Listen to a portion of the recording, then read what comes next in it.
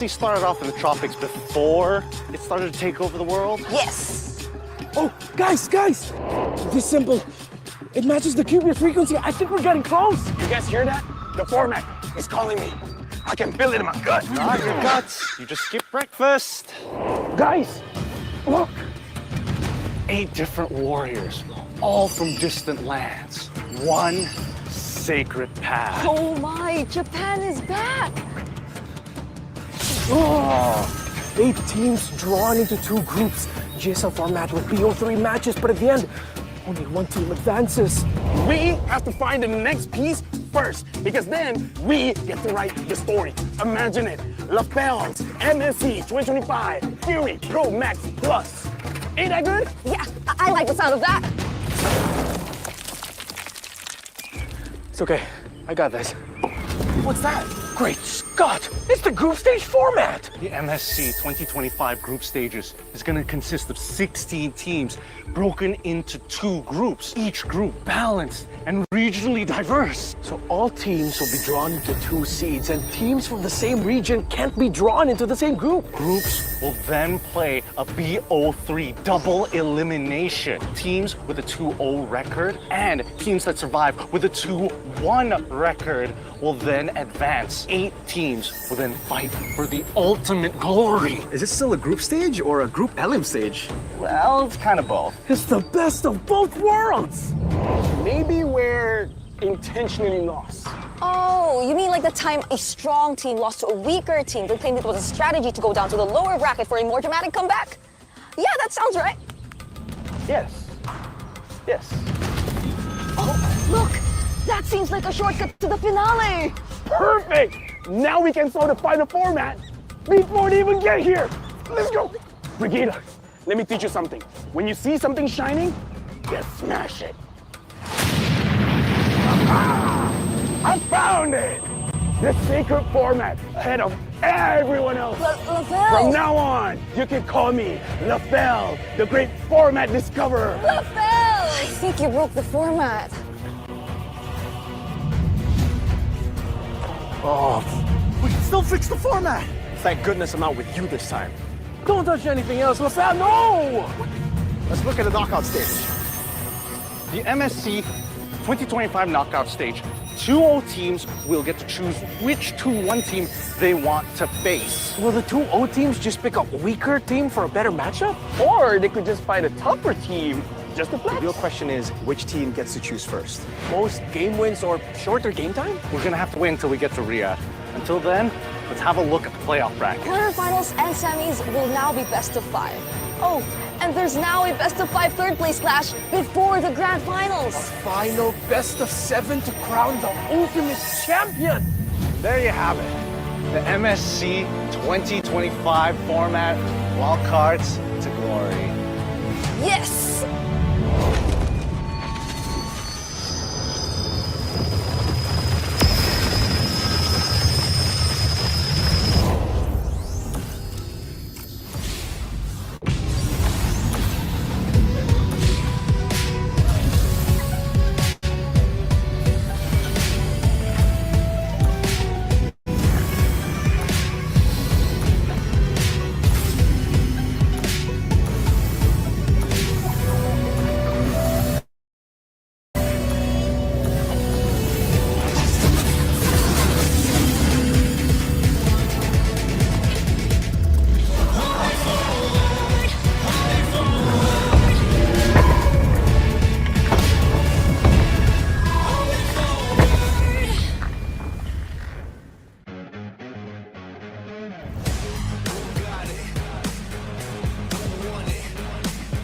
Just one more trophy left.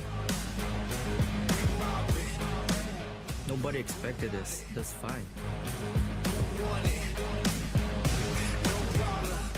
This time, it's our year.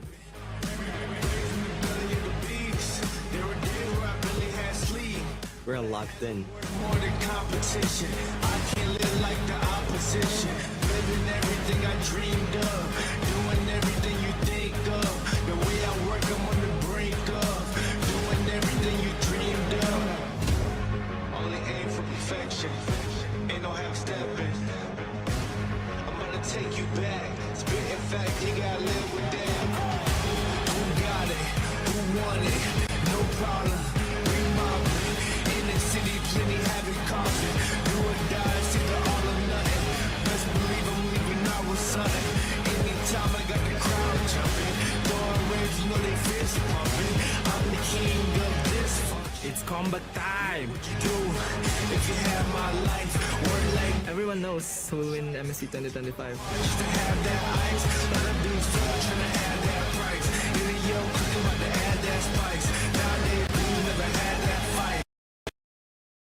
When the push boom, better burst your pipes. Pipes.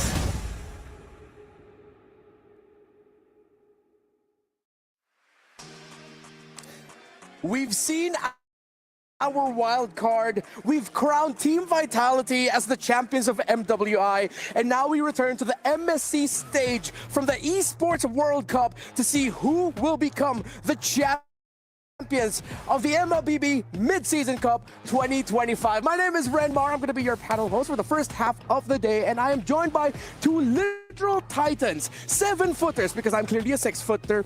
It's Gideon and Naisu. Gentlemen, how are you guys doing?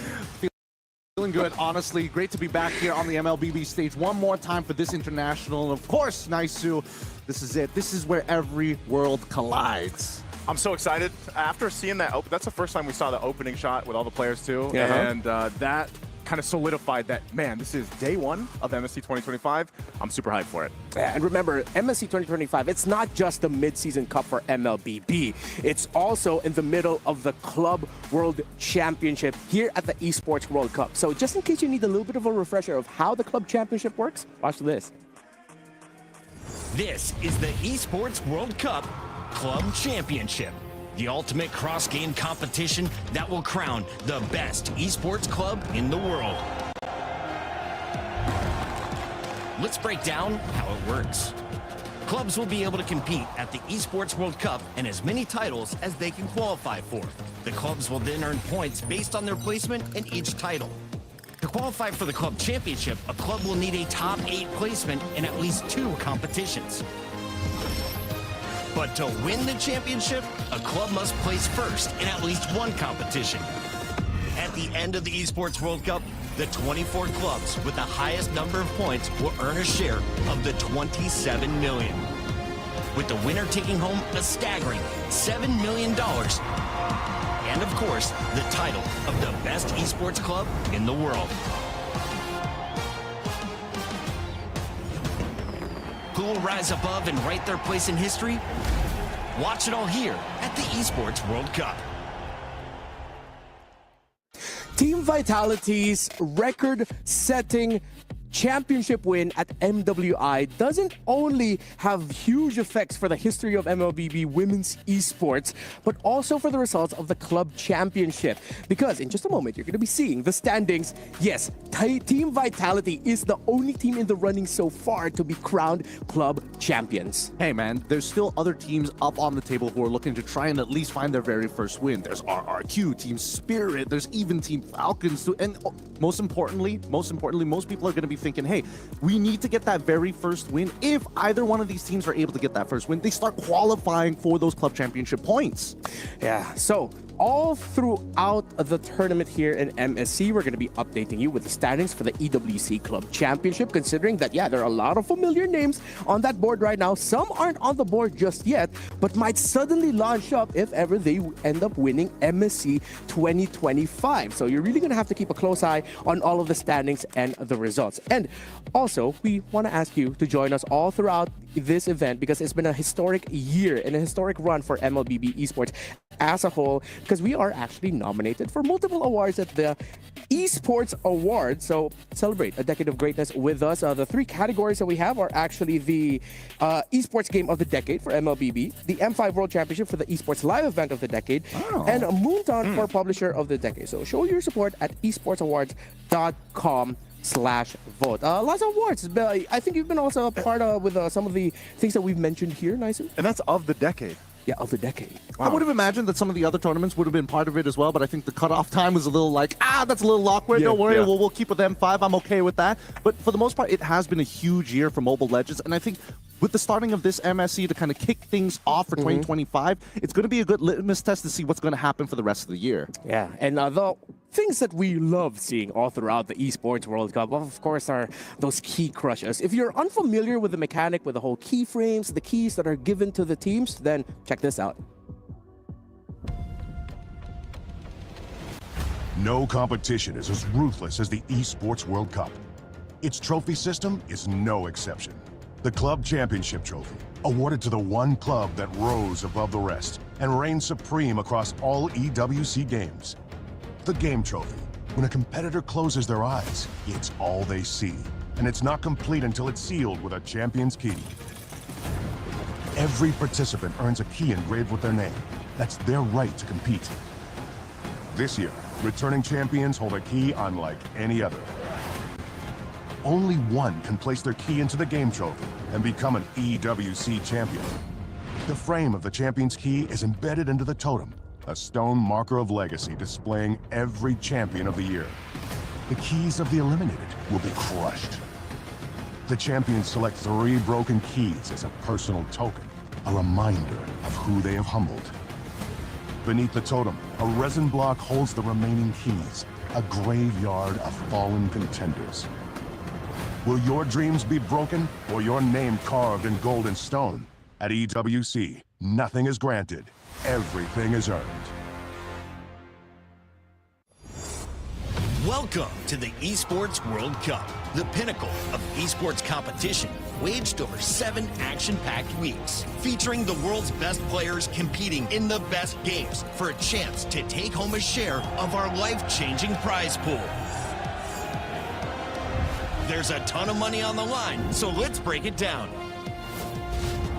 $44 million will be split across game championships, qualifiers, and achievements, with the remaining $27 million reserved for the best performing clubs across all tournaments in the Club Championship, where we'll crown the best esports club in the world. However, earning that title will be no easy feat. Throughout the Esports World Cup, clubs will earn points based on their placement in each title. At the end of the Esports World Cup, the top 24 clubs will earn a share of the $27 million, with the winner taking home a staggering $7 million, and of course, the title of Best Esports Club in the world. And it doesn't stop there. For these 7 weeks, Riyadh Boulevard transforms into the ultimate gaming festival, featuring everything from heart-pounding community tournaments and creator meet and greets to all-star show matches and live performances from global music icons. Bigger, bolder, and better than ever before, all kicking off with a jaw-dropping opening ceremony. Who will rise above and write their place in history? Watch it all here at the Esports World Cup.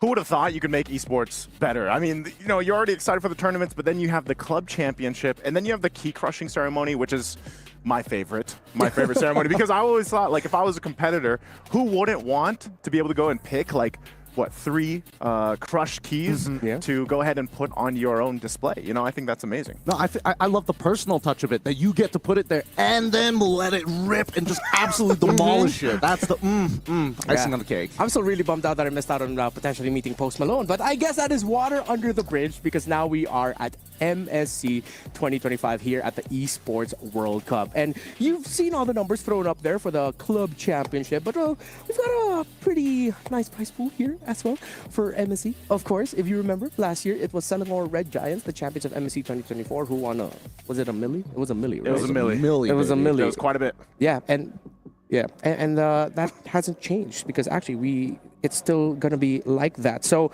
we've talked about EWC. We can discuss a little bit more about the formats and whatnot, but a little bit later on, because we need to remind you about what happened prior to this. Again, it's the second flawless MWI campaign by Team Vitality. Naisu, you were part of the action casting that. How was it there being there, witnessing all of the history-making moments at MWI? I think it was great just to wrap up the storyline, I would say, for the most part, for Team Vitality. You know, again, we were there last year.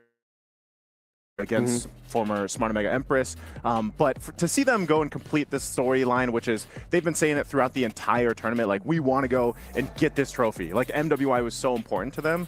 So to see them do that in a very dominant way was incredible to see.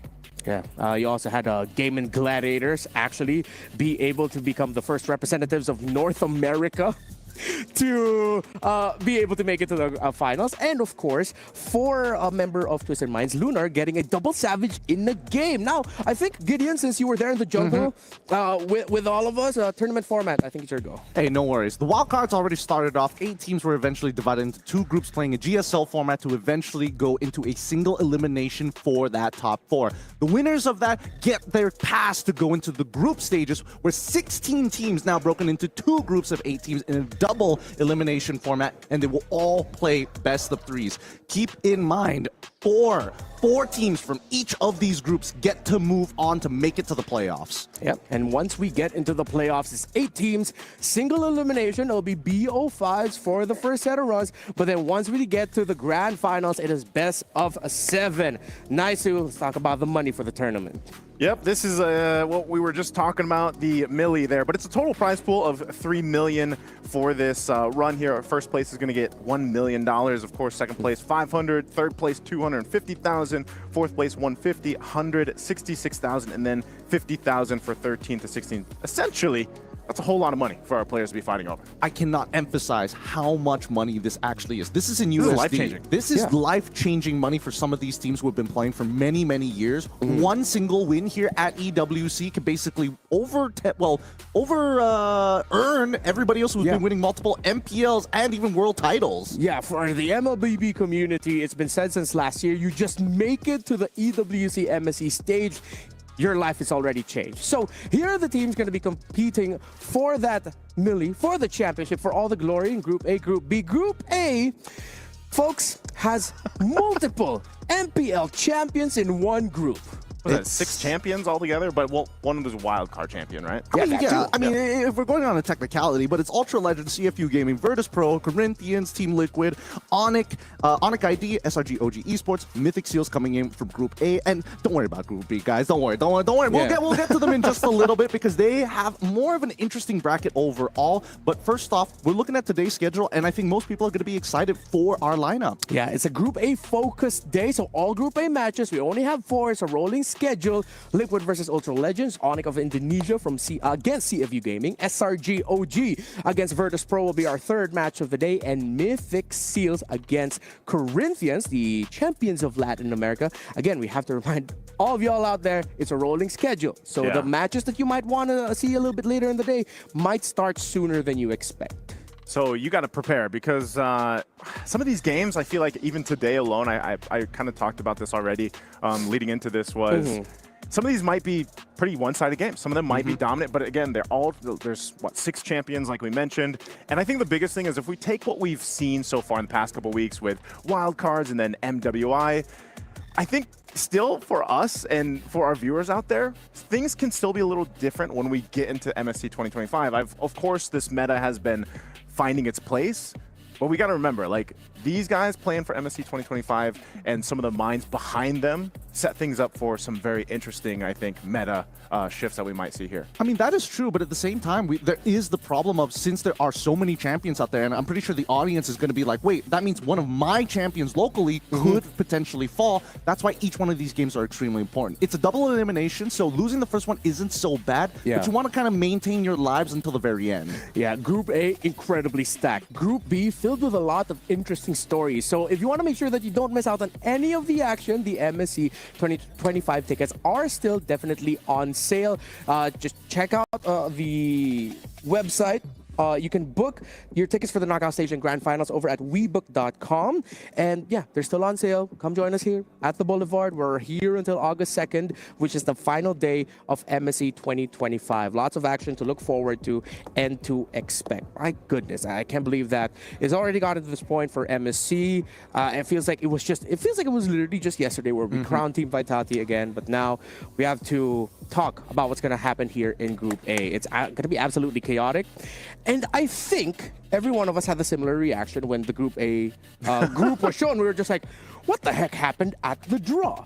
I'm just gonna say it's not my fault. Yeah, I was no one's free. fault. Nobody's fault was that one. It was all RNG. It's just fate. And it just happened. This is how MSC ended up getting drawn. But later today, there is a match to look forward to alongside all the matches. But of course, we have our Saudi National Bank match of the day between two teams who I learned today have actually been longtime scrim partners in Onyx ID and CFU Gaming. Yeah, that's interesting because we got word. Yeah, they were scrimming for a couple years since I think 2023. Yeah. And then this is going to be their first time actually facing off internationally because, as we know, Onyx Indonesia was not part of the most recent international M6. And CFU, I think, was a quite impressive team back in M6. So the fact that they've been scrimming together, I can't wait to see what they have in store for us. I think it's interesting, right? Because when you are looking to come to these internationals, a lot of people are going to be thinking we are competitors. We don't want to be giving over strats to our opponents. But at the same time, building relations is extremely key because one of the biggest problems that we saw last year for EWC is once we get deeper into the tournament, people are running out of scrim partners. People are leaving, they're flying back. So who else can you play with other than the people you have to play in the grand finals? Yeah. Again, that's going to be our match of the day for later in the day. But we have to start things off with our first match. Team Liquid Philippines, hailed as one of the titans of MLBB, will be going up against a team that literally had to go through a blackout to qualify for MSC, to become champions in their regions. But before that, let's talk about Team Liquid. Team Liquid, for those that have just watched MLB Esports is going to know all these names. This team, if you got a glimpse at their championship run over in MPL Philippines, you saw how impressive of a grand final it was. By the way, those guns are impressive because I know Sanford's been working out, man. Like he's been in the gym. And to see it in the rollout for the roster here, you're seeing the improvements, man. So maybe that transfers to the gameplay. I don't know. Can he get any better, though, in the XP lane? Jeez, you can still see it from here. God, he's boys, jacked. They are jacked, and I think it's the culture that Team Liquid has been building around themselves. I mean, 4 out of the 5 players all have only just recently joining within this year, swapping out for Benny QT, who is obviously not part of the roster anymore. But this particular roster is a dream lineup for me, personally, right? Team Liquid, I've been a very big fan of Team Liquid PH for a while. Obviously, I can't doubt the GOAT after M2. But the way that they've been playing the game and also how they've been challenging the Super Fam and taking the title, the world, well, I want to say world title, but it's MPLPH, you know how it is. If this is the first time we're watching MLBB Esports, one name that needs to stand out for you in the side of Team Liquid is Carl TZ, hailed as the GOAT of our esport. There's only one title that has yet to end up in his hands, and it's this right here, the MSC title. He's a 2-time world champion. He's a 4-time MPL Philippines champion. Man has accolades, man has gold medals. More on Team Liquid later as the series goes on. There's a lot of great stars we need to highlight there, but we have to talk about the next team in Ultra Legends. You heard it right when I said earlier they literally had to go through a blackout to win their championship. They won their championship while they were in a car. That's actually insane. I feel like it's too much. Like, why do we have to put our players through this? But some people want it. They want it bad. And That's how bad they want it. Exactly. And Ultra Legends is just one of those squadrons who will do anything, whatever it takes to get the dub. I think there's even more to that story, that they initially rented out an office space to play for the initial their grand finals. Yes. And then they had to swap out their cubicles every single time because they got the timing wrong initially. Just to provide a little bit more context, the finals of MPL MENA, the region that they hail from and that they're representing, it is an online setup for their grand finals. That's why this whole story of them having to play through rented office spaces, in a car, just finding really good internet connection. That's why it's like that. And interestingly enough, too, if I remember right, 4 members of the team are studying medicine. I think, again, like that. That's always a story I hear about players from MENA. A lot of them are in the medicine field, and they still have time to go ahead and play competitively here. Yeah, and so all throughout the draft, we're going to be discussing the specifics, mechanics, our favorite heroes of the players a little bit more. We just want you to know a little bit more of their background story and their context, but we're going to be peppering that all throughout. Again, if this is your first time watching MLBB Esports, welcome. This is MSC, and yeah, if what we've discussed isn't clear, it's going to be an underdog matchup against a Titan for our very first one. And this is a Group A day, the clash of MPL champions. 1, 2, 3, 4, 5, yes, 6. 6 in one champions group. all in one group, the first seeders from so many regions. It's crazy that we've come to this point. You would have expected that it's been more diverse amongst the groups, but no. I think by the end of this, we're really going to see who's going to be able to make it on top. But I think some of the biggest upsets will probably come from this group as well. Yeah, I think you really got to think statistically. Like, what are the odds of that happening? Yeah. But it makes an interesting story for the group itself. But I don't know. Would you rather be part of Group A or Group B? Group B for sure. Group B. Group B for sure. Yeah. I wish I was in Group B. I'm here at the casting desk. I'm already happy with this. Like, I'm okay with this one. And if you want a little bit more diamonds in your game as well, all throughout, we're actually going to be showing codes that you can redeem. So from time to time, you're going to have to watch out for stuff. Here's one for you right away. So you can redeem it MSC 2025-0802. All right, okay. I just wanted to make sure that I got that right. Or you can actually just scan the QR code so that you can go through that, okay? But if you're an oldie like me, a little bit more manual, you can hop into the game, click your avatar icon, I believe it's settings, and then you can just see the redeem code little button there, and you can go ahead and claim that. That's going to be given all throughout MSC 2025, so just keep a sharp eye out for that one. Yeah. Big shout out to QR codes here. I know for a lot of our MPLs, we just like, hey, here, you type this like 11-digit code in. Oh my God, thank God for technology. Yeah. Shout out to the QR code makers out there. Yeah, then it becomes like a frantic race. I think all throughout the world, you can just hear phones getting pulled out. Time to claim this code. But now it's time for us to actually head into the draft in just a bit. And I feel like with what happened in MWI, it will help provide a little bit of context of what we can expect for the heroes to get picked out. Because sadly, Gideon, you were not able to join us in MWI, but there were some trends in the MSC wildcard that carried on over. One of them being the fact that priorities in the mid lane seems to have gone down a little bit because people are racing for that flex in the first half, roam XP or jungle, and then getting their carries as soon as possible. Yeah, I think a big problem that we're seeing in the meta is that how we've shifted in terms of like a viable heroes within each of the roles, right? I think the most flexible roles that we've seen so far is whether it has a correlation of jungle, EXP alongside with support, which is probably the best of the best. Yeah, and here we are into the draft. Team Liquid Philippines is going to be on the blue side. One of the heroes that has been a consistent presence even through wildcards and MWI, Naisu, is the Uranus getting taken away by Ultra Legends. Yeah, that guy is just going to be either perma-banned, I feel like, for the majority of MSC, or he might slip through. But that's the thing. We saw him glimpsed into the jungle. We saw him, of course, in the XP lane. And that flex, I think that's one of the trends that we're really seeing is the flexible heroes that can be picked up, put in these different lanes, especially the first picks that we see. The 1-1 Baksha are going to be banned out here as well. Another hero, the Baksha, that can actually fit a couple roles here. I think so far, based on what we're seeing on the bans itself, the fact that 1-1 as well as Baksha, of course, need to go out of the meta, but TLPH looks like they're trying to set up for a Fredrin here, right? It feels like they just want to be able to have like a tank in that jungle, make sure that 1-1 can't just dance around him, and I don't mind if you play an assassin as long as I have a tank I can peel for the rest of my team. Yeah, the Juicing ban by Ultra Legends feels like this is a little bit of a signal that they don't want to face that potential pressure that Liquid could deliver into them by minute 1 at the center of the map. I think they're really just putting a lot of respect into 3 key figures, JP, Sanji, and Sanford. Finally, we see the Kalia get banned out. Yeah, no. It definitely is very evident of where they're trying to kind of play this game. But let's see what this final ban from Ultra Legends is going to be, right? Because now that we've got the priority picks out of the way, I would say that 1-1 is still really, really good in the meta so far. In a lot of the matchups we've seen down by the gold lane, especially if you're looking to play like early to mid, she doesn't scale the best. But if you're playing a tank jungler, it kind of sucks to chase her down.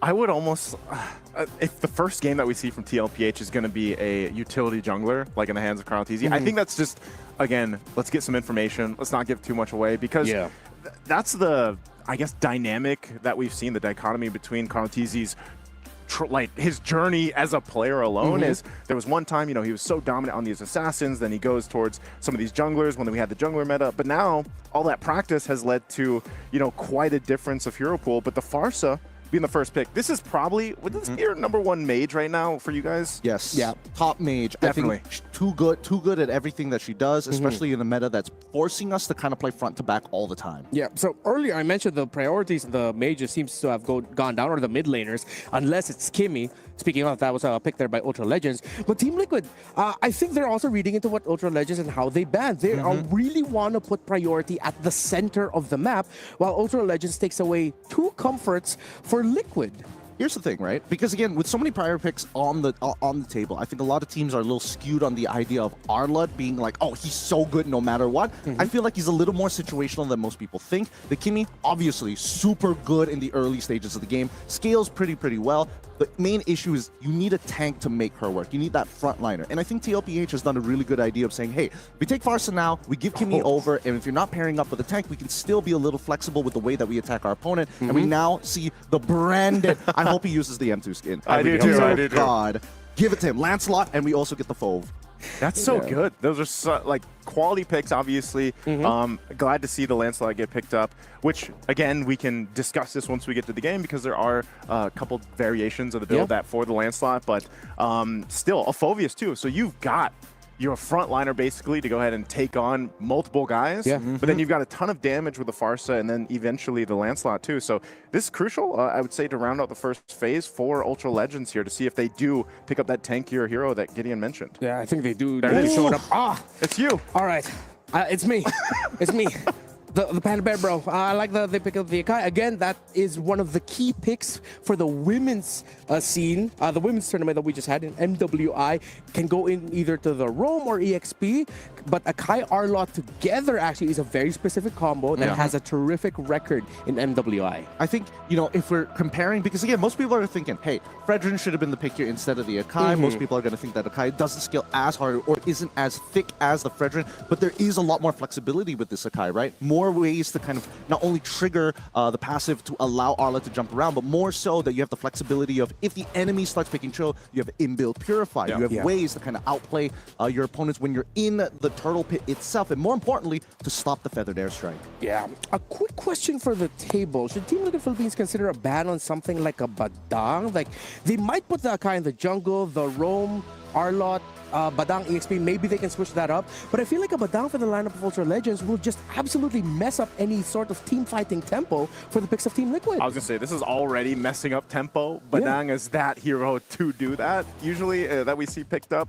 The 3 combinations of these ultimates already for Ultra Legends can be quite devastating, but that's the only thing I want to throw in there. Like, do they have the timing right? Can they get the timing down pat? And I think that's why you give yourself multiple options. As you see, the Hilda is going to be the last ban from TLPH. So if they decide to go in that route, it's certainly going to give them a lot of options to crowd control or mess things up. But I just feel like, again, if you have too much of that, can you solidify getting the timings down? Or will it all just be too chaotic that you kind of mess things up a little bit here and there?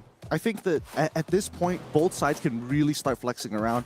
Honestly, really great drafting coming in from Ultra Legends. Like, I wasn't expecting them to have such a really deep look at this because TLPH gave them the initiative. They're like, we take the Farsa, we want to see what you do first, and then respond accordingly to allow Karkizi to at least have flexibility of, hey, you get to play an assassin or you get to play a tank. And now that we're kind of narrowing down the lines, Ultra Legends, at this point, this Akai, for all intents and purposes, could go into the EXP, right? Yeah. And then you put Arla into your support position, and then you might want to reconsider, because once you have that Matilda down, you've kind of solidified what your roles are going to look like, and then TLPH decides, got the instant disengage on top of having a Granger.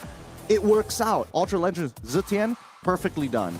You see this line of Team Liquid having a lot of damage, aggression potential, while Ultra Legends, could they be a little bit too utility heavy? We will find out in the game. Once again, welcome to MSC 2025. It's Team Liquid Philippines versus Ultra Legends, and I'm going to hand you off over to Gideon and Naisu. Thanks, Ramar. All right. Naisu, looking at this game, which draft do you like a little bit more? Because I was on praise for the first half for Ultra Legends. That finisher, though, is what set me back.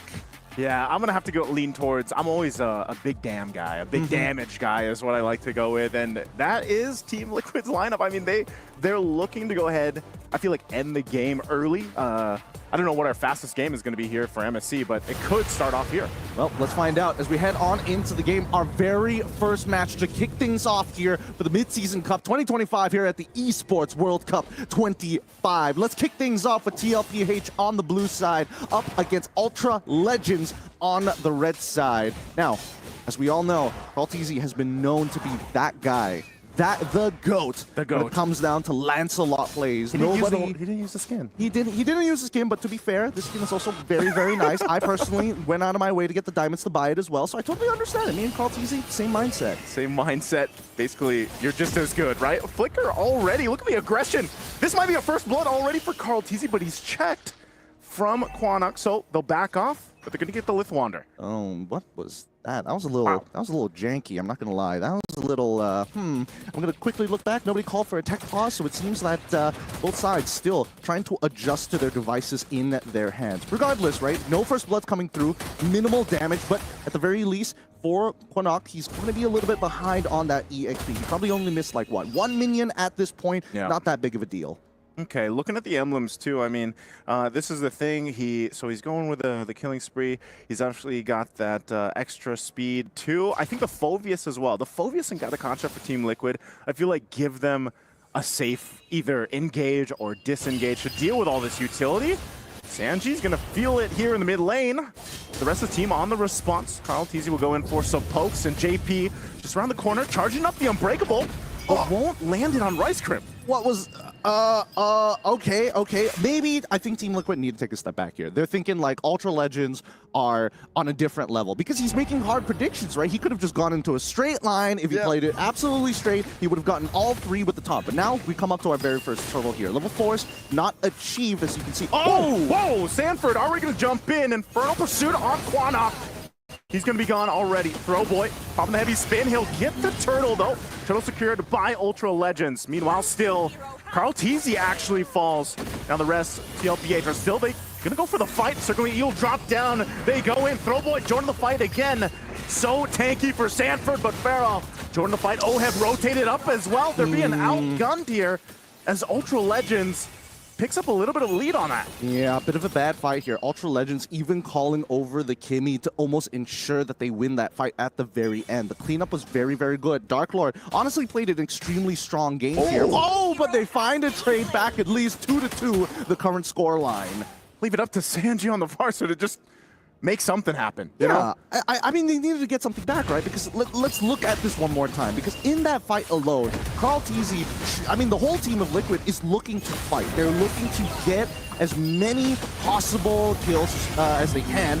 While on the opposite end, Ultra Legends are looking to play for neutral objectives. If they're able to find these punishers like how Dark Lord does, then it's not too bad. It doesn't feel as awful. Oh, bottom lane, a little bit of action here too. Looks like that was a jump out. We're still here on this replay, but there's a lot going on in the gold lane. So JP had to burn his Avatar of the Guardian. I think they were trying to make a play on Oheb here, but the rest of the team's going to be making their way. See if Ultra Legends still goes for this, or they just get some extra gold off the turret.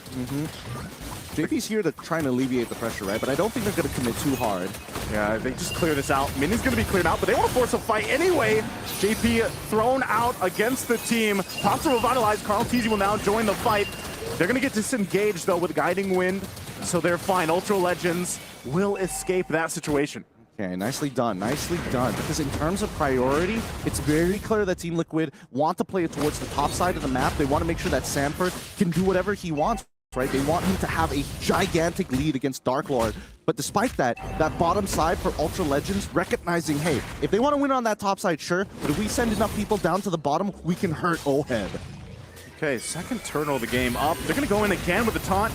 They force out the circling eagle. Still going to be breaking it out, but Rice Crim already going to fall now. Sanford up in the front of it all. Dark Lord, though, goes in with final slash. He finds Oheb, and Farrell will pick up a kill. Now Sanford has to flicker out.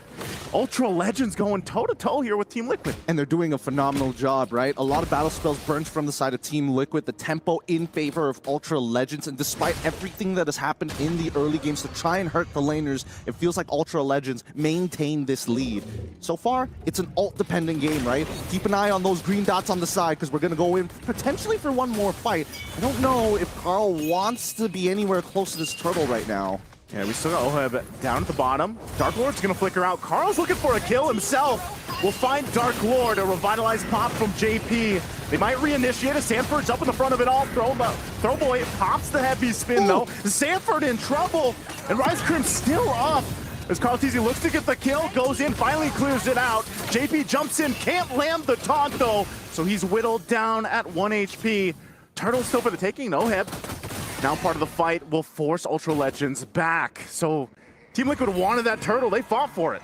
Again, they're not looking to go toe-to-toe in terms of, I will out-retry you. I just need to get a man advantage. And you can see, right, Carl TZ, he needs to go in and out of these fights. He needs to start initiating for his squad. Now, we're going to call for a tech pause here. Not entirely sure what is going on. We'll keep you guys updated as the information starts streaming in. But Naisu, the way that these fights have been going, I think that Ultra Legends, right, they saw Carl kind of go into the middle of the fight. They realized, hey, this is a bait. We need to wait for an opportunity to jump with the heavy spin. And then the formation started to break once the heavy spin started to come out. You see what I mean, though? It's like it's an interesting thing with this because when you look at the fights break out, Ultra Legends does really good at kind of pushing and pulling. That's what the lineup is going to do for them, especially when you have a Matilda on your side. I just feel like sometimes, like I was expecting from the draft, they get a little too split up, maybe, and then Team Liquid is starting to figure that out. As we see each fight break out, they're lining things up. And meanwhile, Oheb tried joining that fight, but he was just a little bit too late to the party. He did just pick up a Sky Piercer as well before we had this. And so that's the main thing. Is he going to be able to start to get stacks? Because Oheb is someone that they really want to watch out for as this game continues on here. He's pretty much had an opportunity to just go ahead and farm up, albeit that little bit of pressure. Well, they're already trying to get out of there with a flicker. So this is the attention now on this bottom side.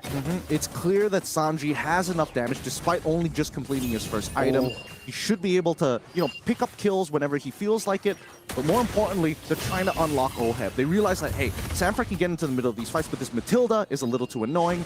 Quinnock, especially with the Fury of the Phoenix, on top of the heavy spin, there's just a lot of disengage from the side of Ultra Legends. The only other way to beat them is if you can chase them down, and they definitely need that Death Sonata to do so. That slow is such an important tool. Those are two big item pickups too here defensively for Team Liquid. So that's a Radiant Armor for each, one for Sanford and one for JP. They are the guys that we see, putting themselves into these fights as they have to. Couple shots for Rice Krim. Oheb looking for that. Rice Krim, one hit away. He'll actually survive it. So it looked close there. Yeah, Oheb the spacing just wasn't there. He thought he killed him 2 times and just backed off just before the shots actually connected. But it's totally okay, right? Because now they've already put some good damage on that mid-tier 1. Kaltizi's already a level 12. He's out-farming Throwboy as expected. But this 3-level lead off of that initial fight, this is the Team Liquid that we know and love. Yeah, so they have, these small situations have compounded at this point up to a 3,000 gold lead. They're going to fight once again. The Feathered Airstrike drop down.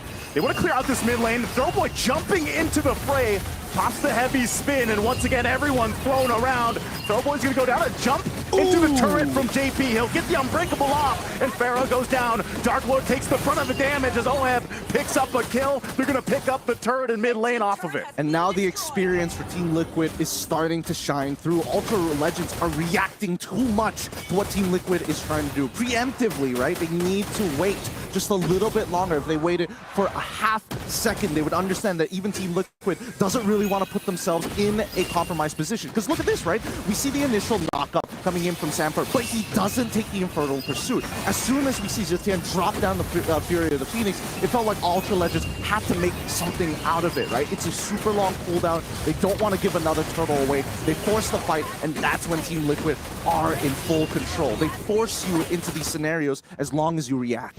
Yeah, really difficult to kind of see how those fights break out for Ultra Legends, because you're seeing where that kind of patience that we saw from Team Liquid earlier on in the game has compounded up to this point.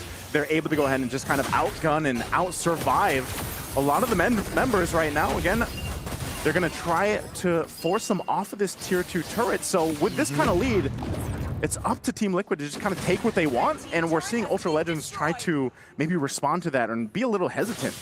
I mean, they're extremely hesitant, right? They saw what happened in that last fight. They reacted too much to it. And now with that 3-level lead, it's even clearer that Throwboy can't... Oh, hold on. Whoa, JP jumping into the turret. It's going to get stunned for the Fury of the Phoenix. Pops the Revitalize, but will go down anyway. Sanji dropping down, covering fire with a feathered airstrike. Oh! And Carl TZ goes in, cleans up a couple kills, gets a double. Does enough damage under the turret. They're under the tier 3. They don't care. Oheb goes in, gets a double himself. Team Liquid. That was too clean. That was too clean. I mean, Ultra Legends had the correct idea. Take out JP, take out Samper, separate the front line and the back line. And then you have an opportunity to force Carl, force Oheb in positions where they need to go out of their way and overextend to make it happen. But Team Liquid, they've got the mechanics to back themselves up. They have the lead to make sure that these waves are fully utilized, especially for someone like Carl, because Lancelot, he loves those waves. Yeah, I mean, it's something to be expected, I guess, with a Lancelot where you're under like tier 2, maybe tier 3, but then Oheb jumping in on the action too. That just shows once again that they have gone into the Stampede form, this form that they're used to showing in a lot of the competitions that we've seen Team Liquid play in. So this gives them a massive lead. This is going to be a Lord in their hands.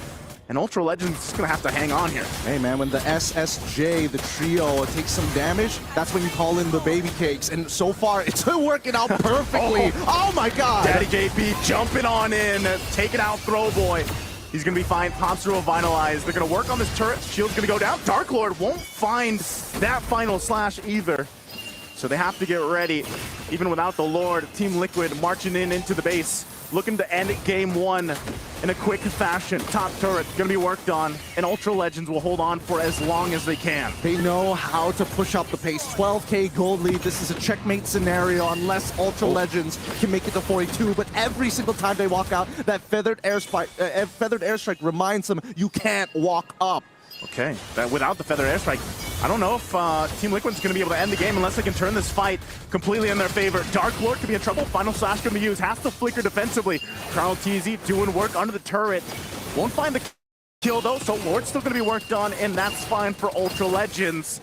It looks like they found themselves staying in the game. Okay, we need to pull up the item list. I'm curious to see whether Rice Cream has the... Oh, hold on. Another feather airstrike coming up because we're not standing too close for comfort. Again, jumping on in, flicker burn, forcing the fight on the turret. JP will get taken out, separated from the team. Sanford now the front of all. Dark Lord also low, forced out a flicker, but Oheb still going to be unleashing. Finds a kill on Dark Lord. There's another defensive flicker from Ultra Legends, but they're still holding Team Liquid at bay from ending the game. But all base turrets will be worked on here. Sanji, one hit away on that turret. It won't go down just yet.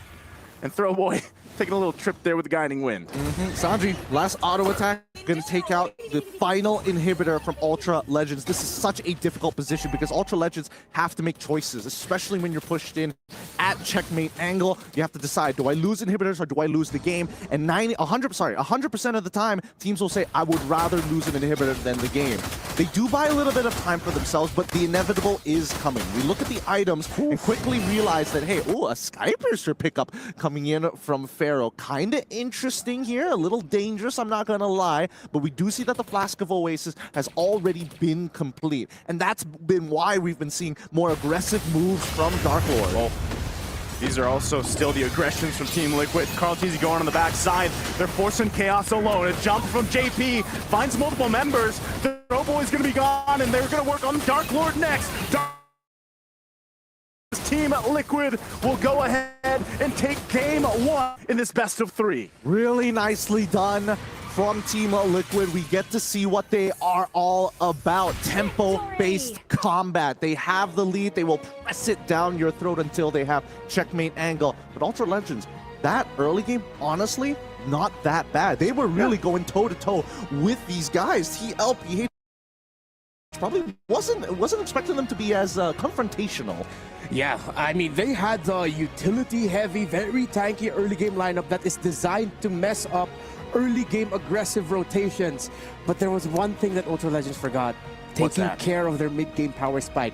I feel like they were a little bit too early with going for the 5-man rotations. Because even though Pharaoh had the lead up against Oheb at one point, since Oheb went to, okay, you guys are going to stick us 5? Okay, 4 members of my team are going to go. I'm just going to farm. Pharaoh was a little bit too busy joining the rest of the team. I mean, I got to give it to Ultra Legends, right? I don't mind teams going for these 5-man rotations, like calling in Pharaoh to kind of get involved. If he gets a single assist, it's not too bad if you're giving half away your gold shielding over to Oheb, considering that you could also get a bit more from that mid lane at the same time. But here's the thing, right? If we're talking about the micro, I think the biggest problem we saw from Ultra Legends was the overcommitment. Yeah. Not only the overcommitment, but kind of just throwing everything at the wall.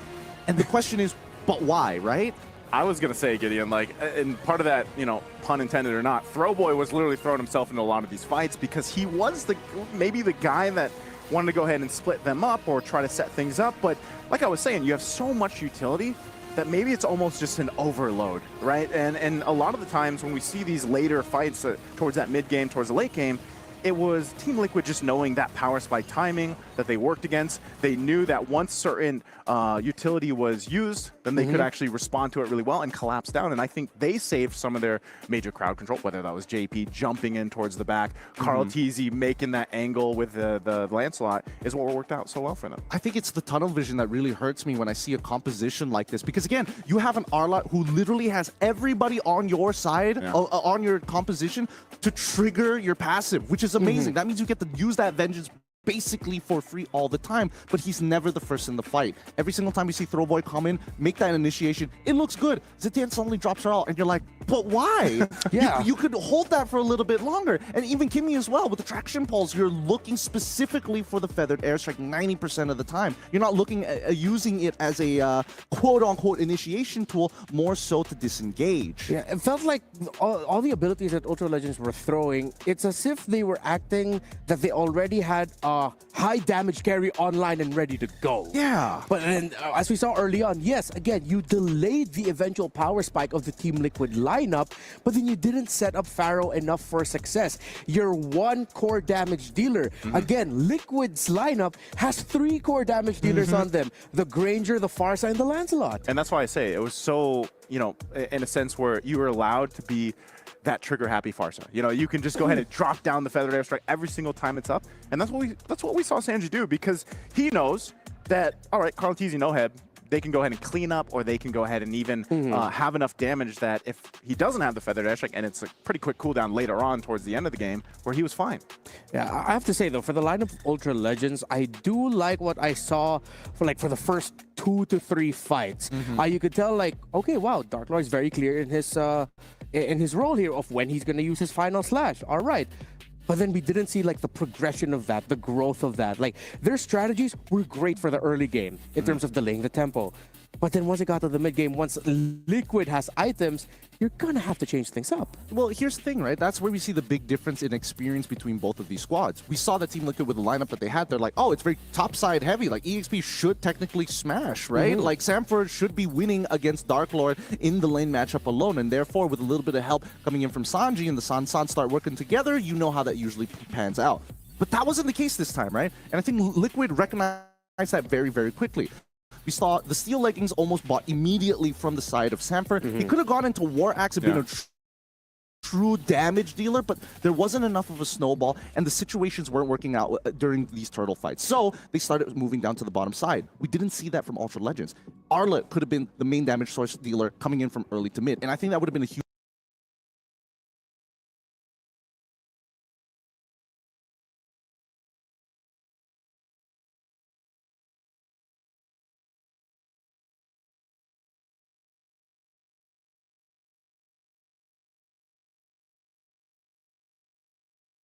game changer as long as they understand how their comp works. You need that Arlet to be in the middle of that fight. You need to start throwing your abilities out after he's kind of consumed all those stacks. Yeah. Now I know Team Liquid won in this one, but nice. I feel like early on, you could sense a little bit of frustration with Liquid. There were some slightly off timings with their entries. I want to say I expect that for day one for a lot of the teams, honestly. Like, to be fair, you know, like they've been scrimming, they've been preparing, they've been in their own respective boot camps, but ultimately when you get to the tournament, you know, I kind of expect some of to dust off whatever cobwebs they would have. I don't know if these guys still have any cobwebs, but you know, but also just adjusting to the tournament setting and being on these devices and everything else. So yeah, maybe, but I think it's expected for all the teams that will be competing from Group A and Group B. Now, I do believe that with what Ultra Legends showed in the early game, there's some promise there, and hopefully they're not too shaken on how, you know, the mid to late game just went out of their hands so quickly, because again, Team Liquid is known for that, and is known for getting into what we call that stampede form, and they just go and end games like this. I mean, you know, how do you reset and adjust from that, I think, is one of the biggest things for Ultra Legends here. Yeah, hopefully if Ultra Legends decides to go for a draft similar to this, they need one more carry with them. They need something to supplement a little bit of early to mid-game damage so that your mid to the late game transition isn't as harsh when the opposing team has already power spiked. Which is why I didn't like their second half of the draft, right? I love that first half of the draft. They still kept it a little bit more flexible. However, coming into the second half, it's like, man, you're really pushing yourself in a corner, and you're highly dependent on your mechanics. As you can see, they can push buttons, but it's also clear that they're a little immature at how they kind of make the read on the game in comparison to Team Liquid, who is like shifting attentions, are able to kind of turn things around, and more so play around that tempo, which is something that Ultra Legends needed to do for a composition like this. Yeah, I feel like the Matilda pick actually in the second phase was a little bit too laser focused on what JP could pick. It's like they were thinking more about, let's take away a JP hero, than what else do we need for us. And what was their last one? Was the Zetian, right? Yeah, it was the Zetian, yes. What would have worked better than, you know, in the mid lane against a Farsa? Well, personally for me, I think Zetian is okay in these types of matchups. She has enough range to not have to like forcefully take trades against the Farsa in the laning stages.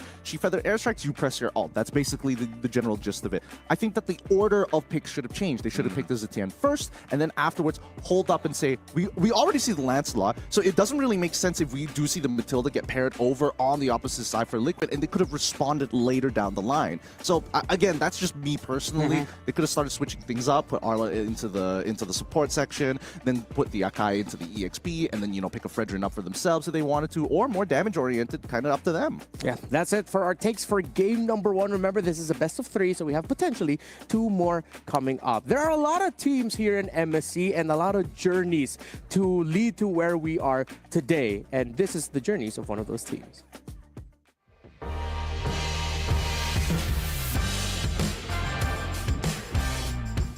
Hi guys, I'm Oheb, the gold laner of Team Liquid Philippines.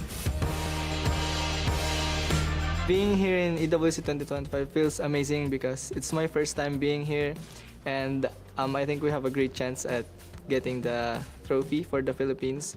Very excited to have them back on the stage. More importantly, I think it's great to see that this is one of the few titles that they are looking to conquer, right? I think this is not the strongest form of Team Liquid yet because we haven't won an EWC title yet. If we win this EWC 2025, I can confidently say that this is the strongest form of Team Liquid. My team now makes me feel like I belong to the team, and we're so close and connected to each other that even if we don't talk to each other in comms in game, we just know what we're gonna do. This a new age in MLBB. Rusko goes down, there is a blaze in the skies, but it's too late. The cavalry reclaim the throne, stampeding through. Stallion. I think this is the year that we might have a shot at winning the MSC title. My expectations for Team Liquid?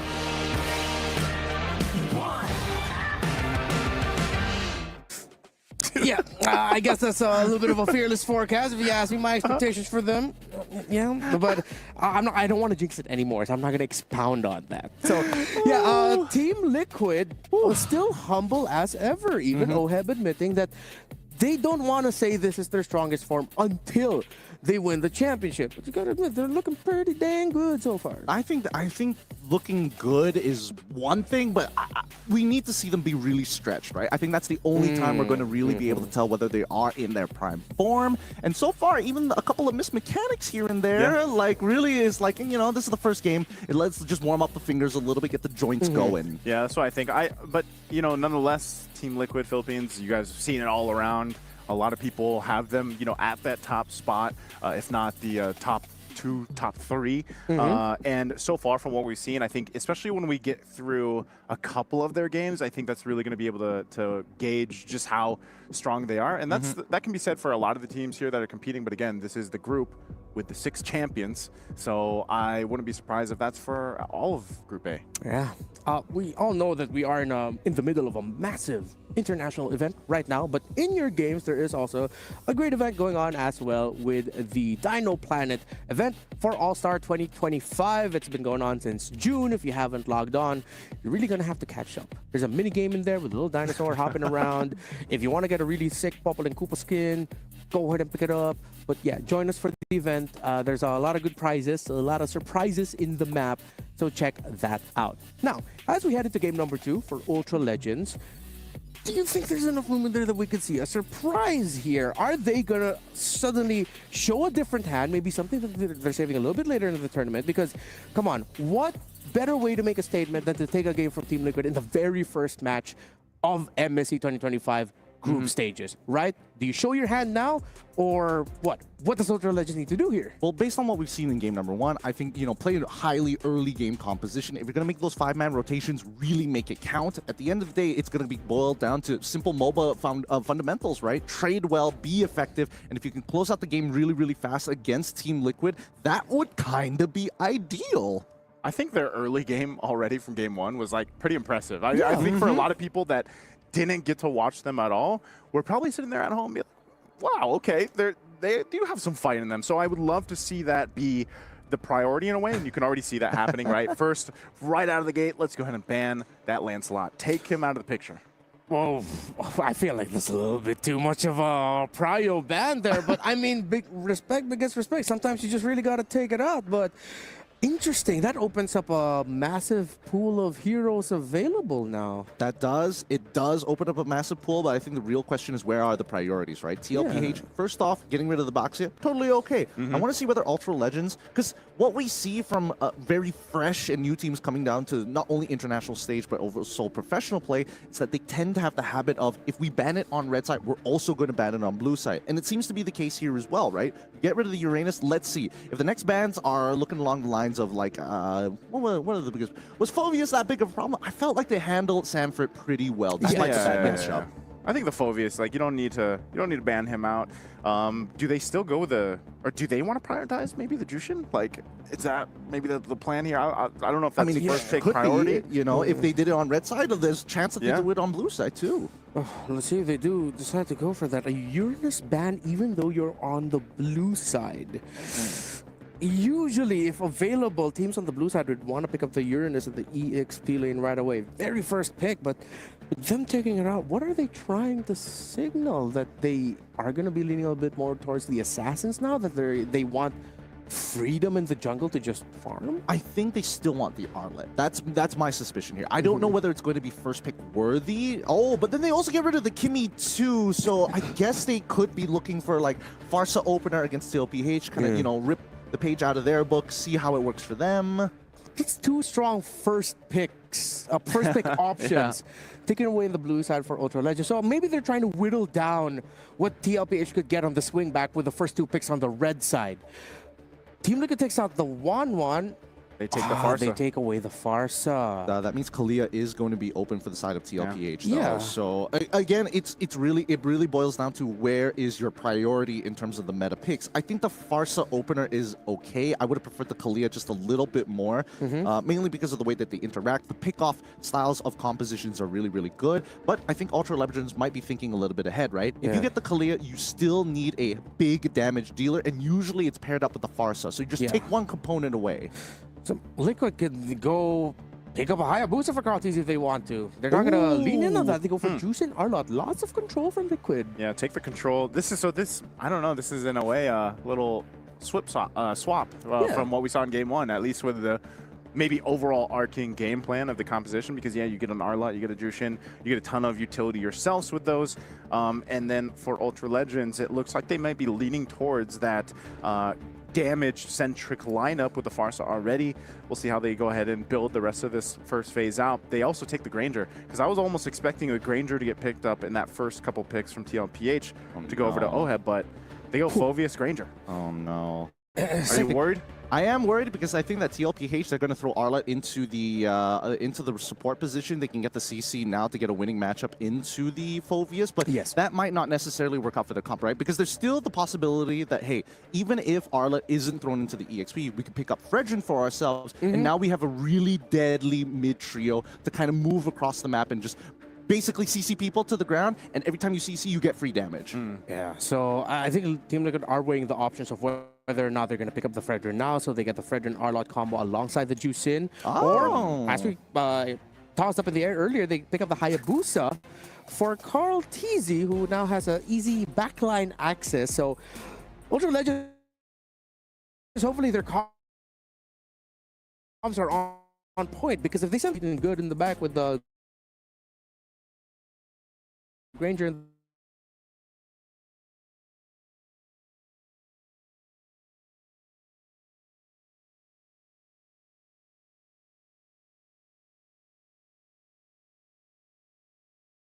is the Gatakacha viable here for them, or at least another tanky hero to go ahead and help protect that backline if they have to, or you kind of have to juggle the Phoveus and whatever other tanky member you have. Maybe it's still utility jungle they go with. Yeah, I think God thought that Juicin together in the mid would be good. Good harass. Yeah. At the same time, it's a good bridge. So smart. So smart. Control. TLPH are making sure that their options are extremely wide here, right? Because I feel like if they got rid of the God Thought, I feel like the onus is on Ultra Legends to get rid of the God Thought, but the Chom to make sure that the mid lane is almost guaranteed to be within their control, depending on what that mid duo is going to be looking like. Concussive Blast style of supports come to the forefront of my mind, right? If they want Kalia, they can absolutely do it too. But the question is, where's the damage going to come from? And I think that's the biggest problem that I have if TLPH are thinking along those lines. I think they're not even going to touch Kalia, to be fair, for this upcoming round. But we'll see. Ultra Legends now getting rid of the Moskov on their side. Priority going over to TLPH on red side for the second phase. What does Oheb play?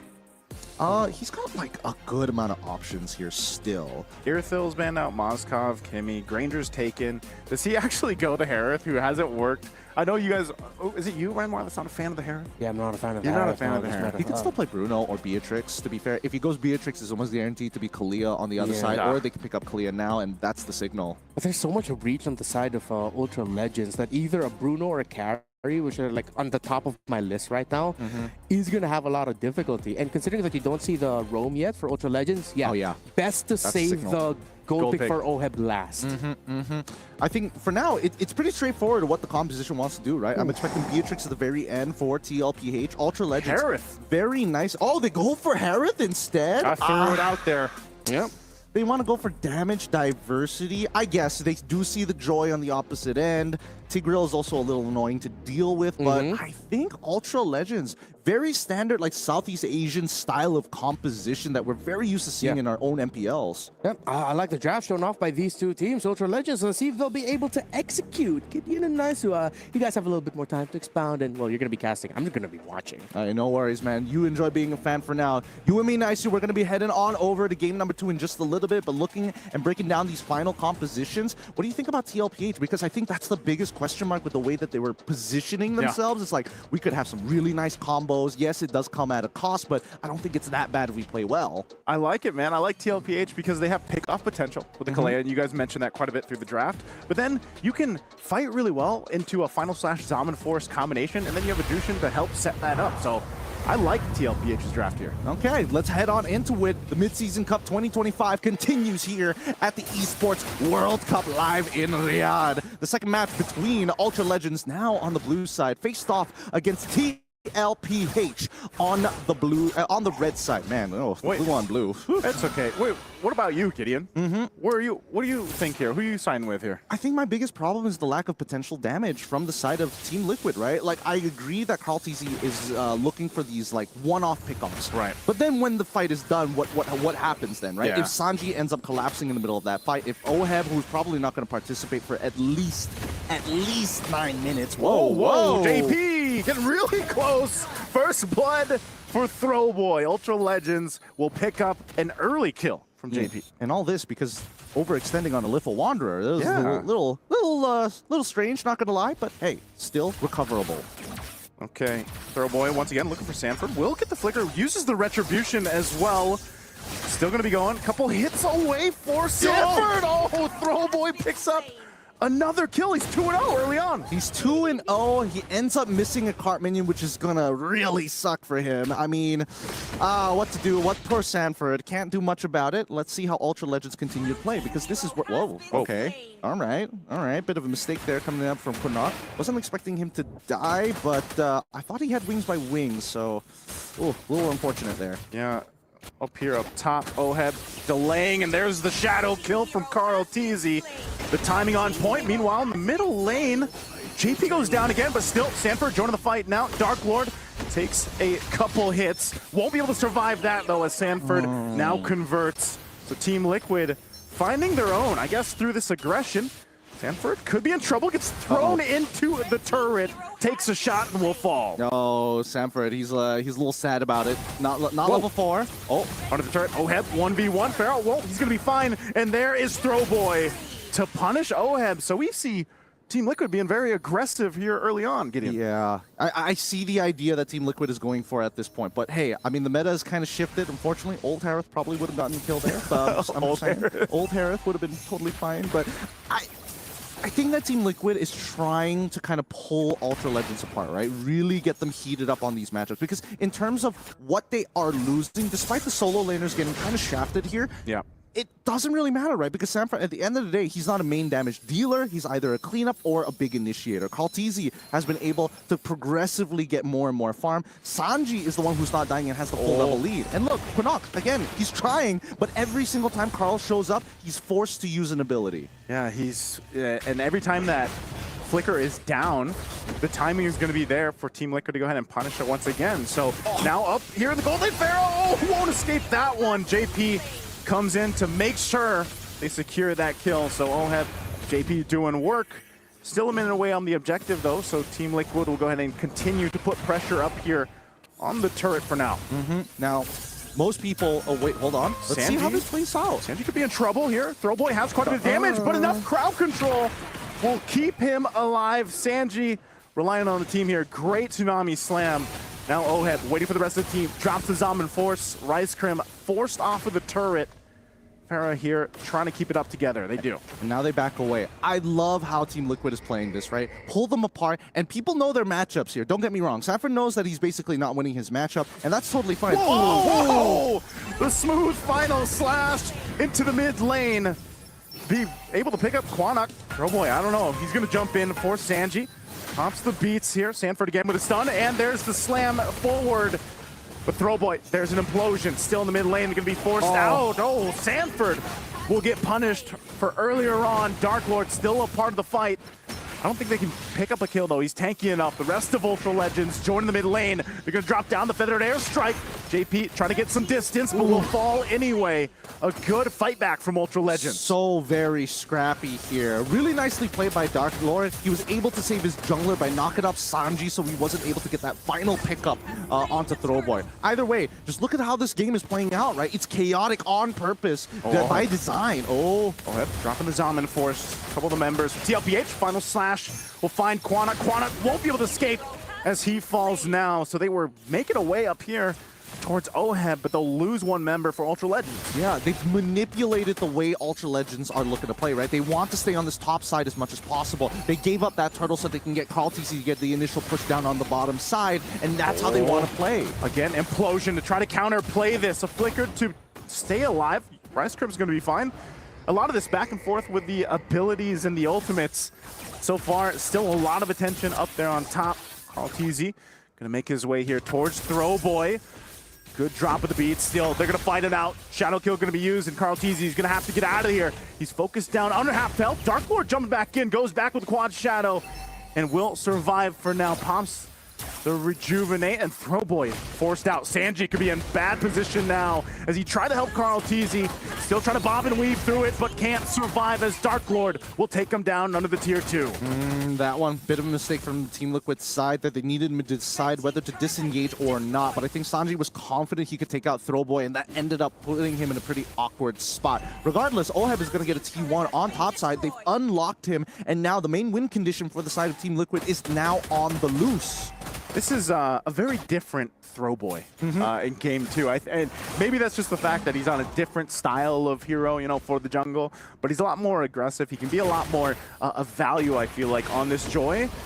Once again, the mid lane is going to be the focus. Rise Crim doesn't have a flicker, so don't expect a surprise implosion from him just yet. Feathered Airstrike. Oh, a huge final slash from Sanford again. They're going to jump in, collapsing down on Dark Lord, and you can't withstand the damage. It's a wipeout from Team Liquid. And what did I say? Doesn't matter how badly Sanford loses, as long as he lands a good final slash, the fight's basically done for. Really good culmination of abilities here. Let's just watch it one more time. This is after the final slash. The big problem is that once for his team, that's when we see Ultra Legends start to break in formation, right? Can look for these big engages, but if Quinnock gets caught, their main anchor starts to fall. Right now, Ultra Legends need to recognize that Quinnock is getting highly targeted. So they need to make sure that Pharaoh and Quinnock are on 2 separate angles, if not, have some decent space in between each other. Okay, they do take this orange buff. A final slash on Dark Lord.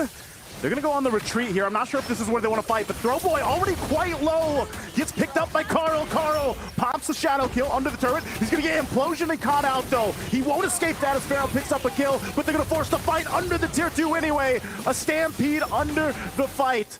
Now Rise Crimp will survive. Quinnock just flapping away. Wings by wings. Sanji's not going to let him go. He's going to drop that lantern right in there. Takes a couple shots himself. Oh! Flickers out, but he's going to get whittled down. And Sanji knows it as he picks up that kill. Outplayed by Sanji. Really nicely done there. Forced out his flicker as well to try and turn the tide. I mean, Quinnock, he just needed to land 2 more shots at the very end to guarantee the kill. So far, Ultra Legends, they're still grouping up a little too close for my comfort. But I need to talk about item builds. What is Dark Lord doing with his build? That's my biggest problem. Yeah. Why are we going and deciding, hey, I want to go for Brute Force Breastplate as my first item? Like, sure, I get it, you know, get a little bit of tenacity. Sanji gonna be in your face, gonna be a problem picking you up all the time, but like that movement speed ain't saving you, especially when you're dealing with Sanford alongside to kind of extend the CC. Tsunami Slam once again. Rise Crim will pop the implosion, be able to catch him out. Sacred Hammer through JP, still alive. Fight going in anyway. Rise Crim finally falls, and they collapse down on him. Throwboy looking for his own option, but he's gonna get stunned, and he's go down to 3 fall for Ultra Legends.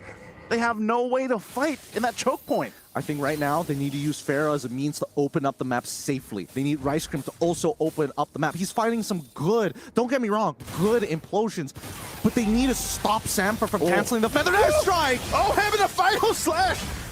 Again, under the tier 3, Team Liquid does it again in game 2. I mean, they're getting farmed at this point. Team Liquid, they've got their timings, and they know how to extend a lead. Ultra Legends need a mistake from Team Liquid if they want to bounce back. They need to catch Oheb somehow. They know that he doesn't have his Purify any longer. So, with Rice Cream, Implosion plus Flicker, he has an opportunity to turn this around. A huge shutdown on Oheb could change the course of this game. And it seems like a difficult task, especially when you got 2 Purifies over here, a whole lot of displacement crowd control in Sanford alone, but then you have JP finding the right marks here. And mind you, you're down 10,000 gold again. So very difficult place to be in if you're Ultra Legends as they get ready to go ahead and defend against this first Lord push. It's the checkmate angle, right? Oheb 6-1 and 11. They've got 35 more seconds to force a play onto him before his Purify is back up. And I think that Ultra Legends, if they have the chance, you might as well go for it. Might be a Hail Mary play is what they have to go for. Flicker is up. The shield in the mid lane already popped. They hold on to this top one. But the Lord's going to make its way. And we've seen this before where Team Liquid will fight and force this situation on Ultra Legends here. Getting a glimpse at it too, again, I don't know. Even their front line, whether it's Rise Crim or Dark Lord, will be taken out so quickly here. Yeah, and Quinnock finally getting the glowing wand. Conceal going to be used. Is he actually going to initiate this Feathered Airstrike use? And they go in. Tsunami Slam. Meanwhile, Throwboy going against Carl Teasy with a shadow kill. Carl Teasy gets that. Joins the fight. Pharaoh's gone too. They're collapsing down under the turret. Rice Crim the only one left. But that's going to be it as Team Liquid will sweep the series. And it's a maniac in day 1 for Oheb. The waves pushing on in as they go ahead and get together. And the stampede is true. A sweep for the series. Disgusting play coming in from Oheb. His mechanics really just showing like, hey, maybe Harith hasn't really changed as much as we thought. You just got to be that good at the hero. But I got to give it to Sanford, right? Despite losing in the earlier stages of that game, he was pivotal. Oh, Rice Cream wants to try and go for something crazy, go for a Flicker Implosion. Final slash, cancel it out straight away. Feathered Airstrike, cancel it out straight away. He is absolute disruption in this case. Okay, Oheb, I'm gonna stop being a Harith hater. That's it. That's my character arc. Done. I'm good. No more hate on the Harith. It feels like I just saw, it was like deja vu again. First 5 minutes, Ultra Legends clearly know what they want and how they want to do it. But once they get to the mid-game, past 5 minutes, past the laning phase, the power spike moment, they can't convert it into substantial map control or objective control. Yeah, the conversions aren't that great for Ultra Legends, I will admit, but I think they definitely have some really good concepts going for them. The main issue that I am seeing is that when you have certain leads, the game doesn't necessarily always have to be a 5v5, right? And I think that's what they initially wanted to do when they had the leads, but that's when Team Liquid started kind of throwing bodies left, right, and center, right? Trying to instigate to see what the reactions were from Ultra Legends. And most of the time, the reactions weren't very good. Yes, obviously Sanford got punished because of these types of reactions, but later in the game, those final slashes, that was the big difference. All right, that was the Game 2 end series in favor of Team Liquid against Ultra Legends. And in just a moment, we're actually going to be hearing from one of the key figures in the side of Team Liquid who played an incredibly great game, that game number 1. So we'll pass you on over to Eterna and Oheb. Thank you so much, casters. It's Eterna here for the winner's interview, and I'm joined today with the richest guy in MPLPH. Hello, Oheb. Hi, guys. How are you doing today? I'm feeling good. Feeling good. That was a dominant match. 2-0 already, like 13, 14 minutes. That was very quick. How was that first match for you? It was super fun, and I'm super excited in my first match. So yeah, it felt great. It felt great. What did you think about Ultra Legends, right? Because they're coming in from a region that is rising. And technically, they were able to take down the MENA favorites. Was it like a hard match for you, or what do you think about them? Yes, I think a couple more years, and I think they can step up because I think their gameplay is very good. Like their micro is very good as well. Yeah. Because we saw like in the early game, it looked a little bit tough for you guys, right? They're very good in turtle fights, in skirmishes. They always take fights. When our junglers going on side lane, they always make us fight, you know? So a lot of potential. Yeah, a lot of potential. All right. We haven't seen you quite some time, Oheb. The last time we saw you at MSC was 2021, is that right? Yes. So how does it feel to be back? What do you think is like the main difference from when we saw you in 2021 and now here at EWC? I think because I have a new team now, and it feels great being here again, and especially with my new team because it's so fun being here. Yeah. Was it hard for you with this new team? No, because they make me felt like I belong to the team. Oh, that's so sweet. So upcoming, you guys are gonna continue your upper bracket run, right? Do you think you'll be facing CFU or Onyx? I think we're gonna face Onyx. Yeah. Okay, Onyx. Do you think you can beat Savero in the gold lane? I don't know. Let's see. Maybe. Maybe yes, maybe not. Let's close with a message for Savero. Good luck, Savero. Train hard. I'm not gonna lose to you. I'm not going to lose to you. So once again, thank you so much, richest man in MPLPH. And we're going to throw it over back to our casters.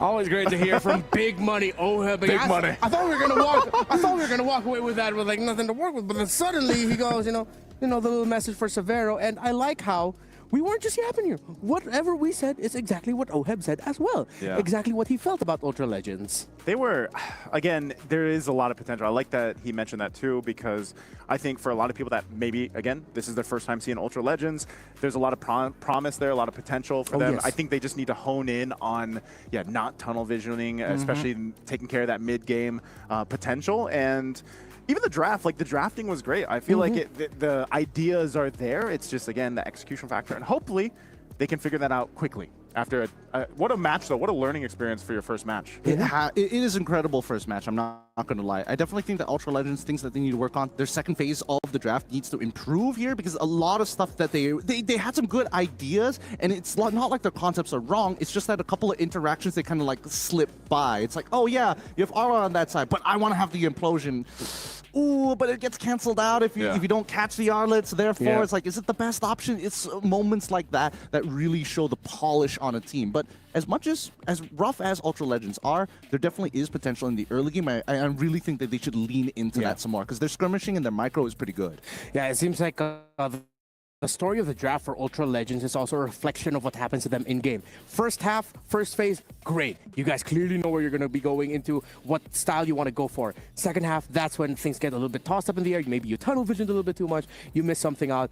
But I think we're all in agreement here. Alongside OHEB, Ultra Legends put on a pretty good show for their very first appearance here in MSC. A lot of potential there, but you cannot deny the fact that Team Liquid is now one win away in their group to advancing into the next stage of MSC. Once again, my name is Redmar here with Gideon and Nice. We'll be back in just a bit for our second match, so don't go anywhere.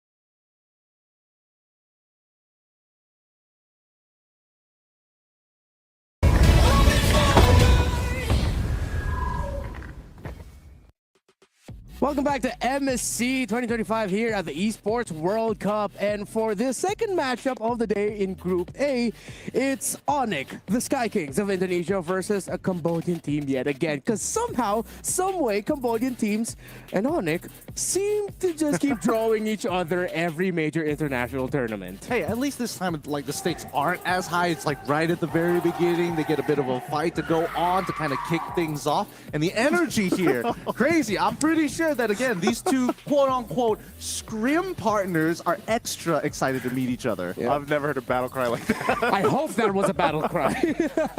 Hopefully you got to pick that up on your wherever you're watching from right now. But yeah, they are scrim partners, and history also shows that Onyx, they either stumble or they sweep the Cambodian team that they're going up against. I believe it was also in the previous MSCs that they saw each other. There's no in-between with these two.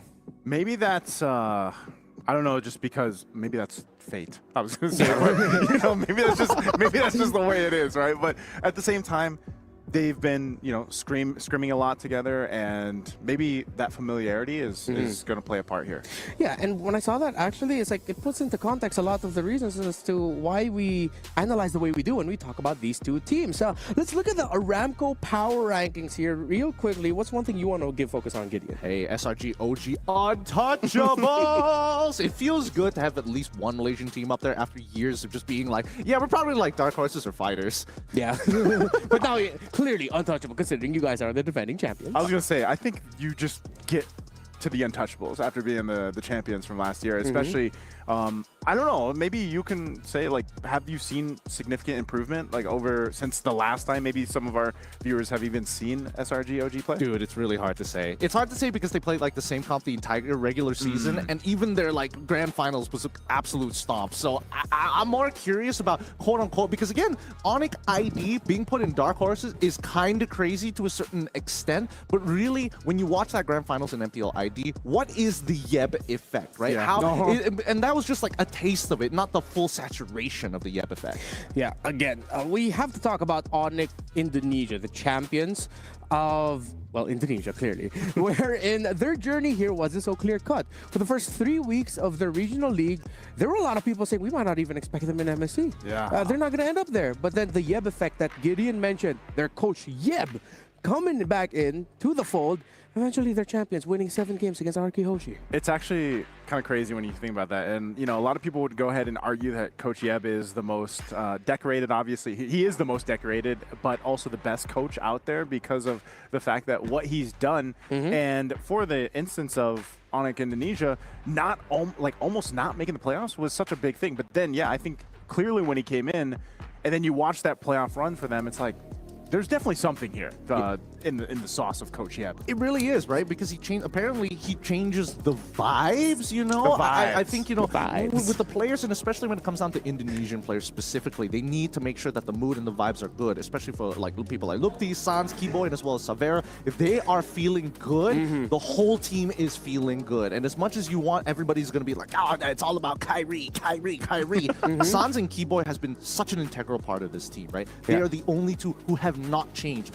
over these past couple of years. Yeah, Savero making his MSC debut. Lutfi, Kyrie, Sans, and Keyboy coming back to the stage wherein they met a disappointing result last year against, you guessed it correctly, a Cambodian team that were able to put the nail in the coffin in their run last year. So those four, I'm pretty sure they're hungry to wipe that bitter taste off of their mouth from their performance last year. And aren't they the only team that basically could be, what, 3-time? It's 3-time MSC winner if they get this one. Yes. Right? Are they the only team that... Yeah. Just a quick reminder for everyone. Onyx in 2019 won the MSC tournament then. Yep. 2023 in Cambodia. If ever they win 2025. They would be the only team. Oh, right. Yeah, they won it in Cambodia in 2023. That's why it's funny because like we say that and it's always Onyx Indonesian somewhere in their fate is Cambodia. Yeah. It's interesting to see how this has really developed for the team because when it comes down to like what I'm worried for the squad, I think that like the hunger is back, right? The hunger in their eyes compared to like I am just comfortable. Like Lupti during the regular season got swapped out and now is back in. Savero, who has been filling in the boots of funny enough boots of CW, is now really coming into his own.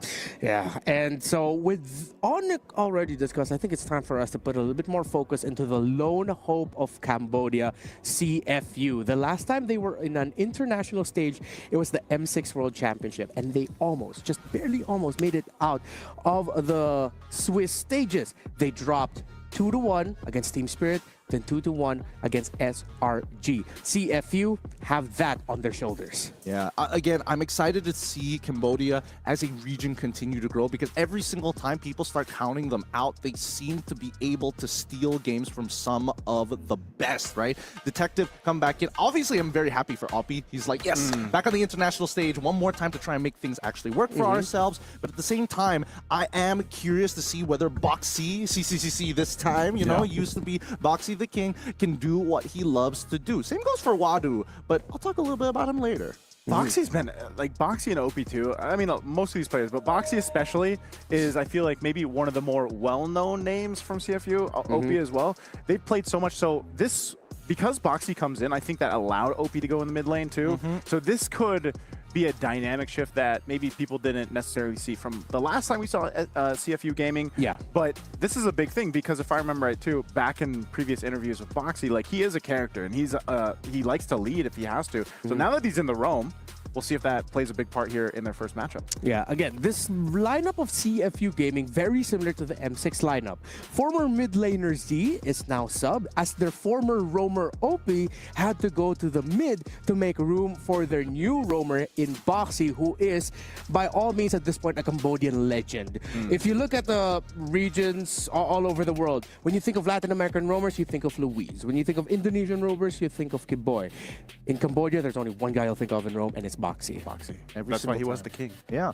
Again, I don't know what happened. He has played for a long period of time within the professional scene. Same goes for, like, Opie. But I think that this time round, they're coming in with a new type of energy, and we're going to get to experience it against their own scrim partners, right? I think that really the matchup that I'm particularly looking forward to is going to be Lupi and as well as Wadu. Because, again, Wadu has been interesting. There are times where he looks like an absolute god, and other times where he's like, is he kind of throwing? Like, he's been extremely volatile. And I think right now, with the meta that we have, with so much flexibility, he can be a potential out for CFU. Yeah, Coach, heading into this, and even Onyx, they admitted they are excited for this matchup against CFU. And I hope you are excited also for the happenings in MLBB in the game itself, because we have our MSC pass available now for a limited time from July 18th to August 7th, and all of the MSC exclusive items are available there. You can get a 20% off for the entire period, so instead of 899 diamonds, you get 719 diamonds, and you get a chance to purchase the new skin of Nathan. I know he hasn't popped up yet, but I've won one game with it, and that's enough for me to say he's a really good hero, and he should probably show up, because I won one game. And there are also the battle modes and everything. Every major international tournament, we have a lot of things to give away in the game that you can purchase as well, so please go ahead and check that out. I am excited to see what we'll end up with in the draft, considering that, let's just alone in the roam position, you have two incredibly prolific roamers who are known for being aggressive, setting things up. Kiboy versus Boxy. So that might just be one of the things we really have to take into consideration here. But before we head into the game itself, there's a quick little thing that we gotta show you first, so you can go ahead and watch this. Halo, nama saya Gilang, role nickname saya Sans, role saya Midland. សួស្តីអ្នកគ្នាខ្ញុំបាន2មកពី CFU Gaming លេងនៅលើ role midland.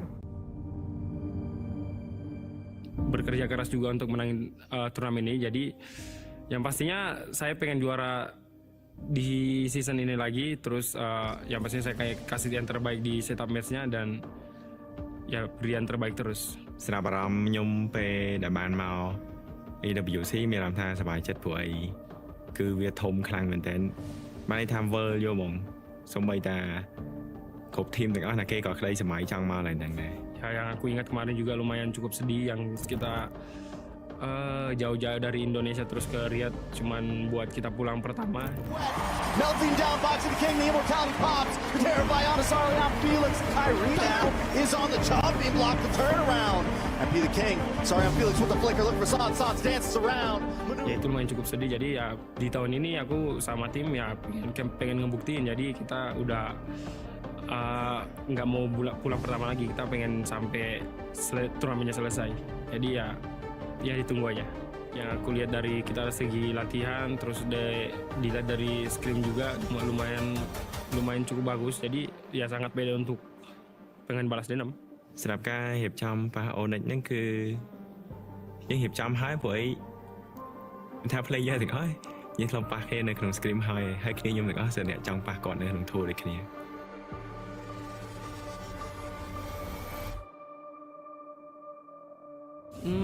Kasih yang terbaik. It's comeback time. Giving a flyby and giving away that damage to the rest. In the back line, they dive on to Samiro of EMI backwards. Sonic! It echoes far and loud throughout the world. The crowd returns to its rightful place. បើអាហ្នឹងវា motivate ដែរបានថាវាមិន motivate ទាំងអស់ទេវាមានមួយផ្នែកនៃការ motivate ចឹងដើម្បីឲ្យយើងឈ្នះ Onyx ព្រោះអីគេមើលឃើញយើងគេមើលឃើញតែ Onyx ចឹងយើងធ្វើម៉េចយើងជឿចាប់ចឹងយកនឹងមក motivate តែប៉ុន្តែបើថាចង់ឈ្នះហ្មងគឺចិត្តខ្លួនឯងជឿជាក់លើខ្លួនឯងជាង motivate we are the contender.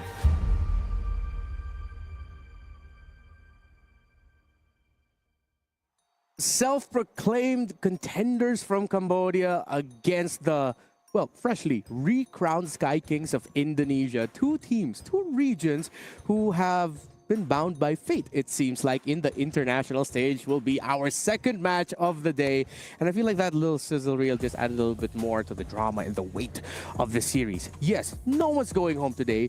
It's not elimination, but considering the history between these two, the players involved, the regions involved, bro, this is no wonder why this is our match of the day. I mean, considering how loud that battle cry was earlier, like no stakes, but ooh, pride is on the line. I like that they mentioned this too. You know, for Onyx specifically, it was a heartbreak ending for them last MSC, and clearly a lot of teams, I feel like not just them, but want to come back into this year with, you know, maybe a chip on their shoulder a little bit. They want to go and have a redemption arc of their own, and they've already had an amazing storyline back in MPL Indonesia, so let's see if they can replicate it here. Yeah, for Cambodia, on the other hand, again, when it comes to international tournaments, you've already touched on it a little bit earlier, Gideon, wherein just when you don't expect them to go far, they get high-profile wins.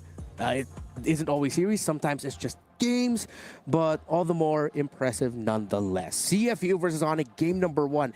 And right away, CFU are respecting a hero that, even though left open, has been banned a fair bit. They take away the Fanny, they take away the Lancelot, they're focusing on Kyrie. Yep, they are focusing on Kyrie for the time being. I don't know what their scrims have been looking like because we haven't seen much Fanny from MWI, from Wildcards as well. I was hoping that this time around for the group stages that it would still be that priority pick at the end of the day, but maybe some teams have strayed away. We'll see as the tournament goes on. Farsa, the follow-up band to finish off that first phase. Keep in mind, CFU on the blue side, Onyx on the red. Let's see how this goes, right? Because Baxia, alongside with the Uranus, is already gone.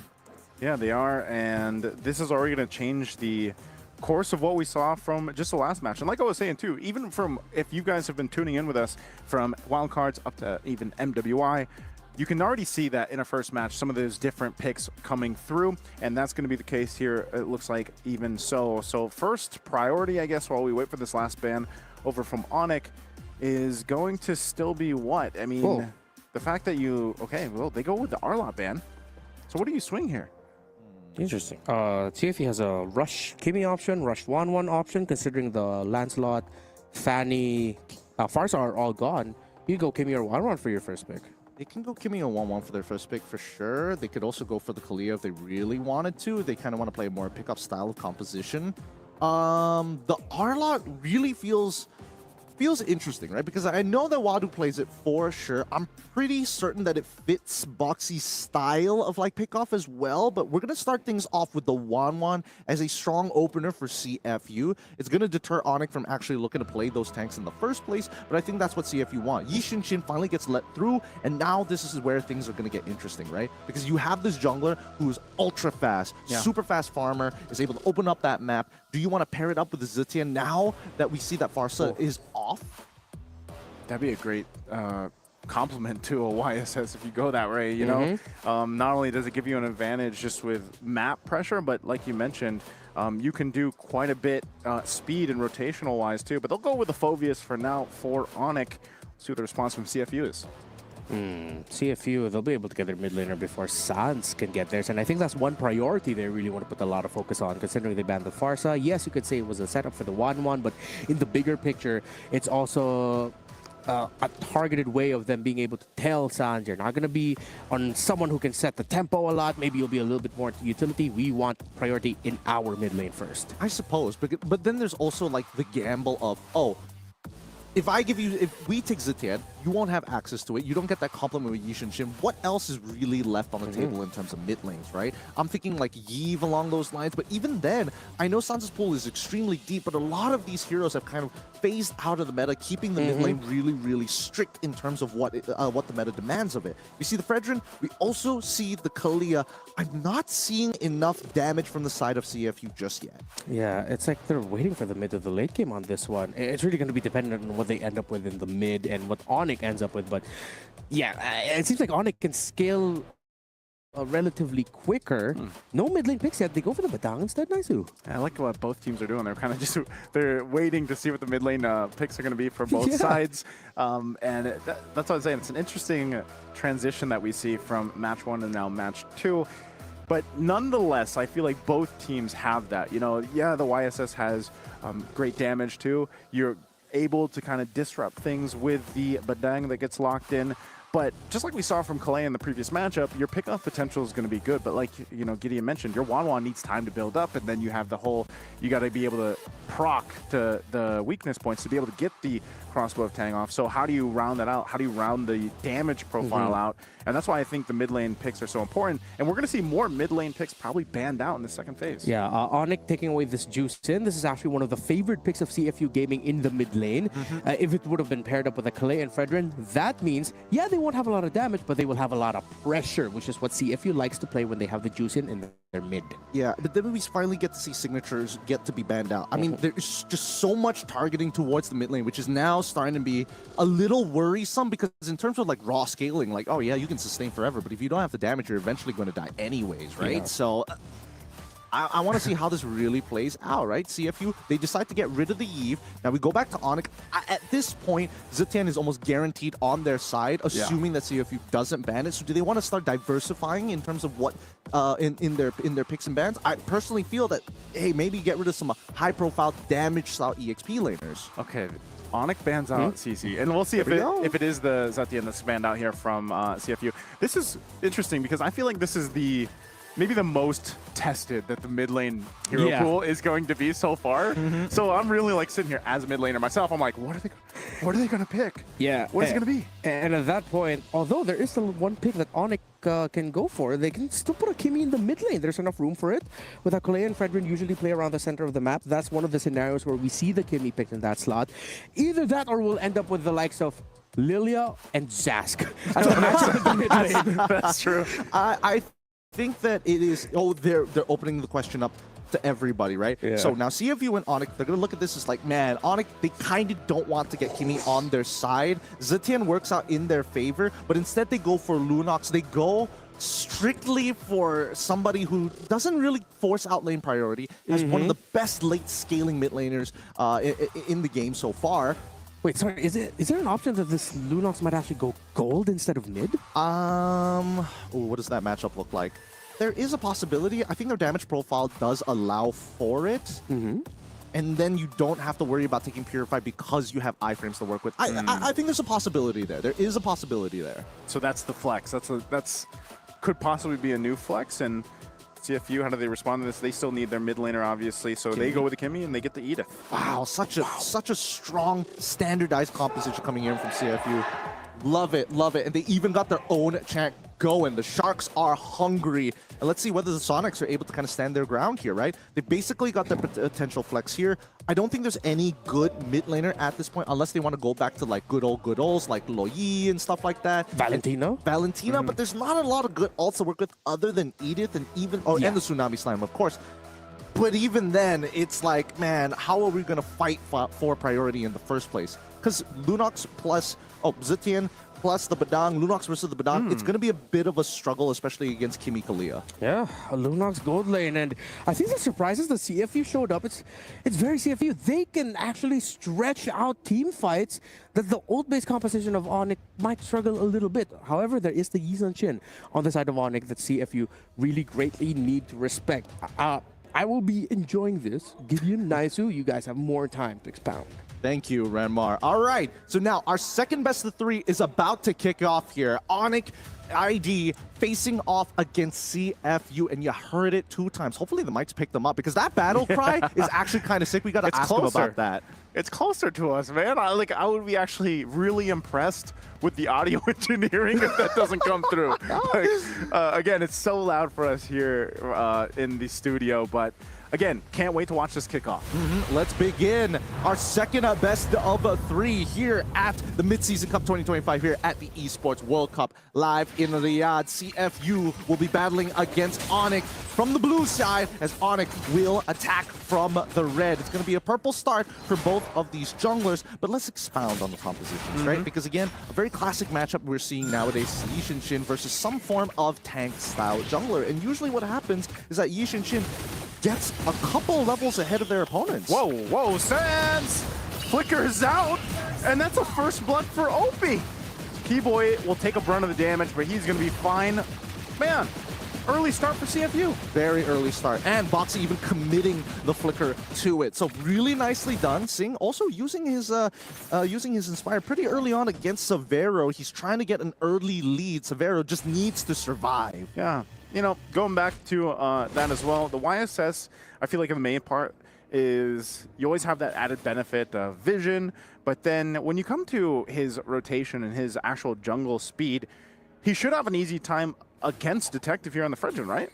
Well, for the time being, as long as he doesn't get CC'd to the ground, right? If he gets hit by the energy eruption, that's when we start to have problems. As long as he maintains his traceless, it's all good, all fun and games. But now with the changes to the jungle, that it takes a little bit longer these days for these camps to respawn. There's a bit of dead air after the clear. And that's where mid suddenly becomes a huge priority. And CFU, they're ready for this, right? They've got Detective in position. Hopefully, Sans opens up the map, sees it, and now Keyboy getting attacked. Okay, Keyboy gonna go ahead and slide on out. He's fine. The rest of the team's gonna respond. Though Kyrie will take a couple shots off, but again, that's a Fredrin. The turtle's up though, so this is where we get to see how they play this out. As they get in position, you expect the Fredrin to have control of this. It's CFU that's actually going to zone out Onyx from this first objective, and it looks like that's going to be secured for CFU. Sands, once again, will find himself pretty low. Look how aggressive Opie and Detective and everyone else is being. They're going to force him off the purple buff. They go in. Keyboy falls. They get another. It's a double for Wadu. CFU knows the enemy, and they'll go ahead and duke it on out on this side of the jungle. A triple already for Wadu. Beautifully played from CFU. You can just see the hours of scrimmage time that both CFU and Onyx ID have given to each other. And CFU recognize, hey, we've got to lead. We must press the advantage. Severo might find a solo kill. What? It just goes into the air, seeing out of range. Oh, Severo, he's going to get just punished for that. I guess he thought he could pick up the kill, but doesn't have enough damage yet. He should have been able to pick up the kill. It's just that last darkening shot didn't connect because Zing was just out of range. I think that Severo might have had to commit a flicker, but that would have felt so bad. Either way, he's missing out on that solo kill. Kind of sucks. CFU now 5-0 against Onyx ID. This is going phenomenally for CFU Gaming. Hey man, if it had anything to do with the war cry we heard earlier on, that might be the buff here for them in game one. Already 2.4K ahead. And with this kind of lead, this is going to set things up really well into even the next turtle here. So Onyx, they're going to have to find themselves building up, you know, from this deficit early on. Now, can they do that with this lineup? It might have to be a pick-off, a flicker, an aggressive play. Once again, going to be able to find the mark on Kyrie as Kyrie falls. CFU wants more. they're gonna just jump in. They know the timings too. They'll take the purple buff. Amazing play. Really great from Boxy's side. He sees the traceless. The turtle ball gets thrown from the Mountain Shocker. It misses Boxy. Flickers in to yoink him and pull him out of position, knowing that he's got literally no battle spells to save him because he's the jungler. He has to take retribution. And with traceless on cooldown, it guarantees the kill with CFU Gaming corralling around that mid lane. It's working out perfectly, right? Every fight. Wait, hold on. Oh, Boxy could be in trouble this time. Right now, enough damage. Onyx will get on the board. They might be in position to go ahead and secure themselves an objective. They desperately need this from the game getting too out of hand. Swadu up on the front side. They're going to spot that out. He flickers forward with it onward and goes forward in. Two will fall from Onyx again. CFU is just on point with the fights and initiations. And now San's in trouble. He has nowhere to go. He does flicker out. A good setup though, but still going to be alive. Now Detective on the backside gets a flicker out from Severo. He'll dodge that. But again, the objective going over to CFU. Oh my goodness, Wadu is so good on these Earth Shatter flickers. He is a dangerous man when he has flicker in hand, making sure that Lukpi basically was non-existent during that fight, right? He's supposed to be the one who buys time, but it gets chain CC to the ground. Right now, the coordination from CFU Gaming is immaculate. Oh, again, this is a tough spot to be in for Onyx and Tunisia. It looks like sometimes, you know, they're able to go ahead and convert something, but then that was just one setup, one kill that they were able to get. They don't really have that many tools to go for a pickoff in comparison to what CFU has. That's completely true, right? Again, you're expecting Keyboy to kind of get into that position. However, in terms of like raw damage, it really boils down to Kyrie, right? He's going to be the early game damage for now. Sans, yes, he can do some damage, but he's not like overwhelming like a Farsa or in this case, the Kimmy. It's just not comparable. Even Severo to a certain degree, he's got a bit of damage, but he really needs his items. And in terms of tempo, CFU Gaming, because of that initial purple buff steal, they know exactly where Kyrie is going to be 90% of the time, and they're utilizing that information to make sure that Onyx ID don't have an opportunity to actually attack. See, even making sure that they lane swap to ensure, hey, they're going to be playing for that Lunox now. Wadu, if you can clear these lanes, that's perfect, because we're going to get T1 down bot side. Yeah, just as you say it, that's going to be falling here. They're going to get in position for this third turtle of the game, last one. I'm not sure how Onyx is going to play that, though. Now, this time around, Keyboy, once again, he'll have the flicker to go ahead and try to set things up, but that might still be the case if Kyrie can't get in position and you're too worried about going down for that fight. Okay, there goes... Keyboy doesn't have the ultimate anymore. So this is a tough one to go ahead and fight because, again, you're lacking that firepower, and the further behind you get in terms of this gold again, an initiation with a Tsunami Slam, they're going to force the fight anyway, but Onyx will try to fight back, and the Appraiser's Wrath finds a couple, but the crossbow of Tang will find Keyboy. Zing picks up, Severo in trouble as well, can escape Wadu, and CFU Gaming continues to dominate. God dang, man, CFU Gaming. They're not here to mess around. They want to make sure that they are sweeping the floor with Onyx ID. Every play they have made so far is so good. They initiate immediately, baiting out the last couple of ultimates from the side of Onyx. Most importantly, Sans one. The Fury of the Phoenix is such a powerful tool when you engage, but it's also a great disengage tool. However, at the end of it, Zing was able to get into that crossbow of tank form to apply massive amounts of damage to Onyx ID, especially pre-8 minutes. So at this point, with a 6.8k lead about to turn into a 7k lead, CFU Gaming just need one more fight and one more tower to break into the 10k bracket. This is insane of a lead and the start for CFU. But a phenomenal one at that, and Wadu has been locked in the entire game. Every single time he goes for that setup with the, if his flicker's available or not, he's on point with the Earth Shatters. Now they're going to fight in between the two turrets, forcing a flicker out, Tsunami Slam, easy pickup, Loopy falls. Meanwhile up top, Kyrie has no choice but to push in that tier 1 turret. They need something and anything, because right now CFU is taking everything. Tier 2 is going to fall in the mid lane as well. Everybody quite low from Onyx. They have no choice but just to watch. Yep, CFU Gaming understand if we don't close out this game, the scaling for the side of Onyx ID is going to be a major problem down the line, especially with the Yi Shin on top of having the Lunox side by side. For now, if we have to break it down, I think that CFU Gaming, once they hit that 10K mark, it's going to be good. But the wave clear might be a little bit of an issue, right? CFU Gaming cannot start falling behind, and they can't let the game extend super late. The pickoff is going to begin. Again, using tempo. Look at this. Wow, traction pulse into Tsunami Slam. Able to find one. Keyboy will jump in, but it's just way too much damage. Overloading Onic as another pickup here for CFU. And the Lord is up. Perfect timing. They're all up and alive and healthy. They'll make their way to the Lord. Yeah, CFU Gaming making sure that every interaction with Onic is a winning interaction. That's how this composition must progress forward. And Onic just starved out a lot of their resources. Divide and Conquer, says CFU, as they take this Lord while breaking the Holy Shielding. Great juggling happening here from CFU. Very impressive once again. Start off to this best of 3 series. I think even Onic is kind of just left wondering what's going on here. They don't, even if they try to stay under the turrets, they're forced to fight anyway. And that's why that Kalea from Boxy is so good. And this might be, again, the effect of Boxy going back into the roam role, allowing them to have that decision making on their side. And what a great showcase it's been so far. I think we really just, unfortunately, Onic ID just doesn't have much of an answer to the early game. They just needed to not interact, but CFU Gaming said no, force them into their position, force them into a position where they have to interact with them all the time. They can't run away from these fights, and neither can they disengage. So therefore, Onic ID again. Boxy jumps in with a Tsunami Slam, finds Luffy after missing the traction pulse. Opie's quite low, could be in trouble. They can clear out the wave up bottom. Mid turret already down, but they won't get more. CFU with a 12,000 gold lead. Looks like they're going to stay a little bit longer, but Onic have been able to hold on a little bit longer for this game 1. I mean, the breathing, he's got flicker. This is going to be used. They're just trying to clear out the waves here as they do. So Onic, despite everything else, will stay in this game.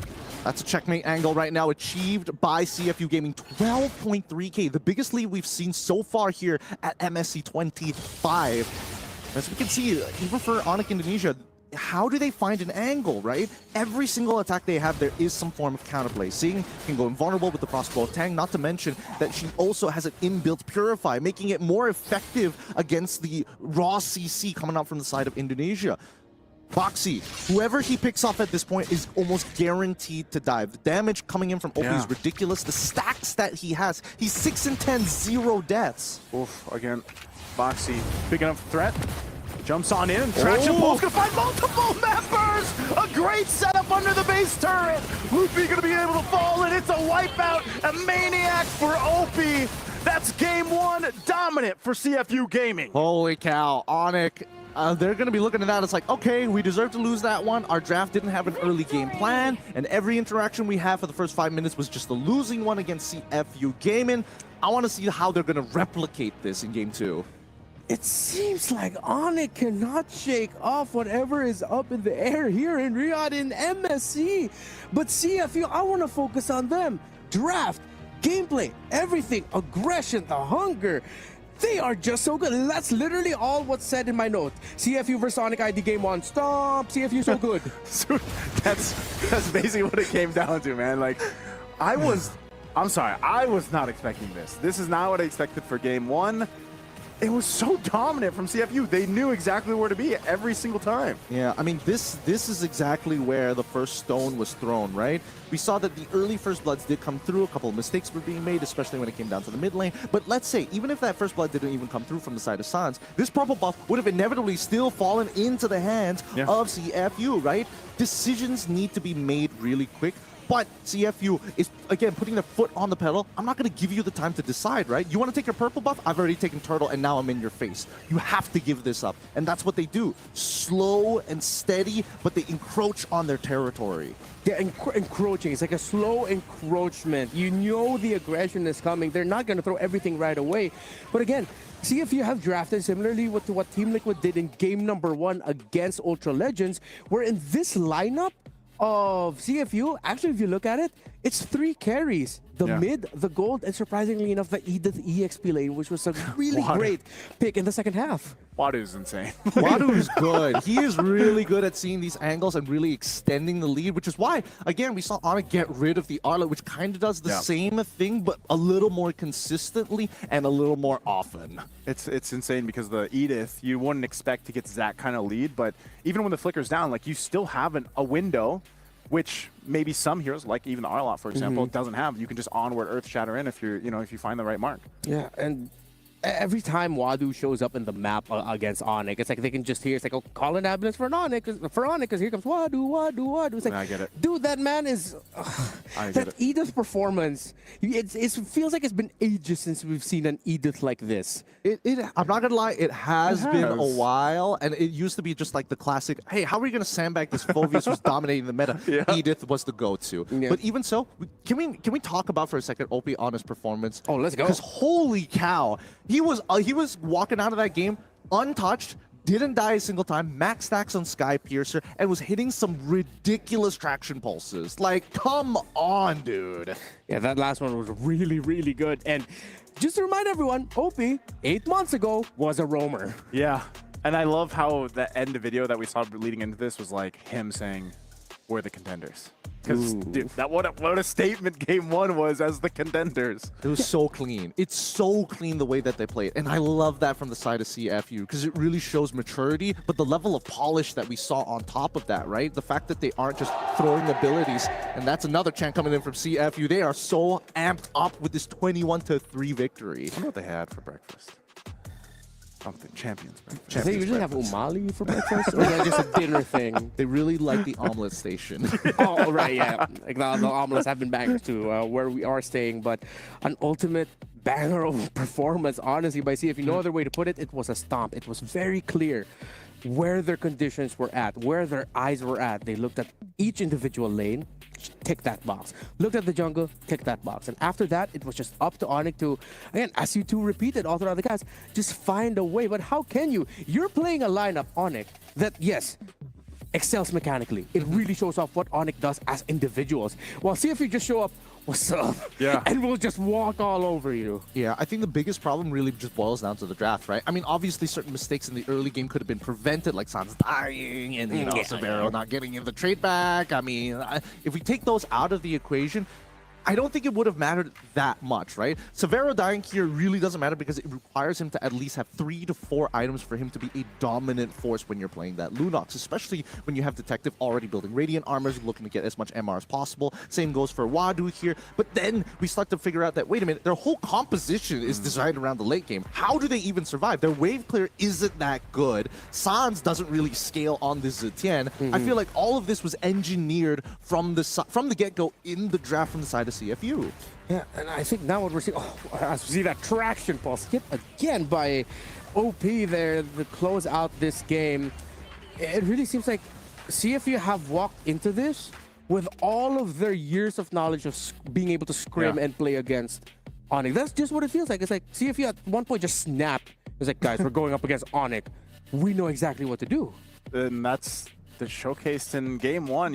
It's not that they're actual enemies, but it's know thy enemy. I mean, they played and they scrimmed together so much. They're friends. They're friends. Know your friends. Maybe we can say that. Know your friends. But they took it in the case of, we know exactly how to play against this. We know how to make this work. We know their timings and where they all want to be. But again, like, you saw how aggressive Boxy could be on a Kalea. I mean, the man was making moves that sometimes you don't really see from other Kaleas, and because of the fact that you have a traction pulse to back that up with, and then a lot of just other options, even the Frederick, like the Frederick alone, how do you find that window if you're Onyx to play against that? A lot of questions up in the air here for Onyx of how they're going to be able to recover the series to force a game number 3. But all the spotlight, all the stars right now are aligning for CFU. Let's watch their journey heading into EWC at MSC. សួស្តីអ្នកគ្នាខ្ញុំបាន12មកពី CU Gaming លេងតែលើ role mid lane សម្រាប់ខ្ញុំមក MSC ឆ្នាំនេះហ្មងគឺដើម្បីខ្លួនឯងហើយនឹងក៏ដើម្បីសងសឹក SRG ដូចគ្នាសម្រាប់ការ MSC ហ្នឹងគឺខ្ញុំចាញ់ទៅលើ SRG ហ្នឹងវាឈឺចាប់ដែរព្រោះ វាមិនតិចយើងឈ្នះហើយប៉ុន្តែយើងនៅតែចាញ់នៅម៉ាច់ហ្នឹងហើយខ្ញុំមក EWC នៅឆ្នាំនេះទីមួយក៏យើង focus លើ team ធ្វើម៉េចធ្វើឲ្យបានល្អជាងការ MSC ហើយរឿងចាញ់មុនហ្នឹងមកសងសឹកហើយផ្លេចអត់កើតទេ Considering how CFU were just so close to making it past Swiss stage in the M6 World Championship, and I think this version of CFU is better, I think they might actually surprise a lot of people. សម្រាប់ការខ្ញុំដូរមកលេង mid ហ្នឹងគឺ gameplay នៅក្នុង game ហ្នឹងគឺវាមានការផ្លាស់ប្ដូរពីដំបូងគឺលេងអត់តាន់ទេតែពេលយូរៗទៅបានន័យថាធ្វើម៉េចលេងតាន់គ្នាចាំបានថា gameplay ពេលខ្ញុំលេង mid ហ្នឹងគឺរៀងលឿនជាងមុនប៉ុន្តែស៊ីសងទៅលើការ set ឬក៏ aggressive ហ្នឹងបានន័យថាស៊ីសងលើប្រាស់ដែរបើយើងហ៊ានសម្រាប់ចិត្តតែលេងបែបខ្ញុំនៅមួយ CU ហ្មង moment ដែលចាំជាងគេហ្មងគឺ season 7 នៅពេលពួកគាត់លើកពានព្រោះអីពេល season 4 season 5 season 6 ហ្នឹងគឺគាត់បានលើកពាននៅពេលដែលខ្ញុំចូលមកទៅពេលគាត់លើកពានទៅ moment ហ្នឹងទោះខ្ញុំវាអត់សុបាយចិត្តខ្លាំងតែនៅពេលខ្ញុំឃើញគ្នាខ្ញុំទាំងអស់គ្នាដែលលើកពានអញ្ចឹងគឺខ្ញុំមានអារម្មណ៍ថាសុបាយចិត្តមែនតើនៅតាមស្រាប់អារម្មណ៍ខ្ញុំពេលដែលបានមក EWC មានអារម្មណ៍ថាសុបាយចិត្តព្រោះអីគឺវាធំខ្លាំងមែនតើបានន័យថាវើលយកហ្មងសូម្បីតាគ្រប់ធីមទាំងអស់ណាគេក៏ក្តីសម័យចង់មកឡើងហ្នឹង And that was CFU Gaming and their journey here heading into MSC at EWC. Yes, they are entering this as two-time, well, back-to-back champions for MPL Cambodia Season 7 and Season 8. Now, if you want to be a champion in your own right, again, there is our beautiful all-star event happening in-game. It's going to be going all the way up until August 5th. Join the Dino Planet. By the way, there are a lot of people that actually don't know this. You can actually hop onto the Lord when it's marching and use that as a launching off point. There's like a little icon that you click. You can use that to jump. Those are just one of the many little hidden secrets that you actually... It's not a secret. It's in the, just read the patch notes. Just read the patch notes, y'all. But yeah, join us for the Dino Planet All-Star 2025 event. Lots of goodies. And don't forget to try to go get that Popple and Koopa skin. Are we at this point where...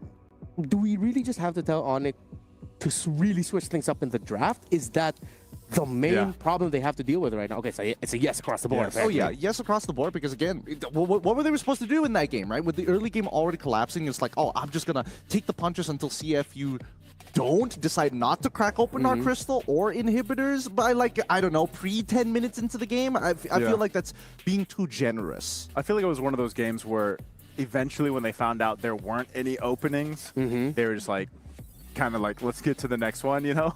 And yeah, because it was such a dominant game for CFU, and I think really when you've played enough against them, you probably just know like, all right, we lost this draft and we can't come back from this. I feel like there has to be something here in all the knowledge that Onyx has against CFU that they could leverage because as we discussed earlier, it feels like that's what CFU leveraged against Onyx. The fact that they knew the Phoveus was so integral to the lineup of Onyx that was their bridge for the mid to the late game. Because as we've discussed before, Zetian is utility based.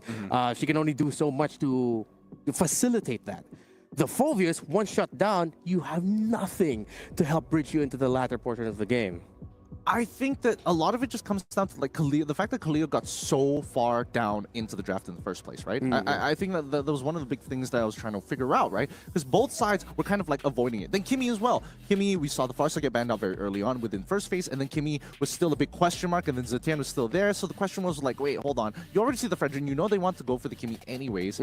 Then it becomes a trade-off of do we just completely shut down and collapse because they had to commit at least one ban to get rid of the CC. So that's why I feel that CFU really engineered it well. My big problem is when the Lunox popped up. Yeah, was that same sentiments? Yeah, was that necessary to show it now? I get that like having a diverse amount of damage profile is always good, but you need something to kind of bridge you a little better, especially knowing that your mid lane is going to be really tough. Kalia, Kimmy, Badang, with Zetian, like there is such a huge disparity there. Yeah, that's what I didn't expect the Lunox to get put in the gold lane. Maybe it could eventually work. You know, again, this is only our second match for MSC. But yeah, I think the Lunox was the big kind of kicker for me where I was like, oh, I don't know if that was really good. I don't know if that's going to work out. Part of me kind of wish that instead of that being a Lunox, although I did expect it to go with the gold, I wish they considered putting it in the mid lane instead. That could have been good with handling the pressure, but no point crying over spilled milk now. It's game number 2, and so far it's the exact same banning pattern that we saw from game number 1. Yes, it's going to be the same banning pattern. I mean, it's exactly the same so far. It might start changing up here. Who knows? I don't know if CFU Gaming is the kind that's like, you know what? If we're going to press our advantage, we got to keep changing it up every single time. Or are they the kind who's like, oh, well, if it's not broke, don't fix it? Yeah, I think well, there's a farce ban, and I don't know. Maybe this. Okay, there's the difference. You ban out the 1-1. Onyx goes that. So first priority here to see if you just go with, for example, the Kalea. They could go with the Kalea. They could go start things off with the Zushin. I mean, there's a lot of really strong openers. Yishin Shin also is a pretty good opener. We'll see how they want to kind of play this out. Knowing CFU and what we saw off of game number 1, I wouldn't be too surprised if they want to go along the lines of like a Zushin opening and then eventually get Fredrin. Yeah, I'm a little bit more in that book considering how much they love playing with that hero. Oh, wait a minute. Arlet was also banned out in game number 1 from Onyx side. Arlet could be a strong opener as well for CFU. Oh, yeah, maybe that's why it was banned out. But no, CFU said, hey, our roaming goat is feeling it today. We're going to give him priority. He gets a Kalea. Got mine for the day. Got yours for the day. Hey, I'm pretty sure you could have... Bro, it's still a few more picks. You know what? I've spent enough time with you analysts over here that I can bring up a couple picks. Hey man, I'll tell you the secret. Just throw out a bunch of names and one of them's gonna hit, right? Give us one more. Give us one more. There's like 130 heroes. Exactly. just throw a bunch out. Just throw a wide net. Fredrin. Okay. Let's see if we'll get 2. Let's see if we'll get 2. Oh, this is going to be 2 for 2 here. We got 27 more seconds until they start locking it in, right? I'm surprised that Onyx still is going to be more committal, but this time they changed their opening a little bit more. They're going to go with the Badang opening rather than just saying, hey, we get Fulvius, we win. You dash, we win. So that's 2 for the day for Daisu. I'm dancing. I'm dancing. Hey, it's looking good, but this now, is great. I don't know if it's great just yet, right? Because now that they've locked in the Arlet, I would have preferred Arlet to be Jushin in this particular scenario. Yeah. But the Kalea kind of like forces it like we still need the damage profile, right? Yeah. We can wait for the Jushin later down the line, but then we look at Onyx side. They see Arlet. No matter where Arlet is going to go, he's going to end up in the EXP most likely. Badang goes very well against him. You get the Fulvius also does very well against the Arlet as well. I think holding the Badang here is great. There we go. The denial from Jushin. Well played. And then do they ban out the Kimmy? Does Onyx ban out the Kimmy so this doesn't get picked up? Because I feel like that would be the smart choice for CFU if that goes through. Yeah, they got to. Because if Onyx are considering Kimmy for them, that's a little bit too greedy for my taste already. Yeah. Yeah, I feel like Essential's a good thing to build around. You save your gold lane pick for last to try to answer whatever CFU closes their draft with. I think they really just have to show their hand with the Roam EXP flex now already for pick number 4. I'm all for it. I am all for it. Kimmy gets banned out as expected here. Now, from CFU side, I'm thinking of like different iterations of what types of damage they want to go through. Because there is the possibility that, hey, maybe Valentina might just be viable in this particular draft against Onyx because they might get some better ultimates down the line, or at the bare minimum, the Mountain Shocker. Zetian, really, really good. Because keep in mind, the pushback. She has a pushback. She has a stun. The only issue is that nobody really benefits from the MR shred. So it's not completely useless, but definitely underutilized in certain areas. All right, so let's see what they're going to be considering for their ban. Lapu Lapu, they're trying to take away a confident Lupi. I believe in MPL Indonesia, Lupi was he was prolific with the Lapu Lapu for the previous season. So they're just respecting that. Interesting though that they decided to respect that before the Fulvius.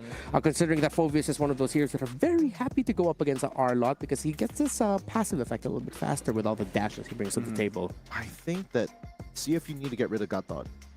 They get rid of the Gathod. They want to make sure that they can at least have a way to kind of keep on progressively escalating the fight rather than having to disengage as soon as the AOG comes out. That way, Boxy can still maintain a high level of priority. And keep in mind, technically, Kalea as well as Arla can swap roles as well, right? Yeah, you throw the Kalea into the EXP and then Arla into the support.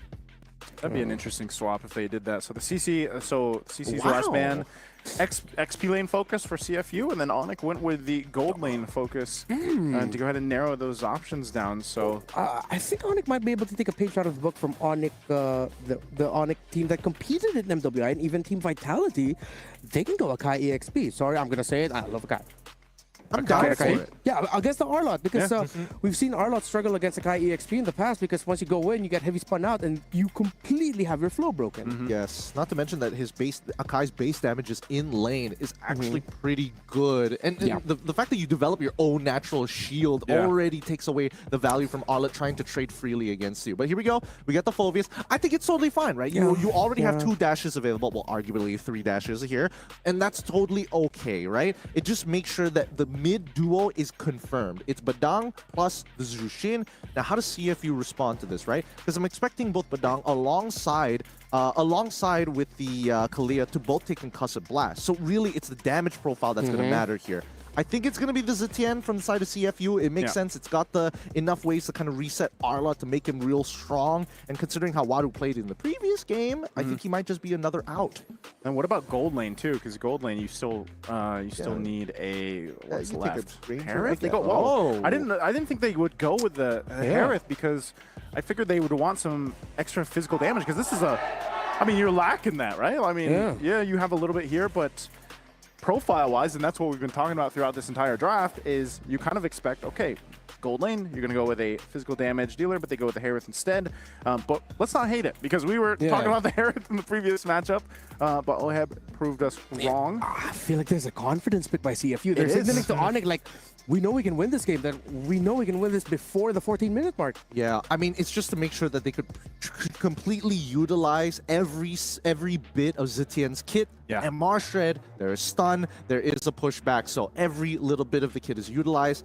I thought maybe Granger, but again, here's where it gets dangerous, right? If Lupti gets far ahead, those dashes are going to start stacking up. He's going to get a lot of passive triggers, but there's a limit, right? If you have too many passive triggers, then you're not going to be able to do much. If there's just enough, then you can keep consistently resetting. Yeah, if you're only joining us now, again, CFU has the lead in this series. One more win puts them against Team Liquid for the qualification match, heading into the playoffs here at MSC. Gideon, Naisu, let's go.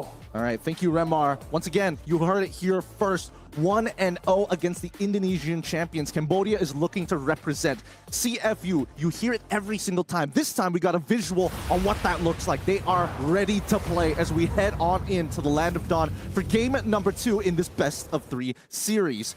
This is going to be a fun one. Detective on that blue side, Kyrie on that red side, both with a purple buff start.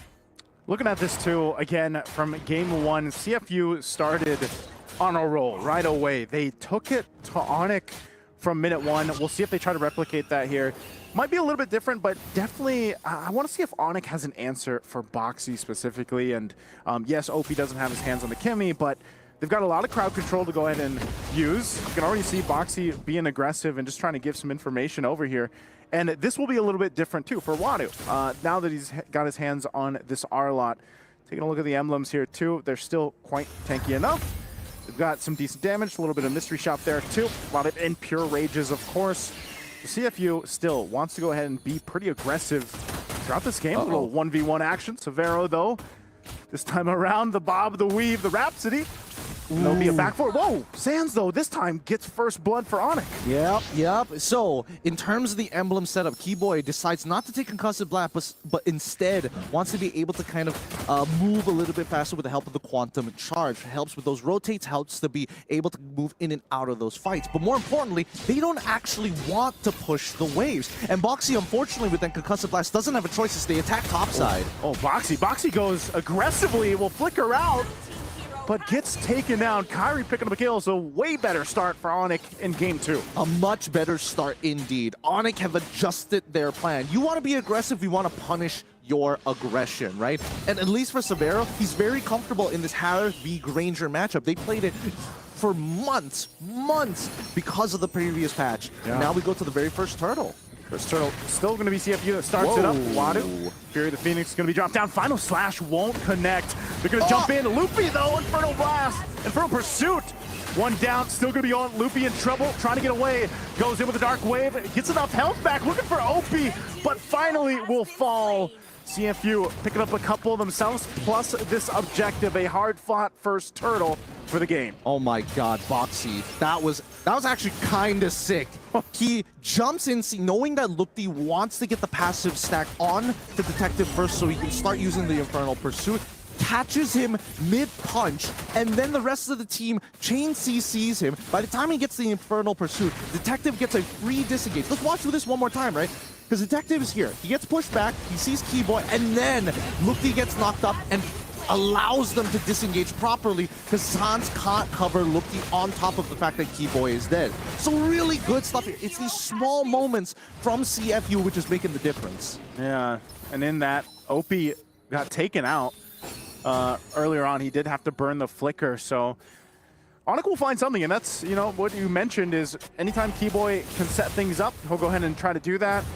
Doesn't have a flicker available now too, but still Onic holding on to a very minor lead. This is going to be one of those games too where the gold laners really play a part, as Severo has done a good job farming up. Sing as well hasn't gone down despite dealing with a lot of 1v1 pressure. This is like Gideon mentioned, the classic matchup that we're so used to seeing in the gold lane between these two heroes. So the teams for now are really just looking off pick-off potential, you know, around the rest of the map here. Yeah, again, this is a very interesting matchup between these two gold laners, right? Because we've seen it many times, but it really boils down to the battle spells. Because now both sides don't have the flicker. It becomes a skill matchup, right? Severo must maintain a certain amount of distance to stay outside of the Zaman Force. Because if Sing dashes on top of Severo and commits hard enough, he will actually win out in this 1v1, right? Severo needs to make sure that he can poke out Zing and keep his health bar at a minimum, so even if he goes for the all-in, Severo with 2 Rhapsodies should be able to take him out. Oh, Boxy gonna try to do something here. Purify's gonna be popped already, so Severo's gonna be fine. That is a battle spell down, so a little bit of an advantage right now for Sing to work on that Harith. See if Onyx tries to go ahead and help out, but Turtle's going to be the next focus for both the teams here. Yep, they're going to force out that top side, knowing that Severo doesn't have that Purify. Whoa! Sans jumping in. We'll get the flicker out. Sing, though, going to try to cut it off with the Zaman Force, so that's going to be burned as well. A couple battle spells and ultimates, but meanwhile, the fight for this turtle. Onyx has control. Wadu there, final slash, but Kyrie will secure the turtle. Still going to be breaking down the fight. Wadu going to be in trouble, and Kyrie will get a kill as well. Takes a shot at Opie. I don't think you get anything more. Keyboy not going to burn that flicker for that. So focus for Onyx is the objective. They get a couple kills. They won't get this mid turret just yet. Yeah, all this because Wadu just whiffed the ult. That's really what it boiled down to. Yeah. If he hit that ult, it would be a different story. Because he was left out in the water and considering that the front line was getting shoved in from the side of Onyx ID, making sure that Detective couldn't cover that space, that's how Onyx ID were able to take this turtle for free. But now back into the gold lane, right? Again, a lot of resources are getting thrown up to this top side. The fact that Sans wasn't really part of that fight to begin with just goes to show how important it is for both gold laners to have some form of pressure, some form of a lead to really skew it in their favor. So close here too, despite, you know, other than the jungle, which is, I guess, to be expected when you get a lead like this in Kyrie. Again, Keyboy gonna be fine. Tsunami Slam won't land. Boxy punish this time, and a kill goes over to Severo. Still the Dark Wave. Loopy jumping in. Forceful Flicker. Fury of Phoenix will be used. No one else to follow through. So Onyx happy with one.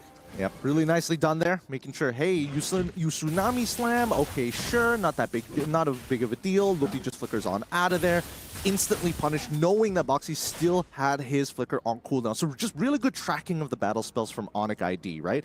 Both sides will find any little bit of advantage. T1 collapses down on bot side, but now we are starting to see the ball roll. I'm not sure how Kyrie is going to go, but it looks like he's going to go for the BOD. He's real greedy because he's also taking cooldown boots on top of it. And not to mention, Severo already with the Sky Piercer, this is where Zing has to be careful. Is this just because of like a confidence play? Zing, wow, going forward. Severo, he saw Onyx, the rest of the members there, so he's just going to clear that out. I'm not sure if they're going to be able to do much more, but that is no Zaman Force now available for this turtle. So Onyx might have enough of that information. Boxy's going to go ahead and take a look. I'm not sure if they're just going to rely on a Final Slash for this fight here. It's going to go for a little bit of a reset. Dark Wave They go through. Zing gonna have to join the fight. There's the final slash we were looking for. Fury the Phoenix dropping down. Keyboy, Tsunami slam as well, but Kyrie still gets the turtle. Zing unleashing now, looking for Sans. Meanwhile, Loopy's gonna be in trouble as well. Sans still up. The Zing can't get the last hit that he was looking for, but now it's Kyrie. Before he falls, he'll pick up a kill, and Wadu will survive.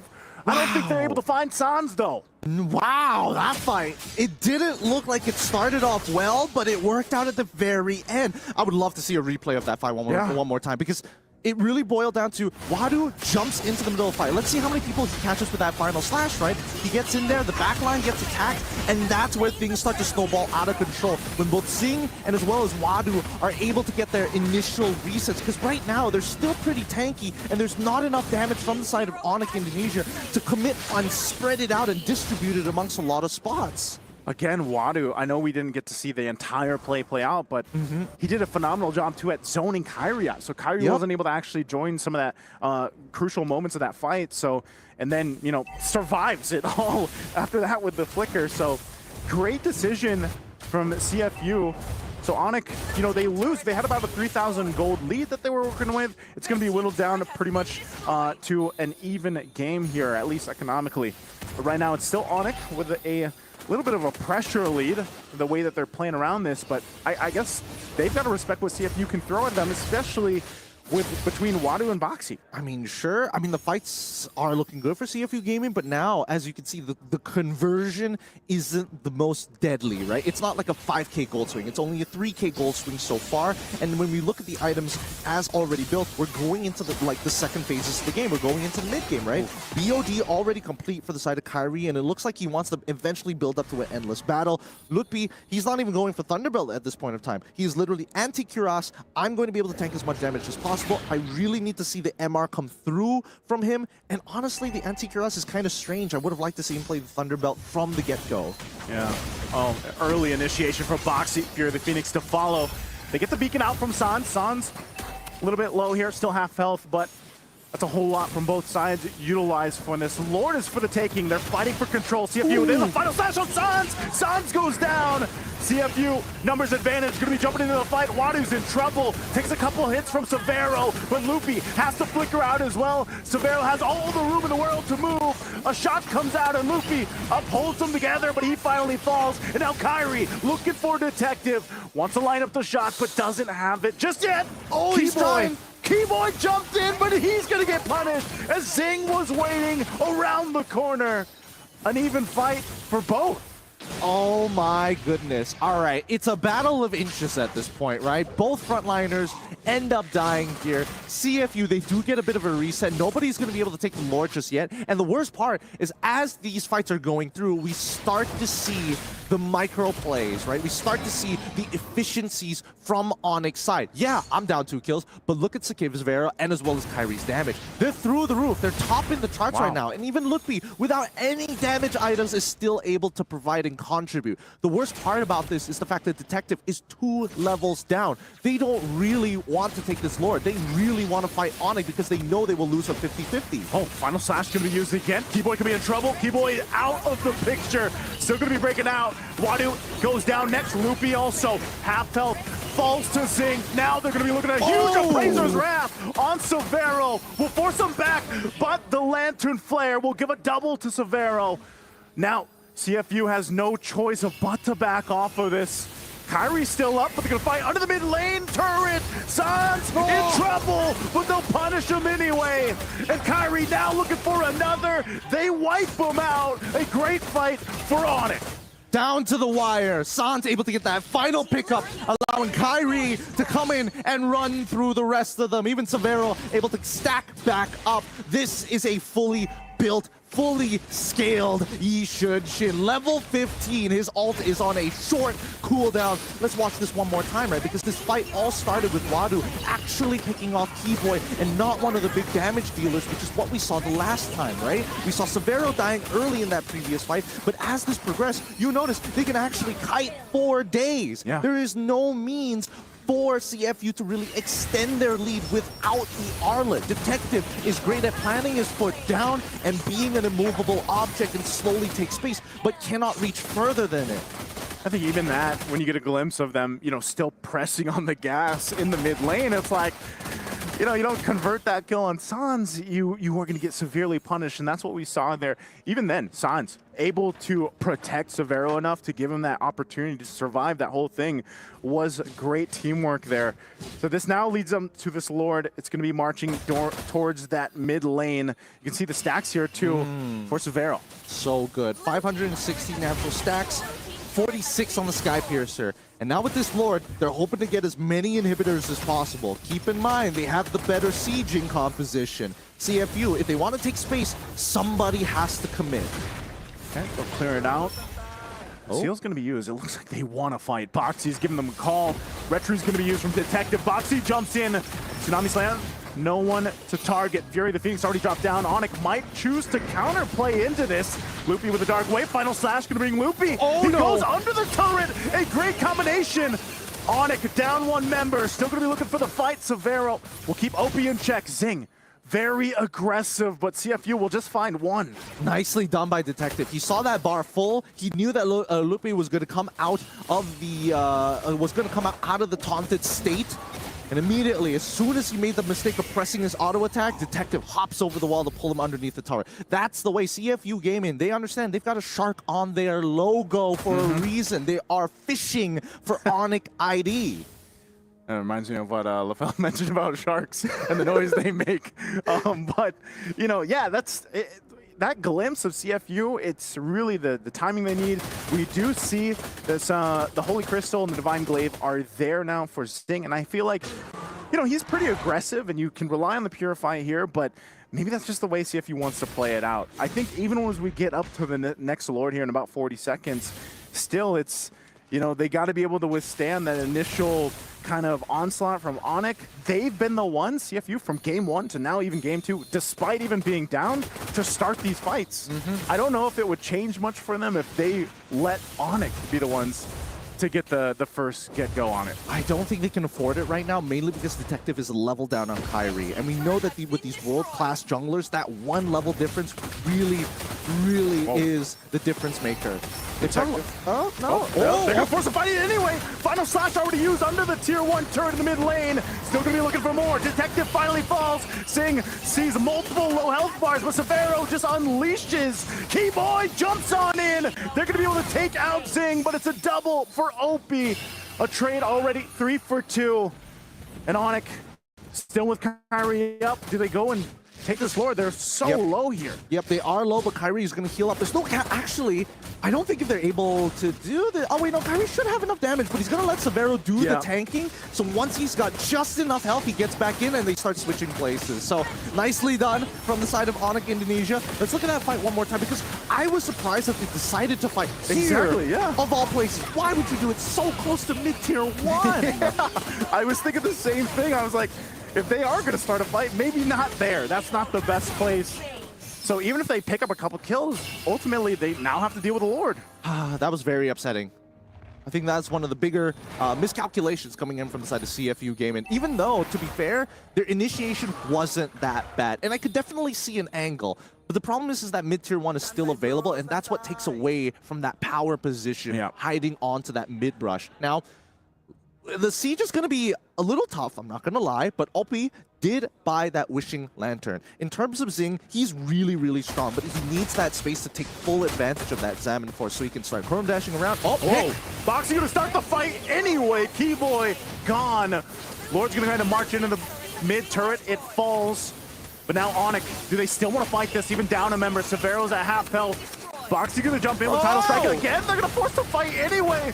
Beacon already going to be used from Sans, giving them the space to work with. They're going to be able to find Wadu. Wadu still has the immortality, but Zing now wants leashing on Sans. They're going to be able to pick him up. It's a double already. But Kyrie comes back in, and Severo's still up. The immortality will not be enough. And now it's Kyrie and Severo still inside the base, and it's Opie and Detective. Woo! Does Onyx want to end this game here? They've got a little bit of this minion push. Nah, they can't. They can't. Not yet. Unless they kill Opie right here. Detective, please stand in the right spot here. Severo's allowed to auto-attack, and same goes for Kyrie to the crystal, but it does basically nothing as long as they maintain these waves. You're gonna go ahead and maintain it. Again, Detective, gonna watch out. Kyrie will go ahead and go for it anyway. Now they're gonna work on the base, and that's gonna be enough.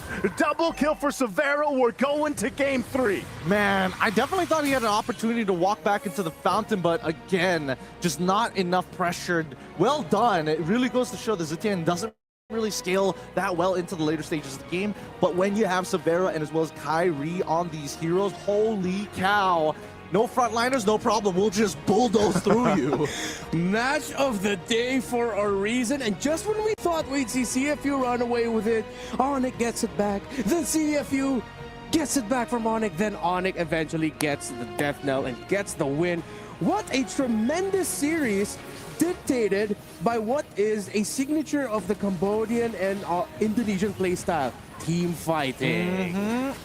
It's really incredible the way that a lot of these fights came and the adjustments that were made. I think at some point, Severo and as well as Kyrie was doing his own thing. He was playing a little selfishly for sure. But Severo probably looked over at Loki and Kibo is like, one of y'all got to die for me. Like as soon as that final slash is out of the way, I actually can play this video game. Yeah, again, it was interesting to see the decisions that CFU made throughout the game. I feel like there was a couple moments where, you know, like this, when we saw this with Wadu around some of the objective fights, that was really interesting the way they took it, and there was some brilliance to it too. But then, same thing, it's like you get through the game and you still question, like, man, why'd you guys fight there? Why did Boxy go in for that Tsunami Slam? Yeah, this game number 2 was a emotional and mechanical roller coaster.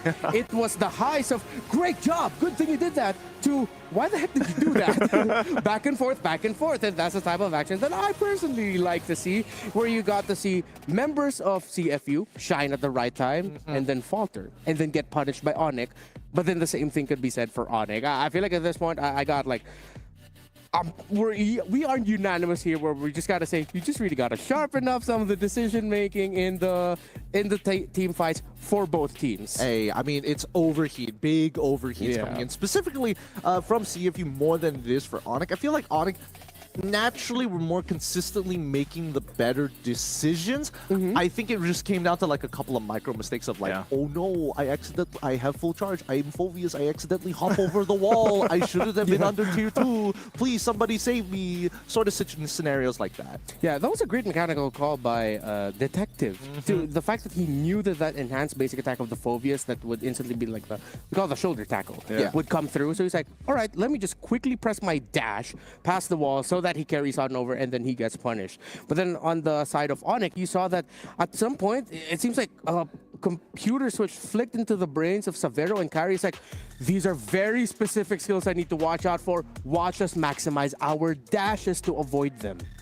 Even looking at the breakdown here of the game, like, I would say this is quite a stark difference from game 1, obviously. Onyx had a great time coming in this game. It was relatively, I would still say, sided towards Onyx, but there was clearly moments where CFU was winning portions of that game. It's just unfortunate for them because, and I don't know if even the Harith seemed to actually work out in some of the team fights, but then it's like, what if it was something different, you know? But I think again, that interaction between having the magic penetration that you get with the Zetian, but then you have the Harith, it was the plan, and it was just unfortunate that even at some times they were down, you know, a good few thousand gold, so that could have changed the course of some of those earlier team fights even so. But nonetheless, still very interesting. Yeah, like you said, emotional kind of roller coaster of a game for game 2.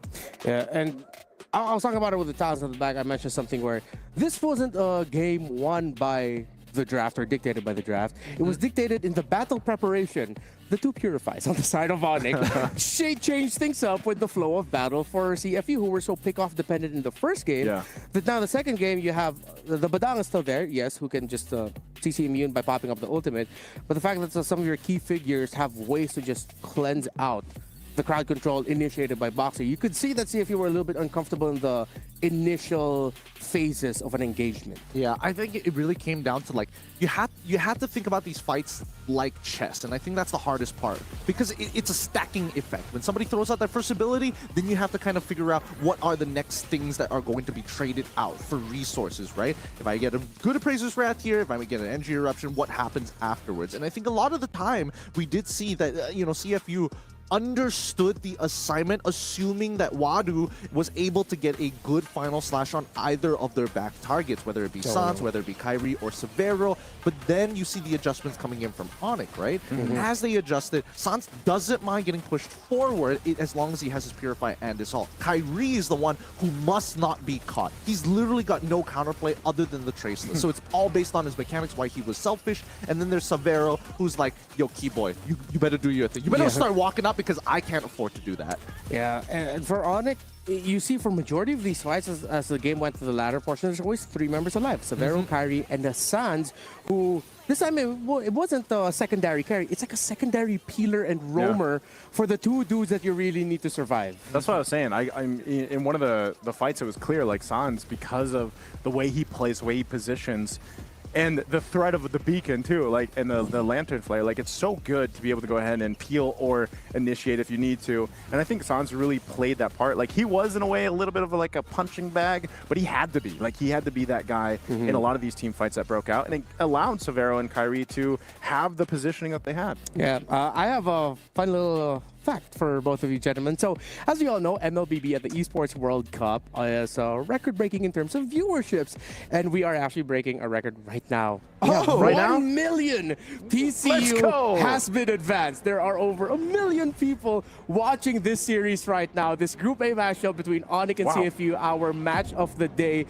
We are at around 1,151,612. That is our current peak concurrent viewers. Thank you very much. Here is your code to redeem. 1 game, 2 champs. Scan the QR code as well if you don't want to do the whole process, but you can do whatever. But again, thank you very much for joining us for what has been a pretty epic matchup so far, with game 1 being shocker.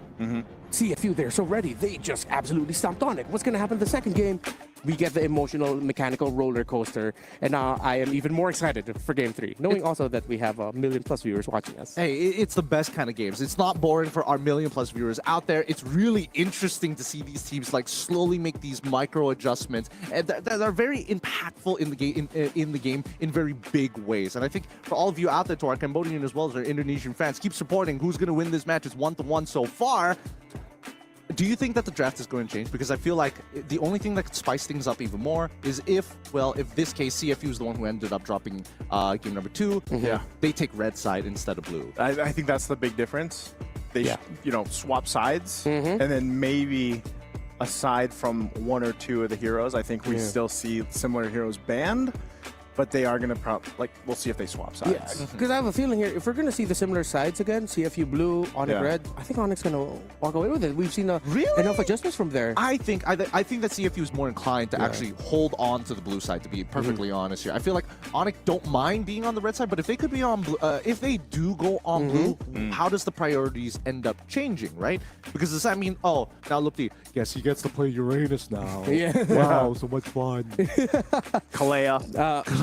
You know what? I hope we do get to see a Uranus here this time. I'm starting to miss him. I am starting to miss him. By the way, we also have really awesome support chests available for you as part of our MSC event in the in-game client of Mobile Legends Bang Bang. Only 20 diamonds to purchase the MSC support chest. So if you still do not have the pass and you'd rather not get into that right away, you can use a support chest as a means to do that. At the same time, even draw the Atlas Rune Sentinel skin, the old MSC skin from, I believe, 2022. Yeah, he was it 23? Oh wait, wasn't the Farsa was 2022? Yeah, Atlas was the one in Cambodia. Yeah, I remember. 2023. A really awesome animation that we have there. So yeah, go ahead, check that out. And there's also up to 1,000 MSC coins that could be yours as well. So it's not just the esports side, the broadcast side that you're getting a lot of good stuff. In game 2, there's a lot of treats for everyone who loves MLBB. Game number 3, I like the discussion that we were on about the draft, changing things up. Remind me here, who gets selection for game 3? It should be CFU because they were the recent team who lost. because they're the team that recently lost. So, all right, maybe behind the scenes, we can try to discuss a little bit more, see what could happen for CFU if they do go onto the red side and choose to go that for game number 3. But for now, we have to listen in on Onyx's story and the road to EWC. Halo, nama saya Gilang, role nickname saya Sans, role saya mid lane. Ya, yang pastinya gue senang banget udah bisa berada di MSC 2025. Pasti senang banget lah, soalnya ini kan bisa dibilang turnamen yang sangat bergensi juga. Terus banyak player-player yang lumayan cukup berkualitas juga di sini. Yang aku ingat kemarin juga lumayan cukup sedih yang kita jauh-jauh dari Indonesia terus ke Riyadh cuman buat kita pulang pertama. Jadi nggak mau pulang pertama lagi, kita pengen sampai turnamennya selesai. It's better than the Onyx teams of the past from Indonesia that just dominated. This time they were tested, they struggled, they rose above that, and I think that just makes better teams. Berkerja keras juga untuk menangin turnamen ini, jadi yang pastinya saya pengen juara di season ini lagi. Terus yang pastinya saya kayak kasih yang terbaik di setup match-nya dan ya beri yang terbaik terus. That was a Gilang Sans as the focal point there. Of course, we saw the one from CFU earlier where the focal point was the mid laner in OP. And it's good now that, funnily enough, we focus on the mid laners in terms of talking about the road to EWC, talking about the potential draft happenings for this game number 3. Gideon, you mentioned something to me about a mid lane priority matchup here because Zetian hasn't been doing that great so far this series. Yeah, I mean, I'm not going to take it away from either one of these mid laners. They are good at what they do, but Zetian just doesn't seem to be the right answer in a majority of these cases, right? We've seen that so far in terms of her raw pushing power, especially in the early game, is kind of okay. You would like to use that more to trade against your opponents. Yeah. I think that Farsa might just be opened up in just a little bit. Don't worry, guys. Don't worry, guys. We're not spicing things up. We're just resetting it back down. It's a BO1 right now, and see if you kick things off with a fanny ban naturally. And they're still on the blue side. Still on the blue side. So they still want to go for that. That's fine, I guess. But like you guys mentioned, I think for the most part, Onyx has figured out how to adjust throughout this draft. I mean, we'll see if we still see similar bans from them. They let the R-Lot go earlier, game 1. They ended up banning that out.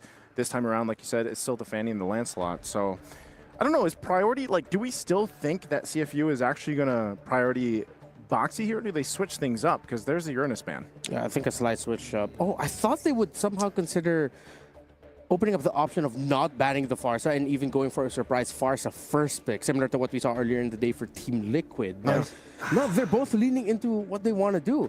So, real quick, CFU, do you still want to go for the Fredrin type or just change up what you're supporting it with? Like a straight up Kalia opener again? I don't know. I feel like the Kalia opener is always going to be safe. And that is what they go for. It is, yeah, it's usually what they go for. But at this point, what are they going to pair it up with? Because the last time the big problem was the fact that the adjustment from the side of Onyx was really, really good. They're going to go for Yishin Shin. I'm guessing they're also going to go for the Badang. If it doesn't, if it hasn't broken, why fix it, right? Yeah. And the big issue is the fact that, oh, Onyx doesn't mind giving you priority, but they will tax you heavily as you are walking off.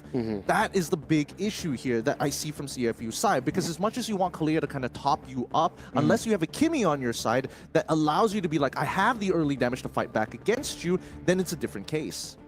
I wonder if they'll end up taking that here, because yeah, there's the Badang, there's the YSS once again. Maybe do they take Kimmy in this first phase? I wouldn't mind it, honestly.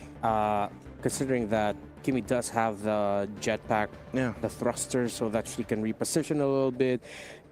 If she could somehow pair that up with Flicker, if it's available for her, that would actually be really great.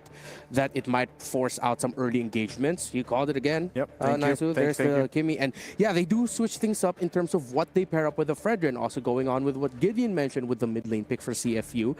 They get the Kimmy to pair up with the Fredrin together. And that means they can still continue the style that they've been playing without changing things too drastically. Yeah, that's one of the main points I would expect from CFU. Because, again, you know, some of the pieces of the puzzle that they showed us in Game 1 where they just won so dominantly, it was on the fact that they had the Kimmy that really helped things out. But I still think you have to see what the last 2 picks are going to be for them to make sure that they have, you know, the damage profile there, the options of to follow through, even if they work against 2 Purifies, for example, from Onyx. You can see this, though, coming through finally is the CC. So that's going to be a pickup, which is, again, it's a popular pickup. It's a signature here, I would say, for Loopy. Yeah, and it's a good interplay of crowd control layering between the CC and the Badang. But the Badang doesn't always necessarily need to front. You can send Lutpi to front instead, have Kiboy go for the follow-up, and vice versa. And so now CFU has another layer of, oh, we have 2 great tempo breakers on the other side, and we're playing around a very sort of slow-moving composition around the Fredrin. The CC pickup is massive for Onyx, and it might be the main X-Factor pick right now that CFE has to consider.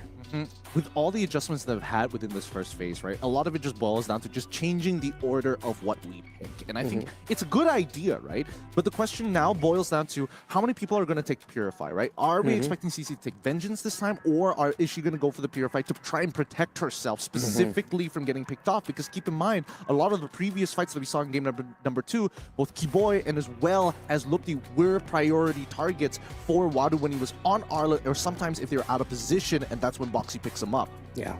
We also have to consider that maybe Detective would want to be a little bit more careful with when he's going to dish out the Appraiser's Wrath, because if he's not careful, he might just eat a whole bunch of reflective damage towards him if you have the Vengeance up on that CC right away. He'll be wondering, hey, I'm going to hit you back. That hurt me too. Yeah, I think the other part for Detective, though, is not falling too far behind, like in terms of the levels, because that seemed to be one of the issues that they had in the previous game, and what made them too just kind of choose that, you know what, let's just brawl it out. Let's just fight it out, because we don't want to go for the retribution battle here. So maybe part of that plan, part of that equation for them as we get through this last phase of these bans is allowing Detective to not fall too far behind. And maybe part of that too was Onyx just got those early kills in the early portion of the game that allowed Kyrie again to go ahead and scale up quickly. Fourth pick. I think, yeah, this Badang is, mid lane, and gold now is what we're going to be looking at in terms of the carries. Should Onyx just try to go for a little bit more reach? I think, I want to go for a little bit of reach. I mean, talking about reach, this is one way of doing it. We haven't seen a Loyi in a hot second. I was curious to see what Sans wanted to do.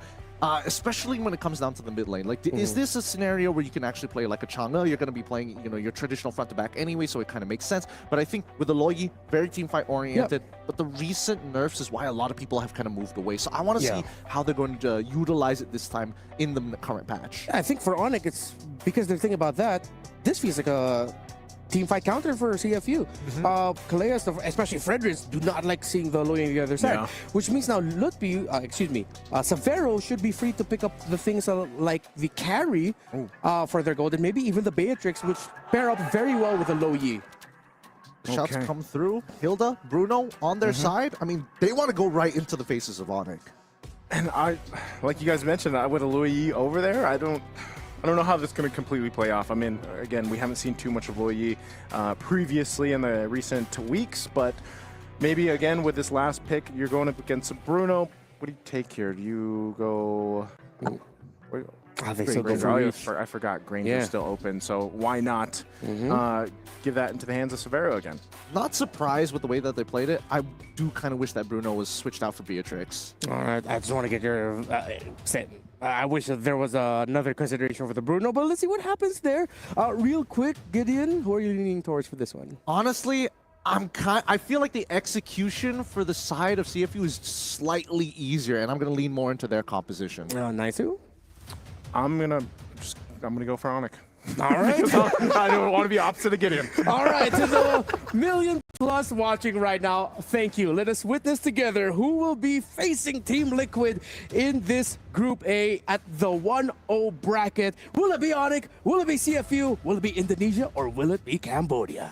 Thanks, Ramon. We'll be bringing that sentiment into our upcoming game as we head on over into the land of Dawn. To the millions of viewers out there, welcome. This is match point currently for both of our squads. It is CFU on the blue side facing off against Onyx Indonesia on the red side. Once again, both teams refuse to switch sides. There are no traders, only warriors as they battle it out on first. Starting off with the purple buff. No surprises there.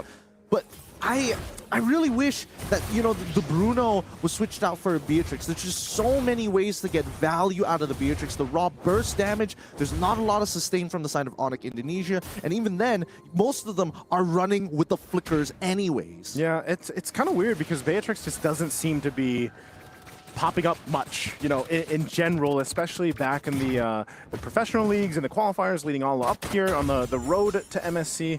It just didn't seem to be one of those picks that people like to go for. The Bruno, though, on the other hand, I guess in a way, too, it kind of gives you a little bit of a... Oh, hold on, already? Gonna jump in with Title Strike. Keyboy, though, is there to keep things safe. So you go ahead and just disengage from that. But still, I think the Bruno is just more of the lines of, you know, you get a little bit of damage earlier on with the 2 items, still maybe the 3 that he needs. But I think, yeah, you need that later on, that Malefic gun that's going to be crucial in comparison to the Granger specifically, who has so much more range. Yeah, I mean, they want their late game scaling, and I think that's the most important thing for them. With the crit build, it's just, oh, the damage is through the roof. And they got to be careful, right? Because again, all these rotations are being read very well from both sides. They know they're going to be on the bottom side of the map. They want to unlock this Hilda. But even so, Wadu, it's a pretty dead lane for the most part. Lupti isn't able to manipulate the waves without the help of his team. And that's why Keyboy is here, right? If anything gets a little fishy, he can kind of neutralize the effect. Yeah, that's what the Badang does so well. Goes ahead and messes with some of the tempo, and that's what Boxy really wants to do earlier on this Kalea. But the first turtle of the game is going to be up, so it's CFU getting in position. We see this time and time again, especially with the Fredrin. But they'll go ahead and check things out with the Mountain Chakra, and they're just forced off. They just walk on up, force CFU back, and Kyrie will go ahead and get the turtle, but still Wadu now on the backside, looking for the first blood. They take a ton of damage. Double flickers on out here from CFU. Still, Kyrie, one shot won't land it on OP.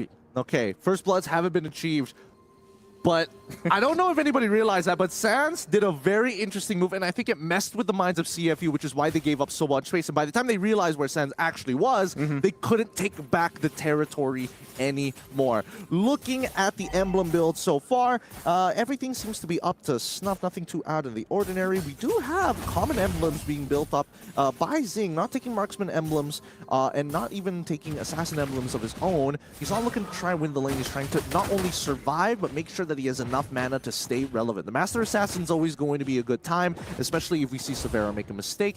In terms of everything else, the only thing is lethal ignition coming in from Sans. He is not going for impure rage. He wants to hurt. Yeah, I guess you want to do that, especially with Aloy Yi, who, you know, dealt with some of the adjustments that she's gone through, but it was well-deserved. You know, Louis Yi and the chip for a while were on the top of some of the decisions, especially when it came to the macro play. But Wadu, not sure if he's going to be able to survive this. Mount Chakra going to be used too. That's a whole lot of damage to go on through as Kyrie will pick up the first blood. Really good punish here. Really good punish from the side of Onyx Indonesia. I mean, Lupti understood that Wadu isn't looking to try and shove out this wave super, super fast. And now that he's got that assist, he's got the lead, and more importantly, he's got the tempo, he can now start influencing the side lanes and rotating off first. Now notice, we do see that Boxy is coming down to try and push him out of the way, allowing Wadu to walk back into the lane safely, but he... Oh, Zing going for the fight. No! He hit the minion! He flickered into the bush, but he hit the minion! Oh, that feels bad. Oh, that hurts so much. And Severa, the best part, Severa didn't have any energy at all. He didn't have any energy to Rhapsody. He didn't have any energy to throw out another Death Sonata. He just was auto-attacking until the very end. All right, now, second turtle of the game, going to go up. Onyx getting pushed out of this one. Tsunami Slam to bring him into the turtle pit. They're going to go for the fight. Vengeance already going to be bought too, but Sans will be able to pick up Wadu. A double for Sans already, forcing him off. And Kyrie gets the turtle on top of it all. So Onyx will come out swinging for that objective. And now the snowball starts to begin. The smaller mistakes coming in from CFU game and getting punished hard by Onyx Indonesia as they crack open the most valuable structure in the game, mid-tier 1. And with that, we're starting to see what CFU did to Onyx ID in game number 2, but on the opposite side, Onyx has the timings, they got the tempo, and Lupti is in a phenomenal position right now. He's flowing right now, man. I mean, a lot of the... You said this because that's typical, too. When the CC gets a lead, even if it's a... Let's say you're getting assists, but you have that lane advantage, even built up. I think War Axe was the first item that Loopy went with. You kind of give yourself that positioning, especially around the objectives. I can just jump on in, use my current comp, my vengeance, do what I need to do, and then the team will go ahead and clean up after that. And so Loopy's in a really good position to go ahead and provide that for the team. Meanwhile, too, if he's the target that gets Tsunami slammed, it's not that big of a deal for Onyx. Yeah, and as long as he has that vengeance, right, anybody with like quote-unquote burst damage or consistent damage really starts to suffer. Oh, Boxy gonna go in once again. Purify's gonna be used though. Sans is okay, but saying, look at this. This is the battle of the range that Onyx has right now. Oh, Silvero so close to getting another one with the Death Sonata. Keyboy now has the flicker. Oh, he won't be able to find Sing. We're going to force them off on the tier 2. Kyrie will go on in. Sans is there now as well. Nope, he has to go back to base, but Silvero will pick up Detective. 2 kills for Onyx. Oh boy, this game is getting real spicy, and Onyx Indonesia are making sure that they are running away with this. A 4.6k lead 6 minutes into the game, and they want to take a tier 2 alongside of it. If they do get it, they will turn this into a 5k lead. Oh, Loopy wants that kill on Zing, but he pops the vengeance. Won't be enough though. And they go ahead and get on out with the diversion. The turret, tier 2, still going to be able to stand though with about a little bit of health left, but this next turtle is Onyx for the taking. That's going to be 3 for 3. This is so good. I mean, Sans, despite most mid laners not wanting to play Loyi because of the new changes to that diversion, that it reveals the starting position but doesn't show your ending position, it gives too much info. So now he's using it as a mind game, if not a disengage tool. So what if you can see us? As long as the channel completes, my whole team can get on out of there. And the 2 other times that we've seen him use it, he does it in front of his opponents to keep them on their toes, to force them to double check the bushes that they had already cleared up earlier just in case. That's why it's the perfect name for an ultimate, man. It's literally a diversion, you know, and when Lui Yi is on play, you really have to stay on your toes. You really have to be able to lock in and, you know how to play against this. So right now, Sans will take a shot. Also the mid lane, Wadu in trouble. Kyrie's going to be able to pick up a kill in the jungle. Still going to be fighting. Severo gets enough movement, and he will survive anyway. So again, Onyx will be able to find 2 against CFU. And that is an econ diff. That is a huge econ diff. 5k now turning into a 6k lead. If honestly, if Onyx didn't have that 5k, Boxy probably would have been able to pick up Severo anyways. Wadu probably would have still died regardless, but even so, it's a very worth it trade for EXP and as well as gold. In this case though, Onyx currently 6 kills up on CFU Gaming, and they're now just waiting for the neutral objective. They're walking into enemy territory to deny as much econ as possible while still making sure that Kyrie has a very efficient path. 3-level lead, might I add, against Detective. It's the same thing that I was saying, you know, that we mentioned from the previous game. Oh. And even with that, diversion, they're going to go in for it. They be able to find 2. Boxy's gone, and Wadu to follow. Onyx comes through with the diversion, and Zing has nowhere to go. He's going to just get run down. He's running for the turret. Maybe I can get a little extra gold before I go down as he falls as well. Onyx in control, and they'll take the Lord. Yep, and even Kyrie committing his retribution, knowing that once he dies, then he has nothing to worry about. There's no way that Detective is going to walk up and try and steal this from me. Not with my entire team covering the entire map, making sure that this filter net doesn't allow CFU Gaming to take space. Oh, the next target here is see if they can get some more resources before this push in with that Lord. Right now, they're staring down for CFU an 8,000 gold deficit to work against, and even with, you know, Keyboy's got the flicker available. If they want to force a fight in the base, they will. Boxy taking a couple too many shots. A Loopy will go in and clean up after the Death Sonatas all land from Severo. But now looking for more, still with a numbers advantage. Onyx ready to possibly push into this base fully here as Kyrie walks in with the Lord. Yep, Onyx ID are clearly, they are in the driver's seat. They have momentum on their side. No way. Oh, whoa, whoa, Keyboy jumps on into the base. He gets taken out, but they're going to force the fight anyway. Lord's still going to be up, and Zing is gone. Severo's unleashed. Still trying to hold on. Tsunami Slam to be able to find Loopy. Loopy will fall.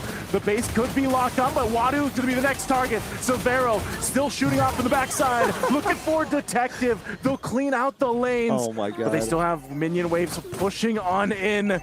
And that's going to be it. Detective jumps on in. Savero will lock on, and Onyx will take the series 2-1. Hey, a little disrespectful coming here from Onyx at the very end. If they wanted to finish it, they could have, but instead they're like, no. We're buffing up the KDs real quick. We got to show CFU. You may be our scrim partners, but we will not take this down while we're standing up.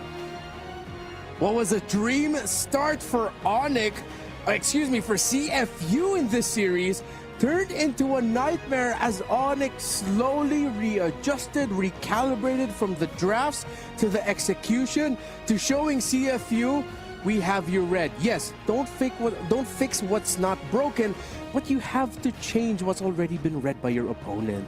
I think it's all about tempo, right? There's such a big tempo difference between the two. I mean, Zing, this could have been his key moment right here. Zavero literally had nothing left. He had no energy. He got 3 auto attacks because of the fact that, oh, I hit a minion, I flickered into the bush, I still can't see you. And by the time I slide tackle in, it's too late. Yeah, that's happened to me before, so I completely understand. It happens to the best of us. But yeah, nonetheless, I just think, Renmar really mentioned it. It was the adjustments that we saw Onyx made from not just the draft, because they were on red side all 3 games, but also just the way that they played around the map. They even utilized this time around a Louis who's not picked up too much, but they played the macro really well here. Yeah, also the difference in the EXP lane picks. You have a Hilda who has to literally run to the back line, find a good access point, while Lutfi, we were discussing this backstage, his job is so simple. Throws out the curtain call and yo-yo blitz, and that is it. The highlights will play out, but in just a moment, we're actually going to be hearing from Eterna, who is with Savero on the stage. Thank you, casters. It's Eterna here with Savero. Congratulations on that match. Okay, Savero, this was your first official Moonton international tournament. Now, how were you feeling? Did you feel pressure? Was there anything that was going on? Any jitters? Buat Savero tentunya ini merupakan MSC pertama kamu ya. Jadi gimana perasaannya? Apakah ada sedikit gugup atau nervous mungkin? Dikit dong. Ya mungkin karena masih awal-awal ya sih perlu penyesuaian dong. I think maybe a little bit because as you said, this is my first time. But hopefully in the upcoming match, I will be much better. Okay. I mean, you did really well, right? That laning phase with Zing as well, it was amazing. So now the thing is, we've been hearing that you guys were scrim partners. Is this true? Are you guys scrim partners? Sebelum MSC lumayan sering. Before MSC, yeah. Quite a lot. Are the results that we're seeing similar to the scrim results? Is that something that we can, know? Untuk hasil scrimnya itu apakah mirip dengan yang terjadi sekarang atau mungkin kalian mau rahasiakan juga nggak masalah? Rahasia. Okay. Yeah. So it's a secret. We don't want anyone to know. Okay. It's a secret. But how does it feel to finally meet them on an international stage? Jadi bagaimana perasaannya untuk bisa bertemu mereka tentunya di MSC ini? Dari yang terakhir scrim, mungkin aku ngerasa mereka lebih improve jauh aja sih di MSC. So I think compared to the scrims, they improve a lot more. Yeah, that's it. Okay. Because it makes sense, right? Because I think a lot of people out there were thinking that, Onyx coming into this match would go 2-0. So what happened in game number 1, Savero? Jadi apa tuh yang terjadi dengan game 1? Karena kan kalian sebenarnya bisa dibilang favorit melawan CFU Gaming ini. Ya mungkin ada miss dari early game aja sih, jadi snowball aja maksudnya. I think we made several key mistakes in the early game that makes the enemy can snowball early. Yeah. Okay. Can we know what happened? Was it like a miscommunication error or was it an execution problem? Kira-kira masalahnya di mana tuh? Apakah dari miscom atau mungkin dari eksekusi atau gameplay? Miss eksekusi aja sih di awal. Just execution problem.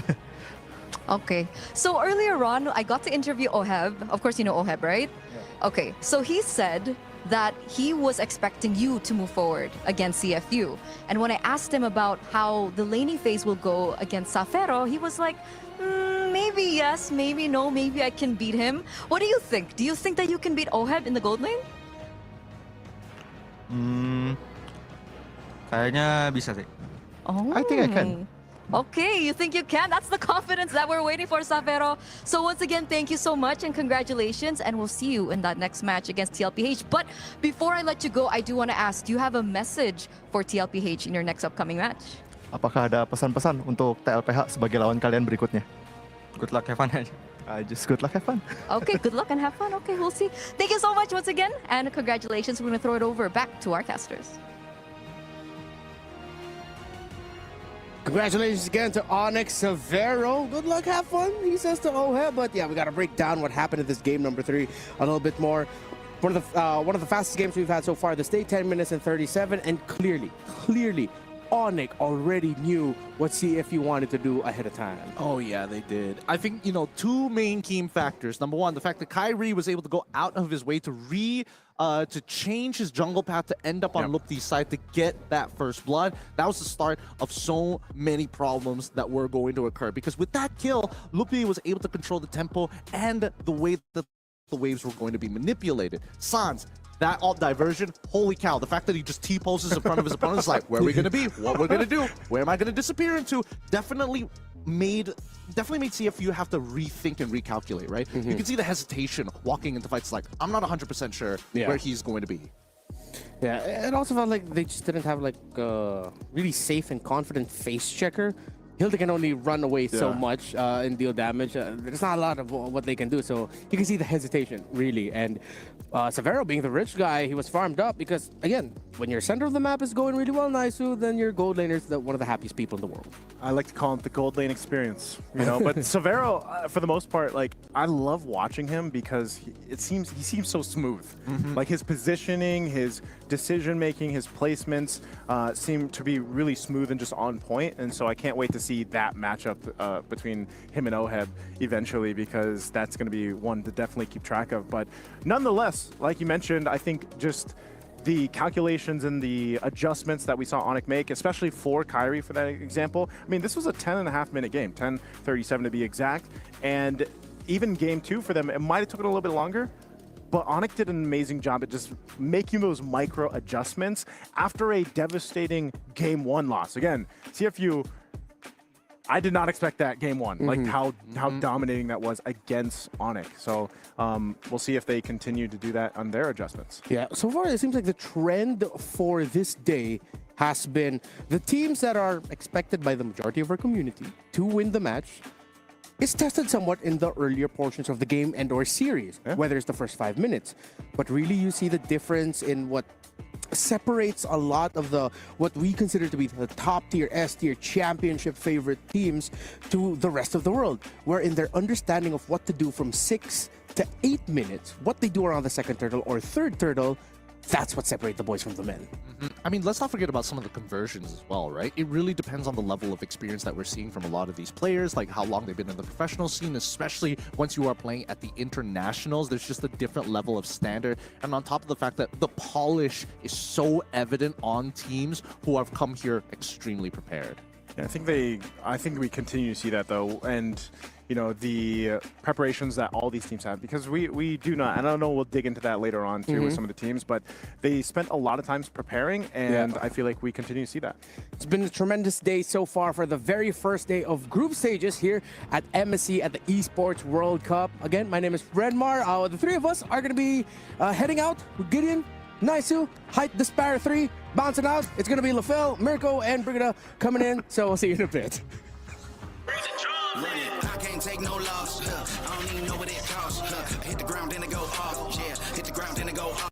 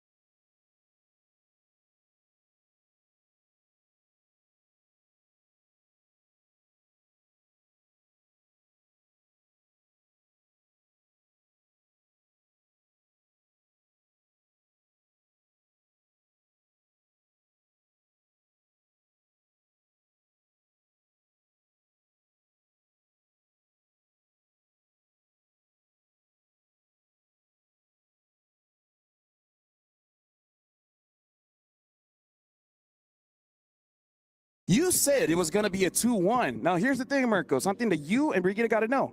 You got to be careful what you wish for. Speaking of which, we got a video talking about just that. Oh, we have our recent winners of the wildcards from EECA Virtus Pro. Joining Group A, it is going to be the Selangor Red Giants OG Esports. У нас пока, видишь, бищи ультралегионы как SRG. I think we can win SRG if we perform well. I hope for 2-0 to choose the team after we qualify, but we'll see what happens. Who's the one that talking? Pluto. Who? I don't think 2-0 is possible for them, but I mean, if they're confident enough, then we're more confident than them. So 2-0 will be on my side. I think it will be a good match going up against them because they had a good wildcard run as well. So it's going to be an exciting match and we're well prepared against them. Let's see later if they can 2-0 us. So we already see Virtus Pro saying that, hey, we can take down SRG 2-0. They look pretty calm, and SRG responded with calmness as well. So be careful what you wish for. Brigida, do you think Virtus Pro, do you feel like they could do it? I mean, part of me, and I feel like even for other talents, they feel like there is a chance that they actually show up. Yeah. But whether or not they're able to win, maybe that might still be a question. But personally, after hearing what they had to say, this might as well be one of the matches of the day for me, personally. Hey, everything is matches of the day, right? Now we're looking at Virtus Pro, and again, they are the champions of the wild card. So they had extra time here in Riyadh to get themselves comfortable compared to all the other teams. Is that going to be an advantage, or is it just going to be a non-factor? I think it's a double-edged sword, right? Looking at it, obviously they have a little bit more time to experience the stage here in Riyadh to just sit and adapt to the weather, everything here in Riyadh, and also to the strats. We saw that in the wild card, they were very good at early game setups. Amazing when it comes down to getting control early and snowballing. But they do struggle into mid to late game, which I think is one of SRG's strengths. No, that's true, because the thing about SRG is that they somehow keep losing the early, but come mid-game, talking to Remar as well, it seems to be the theme of the day where minute 6 to minute 8. That's like the crucial part. That's where you win or where you lose. Yeah, it's very, very crucial to win out on the first. I think I would say Turtle 2, Turtle 3. Those are when the big fights start to happen. That's when the real snowball starts to happen. You win Turtle 1, I think a lot of times teams would actually just give it over now. Yeah, although I'm starting to wonder on how the draft is actually going to pan out between these two teams, because I believe even the coaches have sort of some history between them already. And that's the thing, like they probably have somehow picked up a lot of the metas, especially ever since Wildcard, which based on the first two matches we've seen today, don't differ that much. But Arcadia, like even Fly Solo, okay, both of them, they're very adaptable and flexible coaches when it comes to that. Yeah, but now we got to talk about Selangor Red Giants OG Esports, because the thing is, they looked okay at the start of MPL Malaysia, but then when Seb starts coming in, talking to the players, they seem to have gotten stronger. But even I worry, are they just big fish in a small pond? Now seeing the world, will they finally start to bleed? Yeah, I think that narrative has already been shut down by themselves last MSC. They already showed the world what they could do. Yes, they dominated through MPL Malaysia. I think now 3 seasons in a row, 3-peat. But we know that they're kind of like a PSG in League One situation. You know, they're the only dominant team, but when they get to internationals, they perform. Yeah, and they've done that 3-peat in MPL Malaysia, yes, but like in MSC, there's yet to be a team who has actually completed a back-to-back record.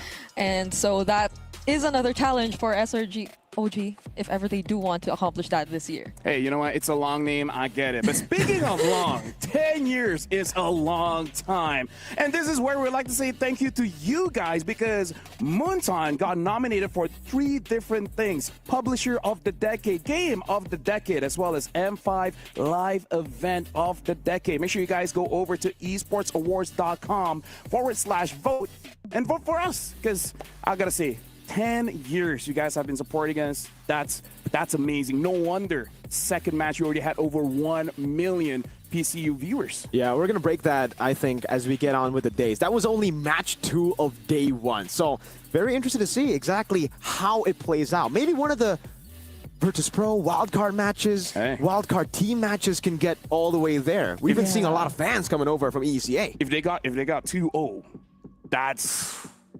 I don't want that, but that'll be insane. I don't know why, but it feels like it's been such a long time since we saw these teams, or I feel like I missed watching these teams, probably because, again, we followed a different flow compared to last year's MSC. Like, MWI came in first before wildcard, so it's been a long break for Virtus Pro, but a much longer one for the teams preparing for the group stage. I mean, here's the thing. There's a big patch. It's not one of those patches where you just change 1 or 2 heroes, because everything changed. Even the timing for the buffs, and even though it's just a few seconds, but we know a few seconds could mean the world to the players. So SRG, OG, they look strong, but they were strong in the previous patch. We do have to see how do they adjust. But Virtus Pro look more confident than I feel like all of us really thought they would be. So maybe behind the scenes, maybe they had training with SRG, OG that made them feel like, they're not that big of a deal. Yeah, for sure. I think Virtus Pro, again, they've had a lot of time to prepare, to adapt to this new meta. They've actually played a whole tournament, mini tournament before this. And yeah, I guess we can talk a little bit more about that wild card, because they were the dominant force, but I'm not too sure about what the level is there. If I'm being totally realistic here, I think it was quite far below the other teams here in the main stage. Yeah, although I'd say the boot camp they had in the Philippines really did help, which leads me to another point, I guess, because the way Andoryu's playing in Virtus Pro now looks very comfortable, and some might even argue feels like a different or better version than when he was in Omega. So let's see how it pans for this one. I mean, Brigitte, if I know our fans, they all like to argue. So now we're going into the pick and bans here. SRG OG will be first pick, Virtus Pro will be the second one. Interesting here, banning out the Fovea. So it does show that maybe they just want a team fight comp that just goes all over the place. Yeah, this actually...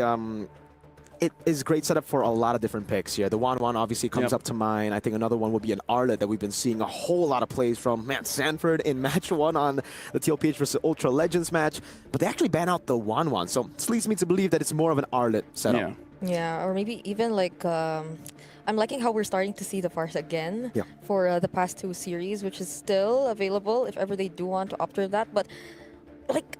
last MSC, I think when we talk about Stormy, I think the picks that come to mind are more of the like Valentinas and all that. But we'll see, because I don't think we saw that just yet for today. Might bring in a Nana.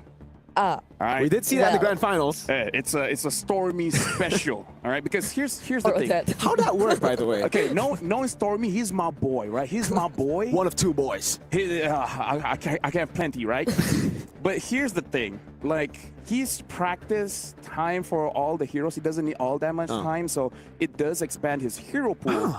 And it just asks like, hey, what you want? Now, SRG OG, let's talk about this, because I feel like the bans does show the draft. Betting out the Foveas, meaning you want a lot of dashes. Betting out the 1-1, maybe you just have a very heavy front line, you don't want to get punished. But betting out the Arlet, because we thought that was the setup. And I'm looking at VP. I kind of feel like VP is just meta banning, betting out. I kind of feel like Fanny doesn't have to be banned, but that's either here or there. And betting out the Uranus. What is the setup? What is going to be the first pick? Is it going to be the Farsight? Is it going to be the Kimi? What's going on here? I mean, the Baxter's still there too, right? Oh, yeah. It's a good shout. I think right now for SRG, the plan is to take away as many early game Turtle 1 fighting heroes away from VP, knowing that VP are really good for fighting the first few neutral objectives. So take that away, SRG will have a smoother road to scaling to their own win conditions. A lot of picks are open here. Yeah, Baksha, Farsa. Kimi is also, I think, a pick that should be contested up against VP, who, again, from Pluto, we've only been seeing Kimi in the entirety of the wildcard. Yeah, even the Jushin, which was previously banned too, I think, might be considered later on for both of these teams. But they, never mind, immediately take it instead for first pick. Hey, SRG, OG, they're living in their own world, for better or for worse. So now they're picking up the Jushin, which if we're looking at the draft here, again, they're batting out heroes that can more or less counter the front line. So I'm thinking, I feel like everyone expected Skies to go back to previous MSC, the Lings, the Lancelots, maybe even the Alpha. But so now it's like, what? Is he going to be playing a tank? Is he going to be, Fredrin, Akai, that kind of thing? But I don't know about the Akai, especially because they themselves banned the art. I feel like that's the biggest question mark to think, like, what are they aiming for? Yeah, that would be the good combo. What wasn't like Sekai's at least just using the Fredrin in terms of utility heroes. Like recently, it was mostly just the Fredrins or the Suyos. I mean, like, it's good. It's good. Yeah. Like, I'm saying his Fredrin is good, but, people are like, oh, your hero's It's not got buff. Skies. Yeah. It's not Skies. Yeah. Okay, so it's got the Katja and Lancelot. I actually didn't expect that. I thought with the Jusin picked up, they would go for a Baksha, they would go for maybe like a Kimi here. But I guess they're thinking, all right, Jusin was already picked up. There's no real reason for us to pick up the Kimi early, knowing that the mid lane's already there. It actually sets up for double carries in the first phase. It's a CC and Joy pickup for SRG. Whoa. This is very interesting. I haven't seen SRG draft like this in this patch, but this looks like they're drafting the previous patch. Yeah.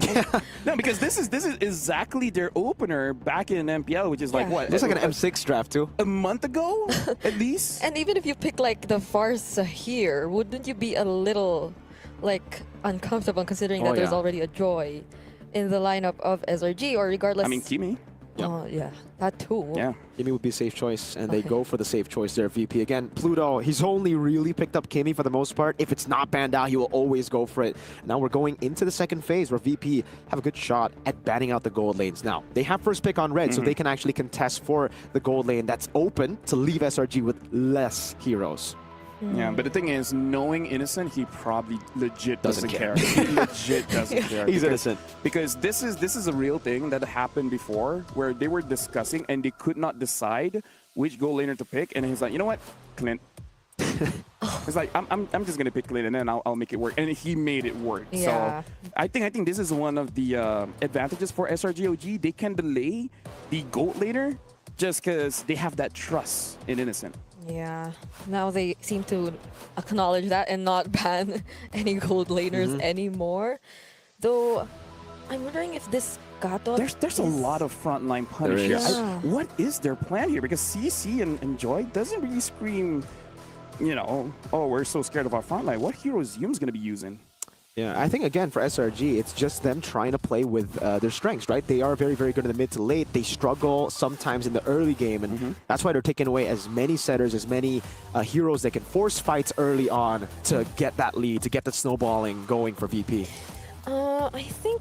I mean, the Kalea is still open, though VP seems to be...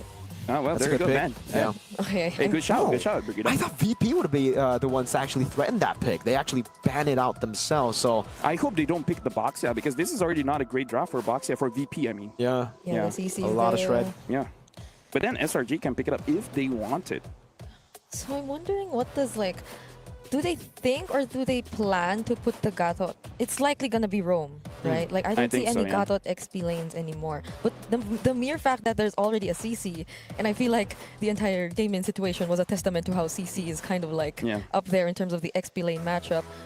So it's gonna be tricky already for VP to think of that. Yeah. So, like, how do they deal with the frontline pressure that SRG currently has? Who's gonna protect the Kimi aside from the Gatot Kacha? Well, usually when you're up against this kind of composition, you want a little bit more peel. You want CC. How you counter the CC? It's with CC, but not the hero. The crowd control. CC countered by crowd control. So VP, I think they could take a page out of CFU's book, pick up something like an Edith that will be pretty solid to just lock her down in lane and in the team fights, or go MWI and pick up Belleric. Hey, that was one of the counters to Joy in M6 Yeah. too, yes. SRG did a good job, by the way. The down ban, amazing. The Harrod ban, even better. Taking away an amazing pick that could have been a counter towards the Joy, but it's going to be the Moskov that gets chosen by VP, so a bit more side control. They're Or saving XP. don't let Innocent have that. Because that too is... I remember that. He made a small play where he got almost, I think, a comeback at. Yeah. so- That was like the play that actually got them to Axiata. So At least now they have ways to like really deal with the macro. Although SRG2, they already have the Joy, so like I mean in terms of side control, they pretty much have an answer to that. But the Moskov and the Lancelot, that's a lot of presence. Oh, okay. Oh. Now, here's the thing. Claude, question mark, yes. But also, I want to look at all these bans. Are all of these bans to protect this Hilda? Because I kind of feel like the only one that might get punished is Hilda / Claude a bit. This is very interesting coming in from SRGOG.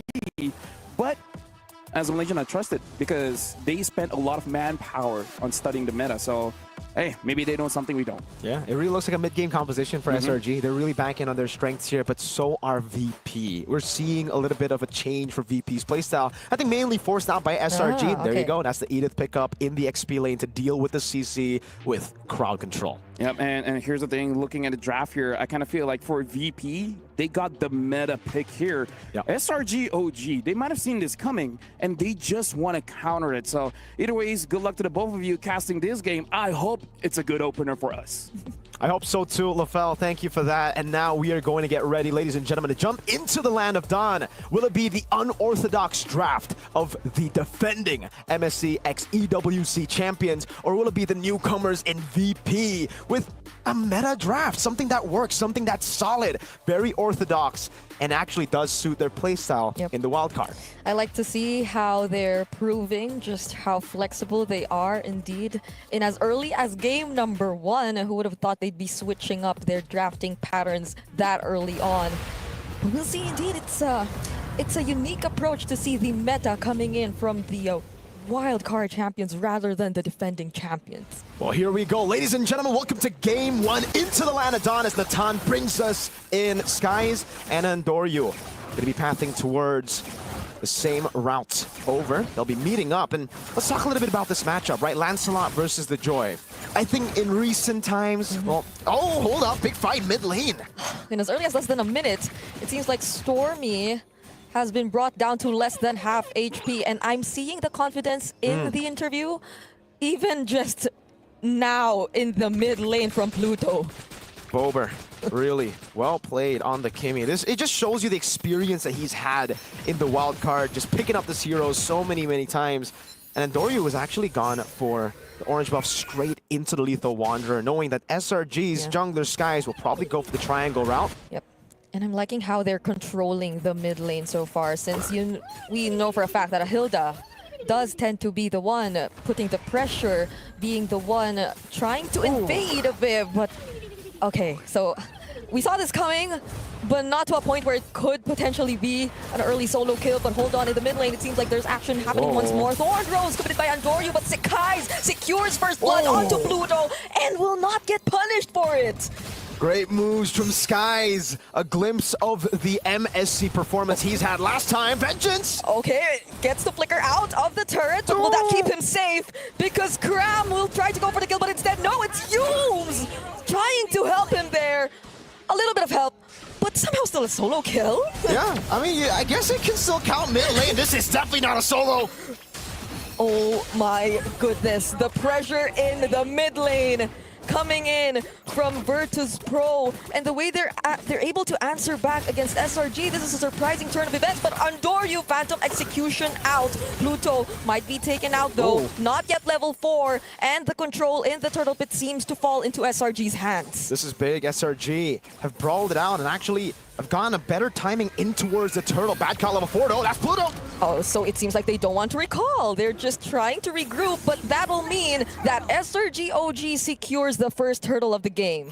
Now we get to see the setup that was done in the draft. You know, batting out a lot of the ready-to-fight heroes for Turtle 1 to take away that strength away from VP. Now we get to check onto the emblems here. Master Assassin for the Claude. It's the firmness for the Moskov. Super Agorka has taken much more of a passive route. Hell, I think the entire team has 3 tenacities from Virtus Pro. They're really respecting the firepower from SRG. So could they be really planning to focus on the macro for this game, not until they know that they've already hit their power spikes? But the way we're seeing it right now, at least in the trio mid, they're just really taking on the fights. They're somehow starting to brawl, but speaking of brawl, it seems like Stormy will start it instead. They will try to go for it, and they take down Pluto. Andoryu gets to escape, but now will he try to re-engage? Because the rest of his teammates, they seem to be in danger. That's 2 members down for Virtus Pro. Great fight from SRG, utilizing that Stormy utility here early on.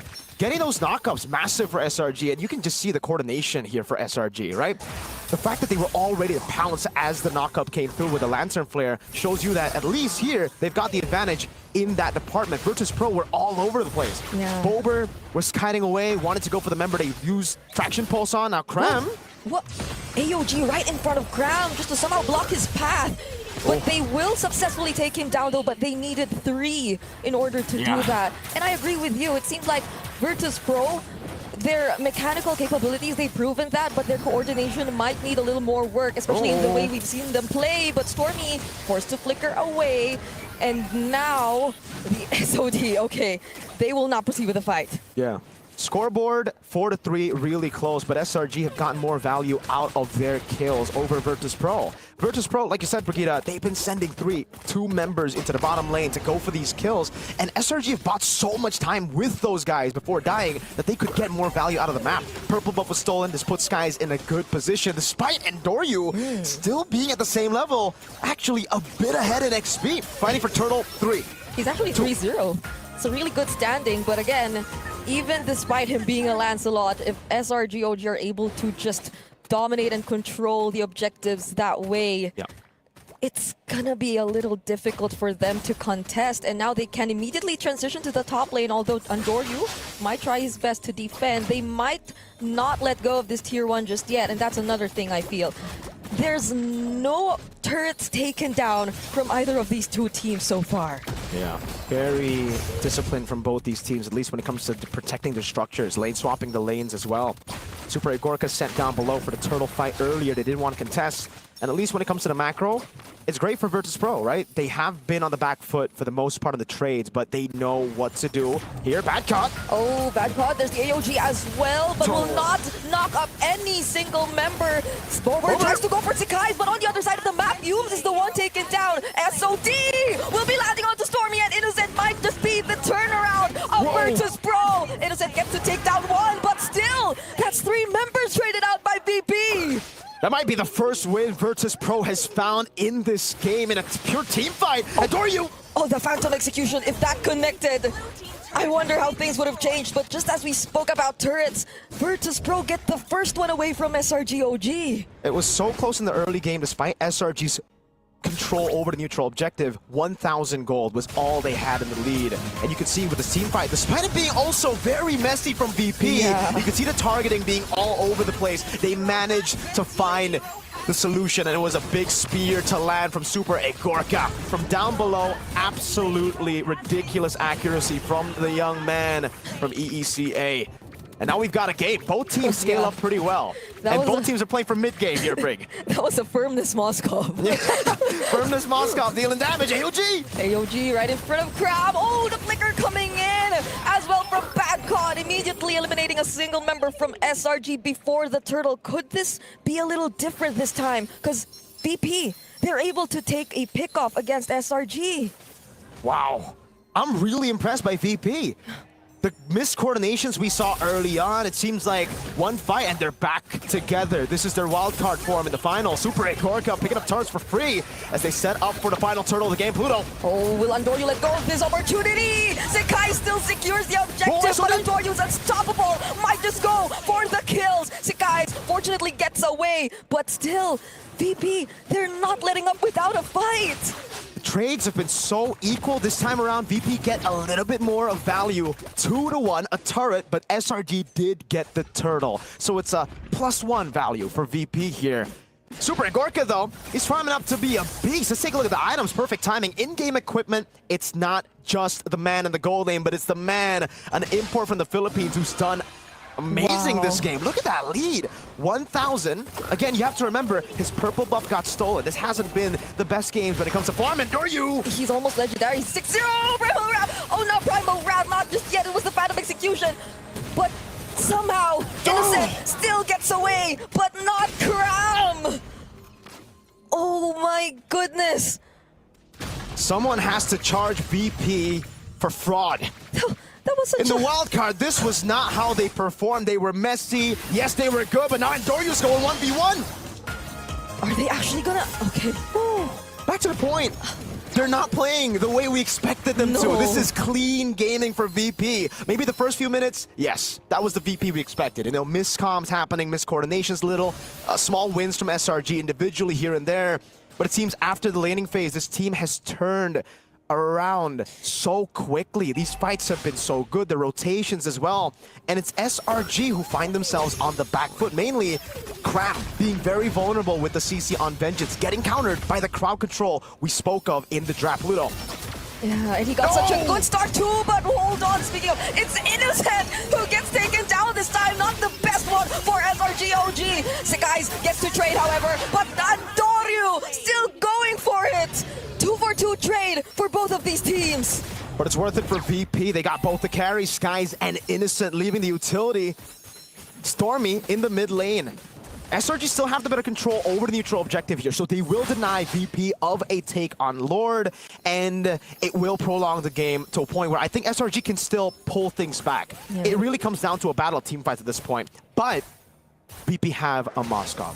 That's where the but comes in. Yeah. If Super Agorka plays this well, this could be a split push angle that forces SRG into a crucial forced error. Yeah, and if SRG OG in the fights actually get the shutdown onto Andoryu, I feel like that'll matter a lot, but will they actually get to do that? Innocent tried to, but he will not succeed. That's a kill from Super Agorka. AOG committed by Pluto, but he's all alone in the middle of ball. But Super Agorka, he makes it to the fight. Bomber has to position, however, because Crab, with a beautiful use of the Vengeance, gets a double kill. And Andoryu, he's legendary, but they lose 3 members. Bad God, is he still going for it? The one time you don't go for the CC on CC, you lose it out. Now Phantom Execution as Cram gets the kill back. Bad God taken down, and Andoryu looking for scraps, has to land the puncture, goes over the thorn rolls. Cram survives! Somehow he still survives, and Sekais might get the shutdown, but still doesn't! How is Andoryu still alive after all of this? How is SRG doing it as well? We've got so many questions that we need to answer, that these two teams need to answer. And Andoryu surviving, SRG winning despite not having Innocent in that fight. They want to fight again. Pluto knocked up. He's starting to hurt. Innocent is starting to hurt. Pluto won't be able to land the AOG, but Andoryu fights Sekais! But he might be taken out here by Innocent, and now it's Super Agorka doing work, trying to look for the trades now that their jungler is down, but it might just be the disengage, it's just the call, because Yums and Cram hunt him down! 3 deaths, but he's still clutched. That Innocent, man, is ridiculous. Bober with the flicker out. Yums looking for the chase now, trying to cut him down, but Bad Cop's all alone, and it's a dive into him. One last Earth Shatter as Innocent picks up a killing spree, and finally sets SRG's win condition in place. Those were like consecutive redemption moments for Cram, because the sudden jump on his KDA, just look at that. If he was struggling to position himself earlier, he got the shutdown on 2 crucial heroes of VP, and then after that just kept putting in the pressure, which led them to getting this objective even. Let's take a look at the fight again, a replay of it. Super Agorka zoned away. Now we see the brilliance of the Hilda pick. Maybe a lot of people, me included, don't like the Hilda pick, right? Because, especially in Rome, but he's done his job. Yoms was able to bait out so many of the resources from Super Agorka, tank so many shots from him that the rest of SRG can come down and beat him up. Cram, the most vulnerable member on the team to crowd control, is still the big prio. There's a fight going on in live cam view. AOG to defend. Let's take a look at it. Oh! Super Agorka finding Sekais. Will VP actually go for this fight knowing that their jungler is down, but they focus on taking down the Lord for now. That at least exposed all their inhibitor turrets, however, and somehow an advantage for SRG. What? Did Super Agorka get a solo kill? This guy's walk up too aggressively, because he did land the SOD, yes, but when he did, Skies was already super low. So there was probably a fight before that, but speaking of the fight, look at this curtain call! Latched onto Pluto and Super Agorka! Beautiful targets for Cram, but gets knocked up right there by the Earth Shatter. Bad God, though, doesn't have the Primal Wrath, so they won't be able to find a way to fight back, not unless Andoryu looks for the trades, but the Thorn Rose doesn't seem to land on the Stormy! A desperate play from Andoryu, and SRG will capitalize on this. The experience of the defending MSC champions coming in the mid-game. 13 minutes in, and they're going to be knocking at the base turret. First one going down, SOD landing for Super Gorka Skies. Could this actually be it? VP will try to defend, uses the AOG as well, but Super Gorka unfortunately gets taken down. There's the traction pulse from Bober, and they still have some minion waves coming in, but they have to wait for the next wave. 5 seconds on Andoryu. Wave is coming in, but it's a bit too slow. VP actually have a shot of defending. SRG need to get this wave into the base. Here we go. Did they actually go for the conceal? Bad cut doesn't land their shatter, and Bober is the first to fall. Andoryu 2 won't more, or he will make it out alive and successfully clears the wave still. Those guys just died. What? Where? Wait. Did he get shot by the turret? Did he walk up too far, or was the minions the one that dealt the final blow? There's a Lord. There's a Lord. This is a big mistake from SRG. Yes, they've gotten value. It's still value. Base turrets taken down mid and bot. But VP have more members for the Lord. 20 seconds for Skies. Cram is walking up still very aggressively. Okay. It's not a big mistake. The SRG have recovered very, very well, just poking and holding their ground up against a VP team that also was waiting for 2 members to get back up in Badcon and Bober. Okay, so at least it isn't necessarily an immediate transition into the Lord for VP, even though Sekai's was taken down earlier, and it seems like they'll need a bit more resources if they want to deal with Cram, unlike how it was for the first few minutes. Things have changed a bit, especially as Innocent has already taken his items. He's already full build on this Claude. But speaking of full build, oh no! Pluto doesn't go for the engage and instead gets taken down. So Pluto and Badcott, the true frontliners, they're nowhere to be seen for VP. There's no front line up against this SRG composition in the late game, man. Yum's walking up, canceling the recall, and it will be a 2v1. Super Agorka throws it out, almost catches Stormy. 2v1. Uses the Wind of Nature, but against 2, will he be still able to find a way out? Make it 3 indeed, and Sekai's doesn't care. Taking down one of the best ways to defend for VP. 30 seconds on the death timers. SRG are looking to go for just 1 wave in the mid lane. They think it's going to be enough. They've shoved up top. No, wait. Yeah, they're just going to go for the mid lane. Straight into it. Crown with the curtain call over to Badcott. Okay, the curtain call was already used, but it seems like they're not going to care. Andoryu doesn't land any of his skills, and instead, SRG OG gain access to the base. It's a killing spree for Sekai's, and after 16 minutes, they finally end the game. That game right there was a perfect way to describe the Selangor Red Giants OG Esports playstyle. They wait to mid. They might be a bit messy, but they make up for it with ridiculous team fighting and mechanics. Can I just say that was weird and familiar at the same time? They're very chaotic because this is the thing about Selangor Red Giants, right? Where, you know, they lose the early game. Yep. They get some items. Yep. Something happens and then profit. Yeah. Value. But if in some way, right, VP were able to capitalize a bit more on some of those mistakes, it could have been very dangerous for SRG. That's Malaysia team for you, man. I don't know what, like, we're the most entertaining for a reason, right? We gotta have that comeback story. Absolutely. There's always gonna be a comeback story, and this was the moment where they actually took control of the game, and a massive spear of destruction from Super Agorka. Ridiculous accuracy, like we mentioned. Bober getting a stack too. But yeah, VP, I think they went back to, again, this is the problem with the experience gap, right? Yeah. Inexperience really costed them. They didn't know what to do after getting the lead. It was very messy, and I think more so SRG knew what to do better. Yeah, we were pointing out the entire, oh, no one's able to convert just yet, even though the lead's already clearly in VP's hands. And the moment it was SRG who was able to do that first, it just felt like VP started getting lost. I kind of feel like we got to break down the draft as well as the itemization a little bit later, because I kind of feel like for SRG OG going up against VP is more about them understanding what is going to be the target. And they're definitely targeting the front lines here, both Badcott as well as Pluto, because again, even in the bans, a lot of those frontliners are taken out.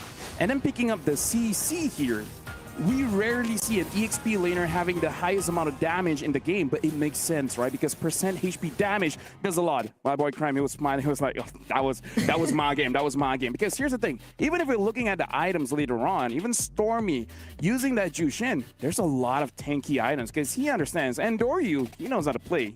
So he just got to stay alive and actually lift some people up. Oh, I actually liked the way Stormy was able to be very precise on using the Crimson Beacon and all that. It's either just to really position herself outside of the Thorned Rose or even away from the Phantom Execution, or if not, if she knows that he knows, MWI, if he knows that you're somehow able to go for the punish and VP have overextended, then it's a very on-point decision that we've seen from Stormy a lot of times in this game. It's just very decisive, right? Again, it comes down to the experience. I think Stormy, MSC champ, all right? Experience there already. He's always been very decisive, even in the M6 World Championship when a lot of people thought he was declining in form. The one thing that stayed true was his decisiveness. He would be the one to go with Lo Yi and just teleport forward, and he would just stick to his plan. Yeah, I gotta say, it's just mostly about the setup because it makes it look like for SRG OG, they completely understand who's the setup and who's going to be the payoff because Sakai's did a lot early to mid, right? But then later on, when Cram started to be able to tank some of those damages, then he starts actually shredding everyone else. And then Sakai's like, okay, now my job is actually just to make sure that the objectives are taken. And then if needed, I'm going to be taking out that backline. That was a very good opening game, like question marks all around because that was very chaotic. But now we're actually going to be checking out a video about the defending champions, SRG. When you rise, everyone wants your throne.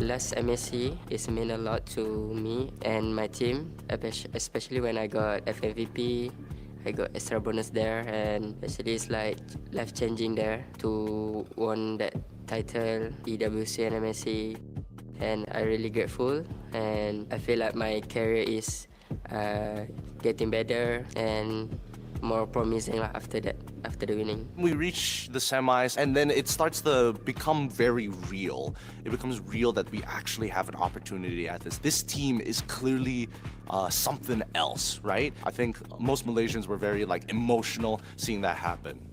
Now that all eyes are on us, the pressure's on, I really prefer to be dark horse or underdog. When you feel that you are champion, you are the boss, I will easily flop because of, get swept away of that title. You feel like arrogant of kind of thing. You feel like you will never lose. So I really prefer to be underdog and like a newbie, yeah. The crown is no burden. It is a reminder of who we are.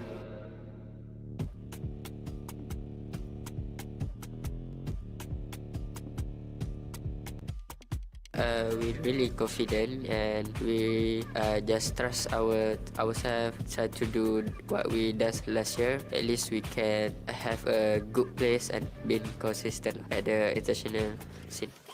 The road's never easy. We have done it before, we'll do it again. First of all, Gideon, I wasn't emotional. I was actually very stoic when they wanted. Nonchalant, yeah. Like, it's okay. Yeah, I don't remember seeing you crying or celebrating or being happy at all. It's like, but we got to talk about that video a bit. Even Sakai was saying, like, I would prefer being the dark horse or the newbie because apparently the pressure is very heavy. Yeah. I mean, certainly, right? After going and winning MSC, just later on going to SPS over as well in the M6 World Championship, on that golden road, it definitely put a lot of pressure, a lot of burden on their shoulders. Yeah, but he did say the crown isn't, or maybe shouldn't be a burden. So it's sort just of wear a hat. Yeah, just wear a hat. Maybe just wear a hat. Maybe it should just be an MSC hat. Like maybe you don't need crowns are overrated. Crown. We're in 2025. Yeah. What? Virtual hat. Virtuous Pro hat? We gotta talk about Virtuous Pro because hey, that was a good Impressive. game. Yeah. That was impressive, right? And Doryu, I actually thought he would actually go deathless.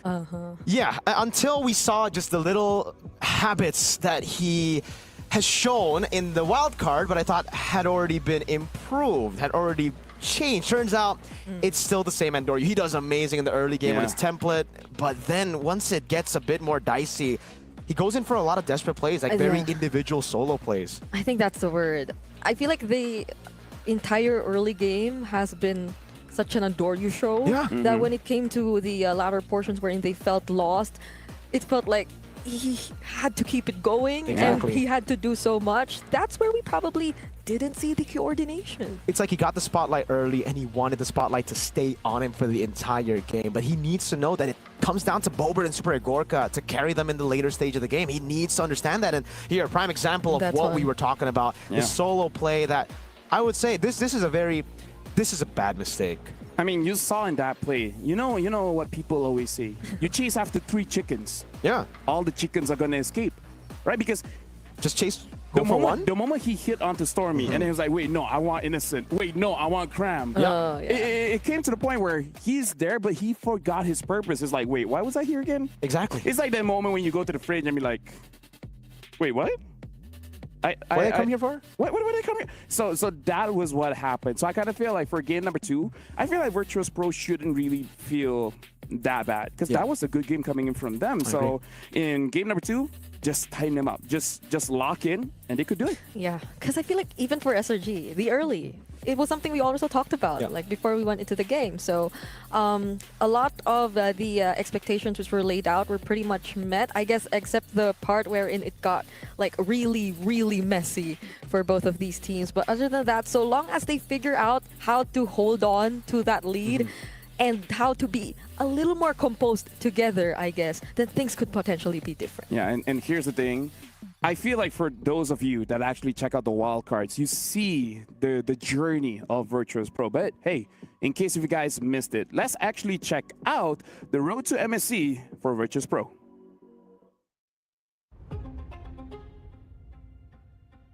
I'm usually very calm during the games in terms of like being nervous.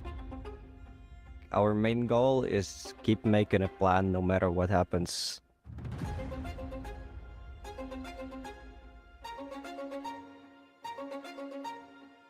I think this achievement means a lot since it's our first international experience and yet we already got a win. So I think it also gives a good motivation for the next big tournaments, and now we have a feeling that we belong to the main stage. Since we're coming from the wildcard, we can be both disciplined and unpredictable depending on the matchup. I'm the one who joined this team closer to the end of the regular stage on the MCC tournament. So we only had 3 weeks to play together, and yet we made it to the wildcard. I think if we can make it out from the groups, we'll have a big confidence since we have to beat one of the ex-world champions to make it. So I think if we can make it out, we will gain our confidence and we can go higher than top 8, but all or nothing. Want to get out of groups, and we even heard earlier where they're like, one of the things that we do is that when a plan doesn't go well, we just think of another one. So now we have to see for this game, because I feel like even for all of us in terms of the draft, there's really not that big of a problem. It's mostly just execution. Yep. There were, like I said a lot of heroes which I thought would come in later, but eventually came in a bit earlier, but still worked. The Jushin being one of them, but yeah, I think the draft went beyond expectations. I'd say like that's the way I could describe it, to be beyond expectations for me. So Fly Solo doing a great job. Real Solo. Real Solo now. Real He's Solo. not Fly, he's real. He's real. He's Real Solo. I wonder if he plans to change that again. But yeah, Real Solo doing a great job now. So is Arcadia, because I feel like the rhythm they're picking up now, it's something that kind of catches you off guard. So Marco, I gotta ask you, because SRG OG, technically this is how they play, right? So real fans know like, oh yeah, this is just part of the course. But personally for you, do you feel like this is an okay way of playing? Because these are previous champions. They should not make games look close.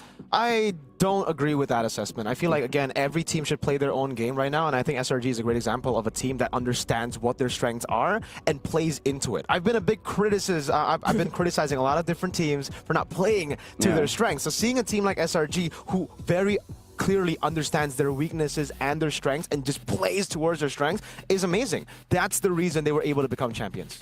And now we got to talk again about Virtus Pro, because in terms of playing for their strengths, it really does look like Andorio is amazing. Their goal laner is amazing as well. I kind of feel like the moment the Lord shows up, right? The moment the Lord shows up, there's where a lot of chaos happens. Because I feel one of the big reasons is, I would say, the quickness of SRG OG, finding out where they are. Decisive. And then immediately, thank you very much, decisive about what to do. Because the moment Innocent got taken down by Andorio, they're like, wait, 2 people at bot? 2 main damage dealers at bot? Hey, start up the Lord. And I feel like that's the biggest difference here. No hesitation coming in from SRG OG. Maybe I think even when it comes to how we see the matchups, the laning matchups fare, like it feels as if Innocent is more willing to do everything all at once. Yeah. Like laning. Even dying for objectives. Even dying. But Super Agorka, I think even the emblem says it. Safe. He's just playing it safe. Yeah. And safe doesn't get you wins against champions. You have to take those risks. You need to be ballsy. You know, you can say you gotta have that cojones, you know, Lafel. But this could also just be a case of early game MSC or early stage MSC, because a lot of times teams would just be baited into constant fights early on in the tournament. That's what we've been seeing. It's so quick. VP got such a big lead, well, not big lead, such a lead in the early on because of the quickness and snappiness of the games and so many brawls happening, that they just continued to do that as we got into the later stage, when I think they should have slowed things down, especially with the Moskov with so much more side control. Yeah, I kind of feel like as well, joining the fight, which is an amazing tagline, by the way, it was good. But there are moments where I'm like, you know what, maybe he just should have just stayed in the side lane. And, you know. Anyways, now we're back in the draft here. VP first pick, SRG OG second pick here. Some changes here. VP betting out the Farsa as well as the 1-1, and SRG OG this time betting out the Boxia. So maybe try to bait out an early Kimmy pick as well. Because, hey, if you're not going to take it, I'm going to take it. Yeah. I'm wondering if VP, though, would still try to stick with playing for the early game like the way they did earlier.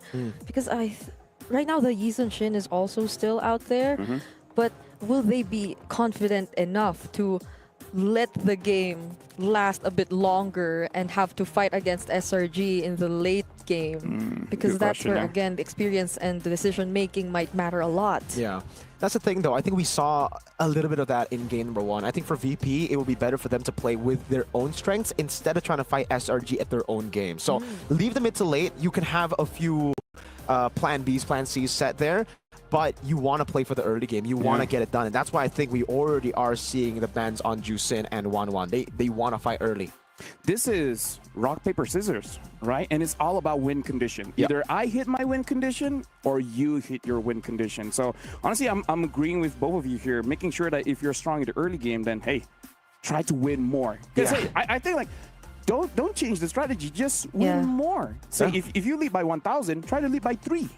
As the people in the comment section would just say, why are these teams struggling? Just win, Lamau. Yeah, just win, Lamau. Just break the crystal. That's such an accurate way to put it. But okay, it's been a while. Farsa Zechan not available again. So we'll be seeing different mid laners. I mean, today we saw Lu Yi. I mean, they're still like trying to push for this Kimmy. It's like, hey, do you want a Kimmy or do you want a Yi Sun Shin? Either or, we're going to have a good trade here. And they take away the combo that VP have been using in the wildcard with the Zetian. They're actually the ones that really enjoy going for Yi Sun Shin and Zetian. Yeah. Even though, Zetian hasn't really been having the best of days. This has been a pretty horrible day for Zetian. Just day 1. It's just day 1. Legit, just 2 matches going into 3rd. Oh, that's why the Kimmy. Oh, Uranus got left open. Dude, I love Uranus. Yeah. When it's open, you just pick it. Exactly. Straight into Uranus. Uranus. I'm not so sure if Sakai doesn't seem like that kind of hero for him to put into the jungle. So this is probably Cram. Speaking of which, Cram, he has a different level of what you call it? Uranus? No. Not that one. Screening? Different level of confidence. Yeah, speaking of, will they go for CC again here? actually VP? hate the CC Uranus matchup. It's like you're nothing against the Uranus. Yeah, you get a few stacks in, and then once he comes back to lane, he's full HP, ready to go. To go Kalea. They want to get some. I think you need burst, and that's a struggle now because what's a mid laner with burst that's open? You know what? Hey, Lunox can work. Yeah, of course. I think just not in the gold lane. I'm sorry, but I was very angry earlier. I will say it now as well. I don't like it. All right, but now SRGOG, they're picking up the Moss call. Again. So it's kind of like no. Yeah, not again, again, but in different hands. Yeah, different hands, of course. So now, SRGOG, they got two of the main damage dealers that VP had in the previous game. Now, I'm really looking forward to what SRGOG is doing because Yums, as a roamer, back in MSC last year, he was the game changer, right? He was the game changer. He set things up, but now he seems more like a zoner, you know, something like the Hilda and etc. So I just wonder, what's going to be the plan here? Are they going to push people away or are they going to set things up? But actually, you know what? Stormy is pretty good. He can set it up for a team. That's pretty good. Almost like he won last year. He's just like a prodigy or something. I mean, pro Diggy. I think he plays Diggy a whole lot. The CC gets back, which is interesting in my opinion. We just spoke of this. Yeah. Usually the matchup against Uranus is it's kind of like a non-lane. Uranus just ends up out-sustaining your damage even with the curtain call. But this leads me to believe that SRG are going for even more tanky picks, right? So I believe maybe utility jungle, maybe a possible Gatot Kacha could come through as well. Yes, you don't want to see it on Skies, but sometimes you got to do the dirty work to win games, man. It is what is it. So you're saying there's a chance this actually is that much of a flex pick still. Yes. What, Uranus in the jungle? Yeah. Uranus in the jungle, Uranus in the XP. I kind of feel like Uranus can go anywhere. You know Rekt? Rekt? M1 world champion? Oh, he played Uranus Revitalize in Rome. Hey. He lost, but he played it. Yeah. I like that mindset. Yeah. He It lost, is what is it? But he made it work. Now, the final ban here, they're betting out the Gatot Kacha as well as the Matilda. Wait. Okay, we're waiting. No. Okay. No, Go on. you asked us to wait. No, I mean the Badang is still there. That's true. That's true. You're not wrong. What else is there? The Badang is still there. Although, we don't know the mid laners. For VP, yeah. For VP, yeah. It is quite tough right now because, they do go for the nice call. There you go. That's the Badang pick up for SRG. VP need the front line now. They already have two marksmen. They can't go triple marksman now. The Kimmy is already on the other side, so mid lane's gonna have to be. It's very awkward because usually the go-to is kind of like a Valentina, but at this point there's not a lot of ults. Yeah. Yeah. And, Selena, no. Oh wait, Eve? I think there's too much mobility. It depends on how VP decide to play this because they're already kind of like they're very front to back. Because I feel like at least don't lose the lane against Kimi, you know? But the VP does like to go for unique mid duos. There you go. That's the Lunox. Hey, it's not gold lane. Okay. I mean, like, called it, right? Called it. Esmeralda too. So this is the matchup in the XP. It's a battle of no you sustain. And it's like no you, and then we just keep on going for 50 minutes. It really does feel like two X's going for lunch. It kind of feels forever. Yeah, it's just awkward. You're there for a bit too long. Like you pay, I pay. Who's paying? Do we run someone away? just leaves. But at if we the actually bill break and goes. records though, and go for just a very long game, no. We could. Not. Hey, I mean, why you not? are like you and Chantel have this thing where games just go on for Hayabusa. All right, so it's not. Oh. Okay, there you go. Hayabusa. Very interesting Yeah, here. the Lunox is actually not bad against that. No. Pretty good. Pretty good. And Uranus is the only tank that can get shredded. Yeah, and I think I saw a matchup. The Uranus will really not like this Lunox. Oh, yeah. Speaking of Chaos which, and Uranus? Hey, chaos is the game. So now, good luck to the both of you. If it does stretch out to be a very, very long game, You're gonna help us. I don't mind. I'm gonna say it. I don't mind making a trio cast.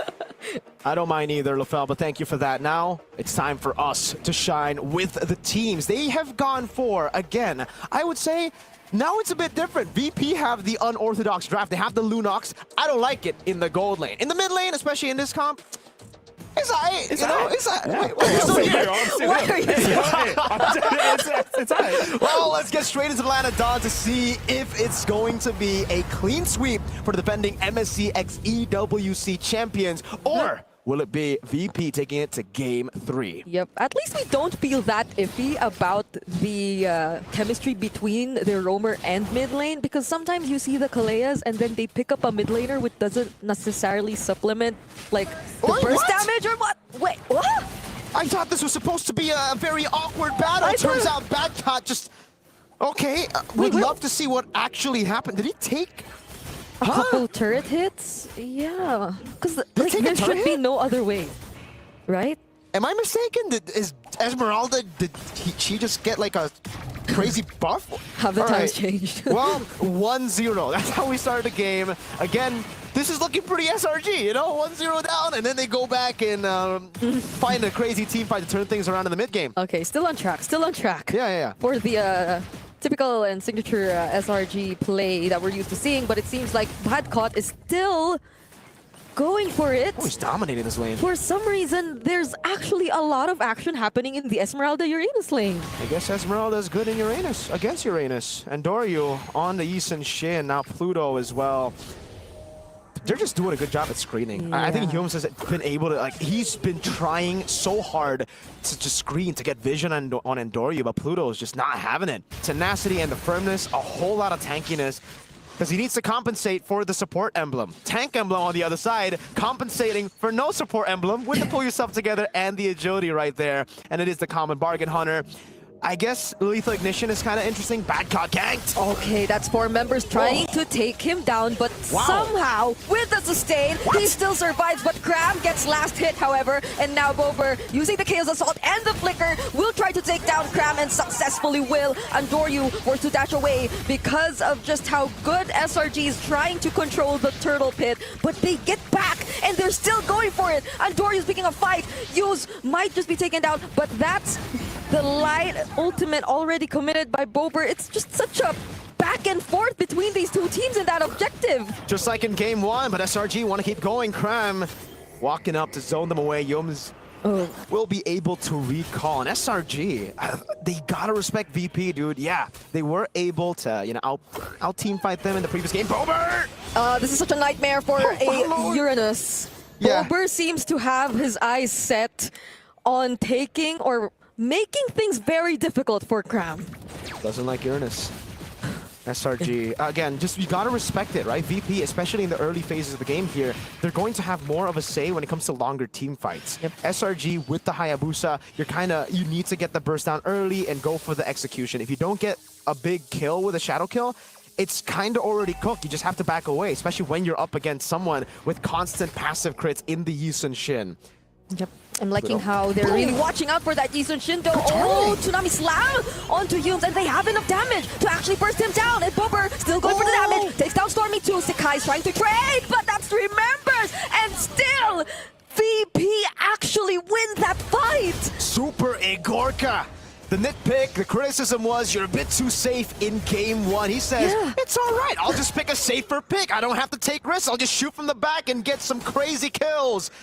SRG on the back foot, but this time not in their comfort zone. This is a 2,000 gold lead for VP. And you can see again, it's not just about the initial fight for SRG. Even in the initial fight, as long as Pluto gets the pick, it's crazy. He's answered the question that Yums proposed to him.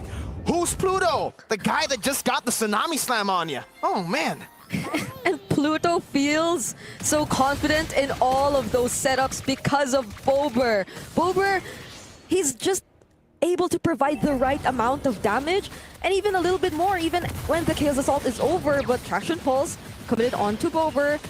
Almost half HP on Doryu though. Will he freely secure this turtle even with the presence of SRG? He does! Sakai's actually uses the Retribution there, but he doesn't get it. And Doryu's just farming aura at that point. Skies with the red tree, Skies with the move, Cram trying to open up, and Doryu just says, eat this arrow, turtle, and takes it. Virtus Pro holding the lead again. Yums, Tsunami Slam. There you go again. Yums is always the target. But will Sakai's actually try to take them on this time? Splits the damage for 2, but is enough to take out Pluto. So it's a 1-for-1, it's just the roamers which were taken down. But Super Igorka got a whole lot of space in the bottom lane. Now it's a turret for free to VP. as Cram tries to cut in these lanes to relieve pressure off the rest of the map, but VP are just constantly rotating. This definitely does seem like the early game we've been seeing a whole lot from VP in the wild card, and Cram's trying to cut, but VP are the ones cutting SRG's Cram's movement, and Doryu, Mountain Shocker. He had to pass under that turret, and that might have been bad for him. Once again in the mid lane as well, there's action as they take Stormy out. Stormy and Cram. This is already a 4K gold lead for VP. Stormy had Purify, falling star moves. Guys can't even walk in his own jungle. Doryu! Okay, that was close, that was close. Oh, see, guys, goes back! A risky move that does not pay off. It was already a 4,000 gold lead now. And Doryu's gonna have a whole lot more to say. 2 levels ahead. That's another Tsunami Slam. Uses the flicker, but it was well worth it.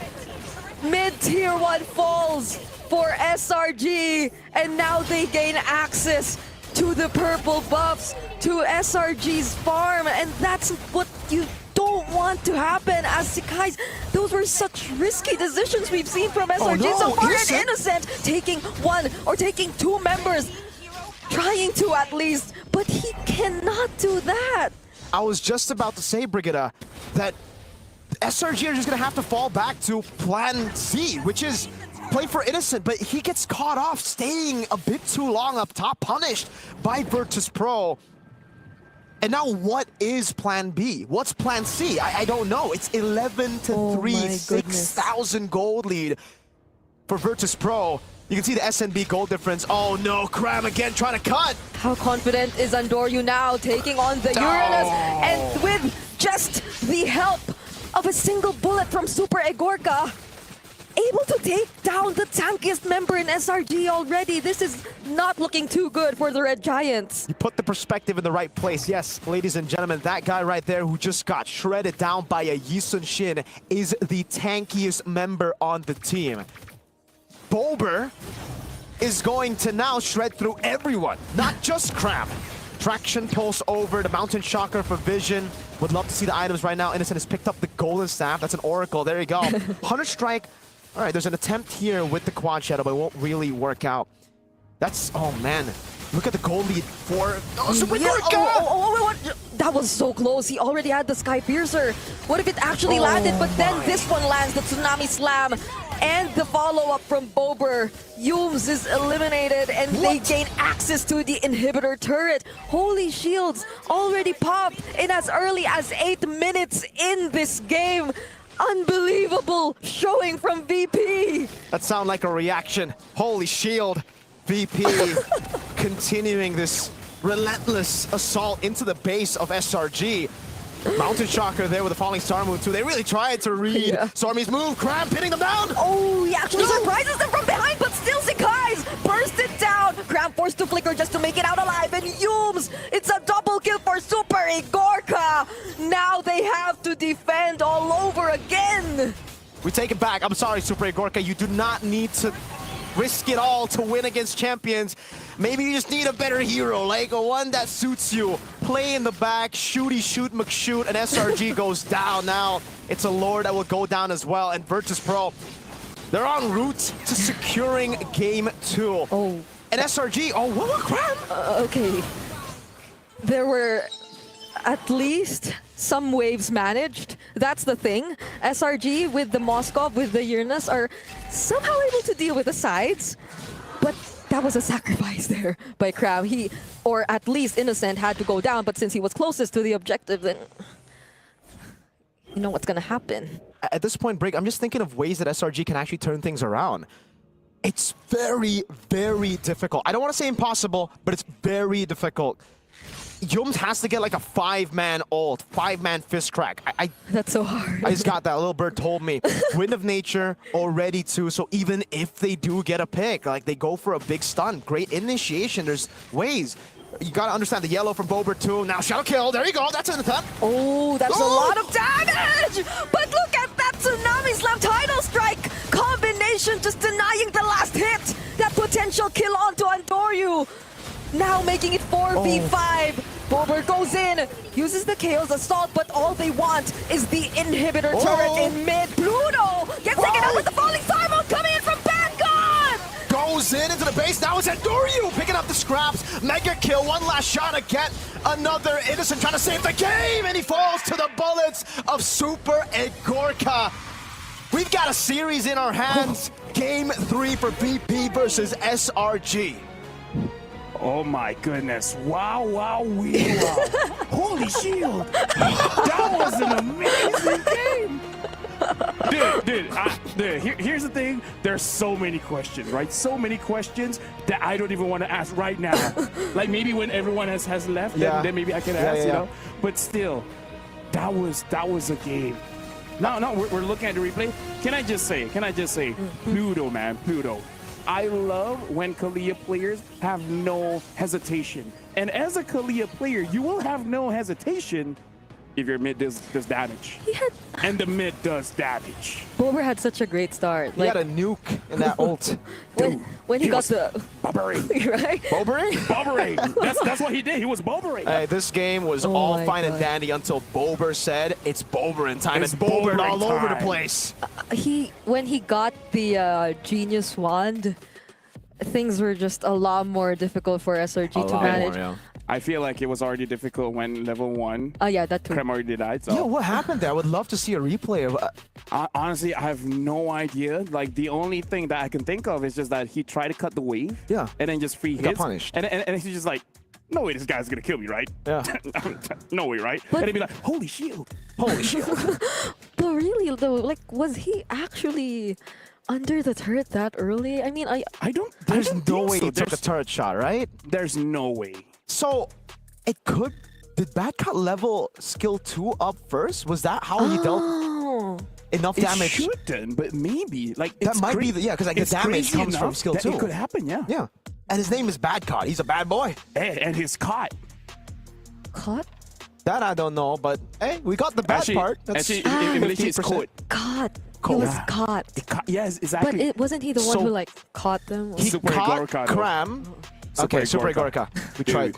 Like Super Gorka, like you said, shooty McShoot, man. Yep. Just stay in the back, and then deal some free damage. And then get those kills. 904. Yeah, he's got.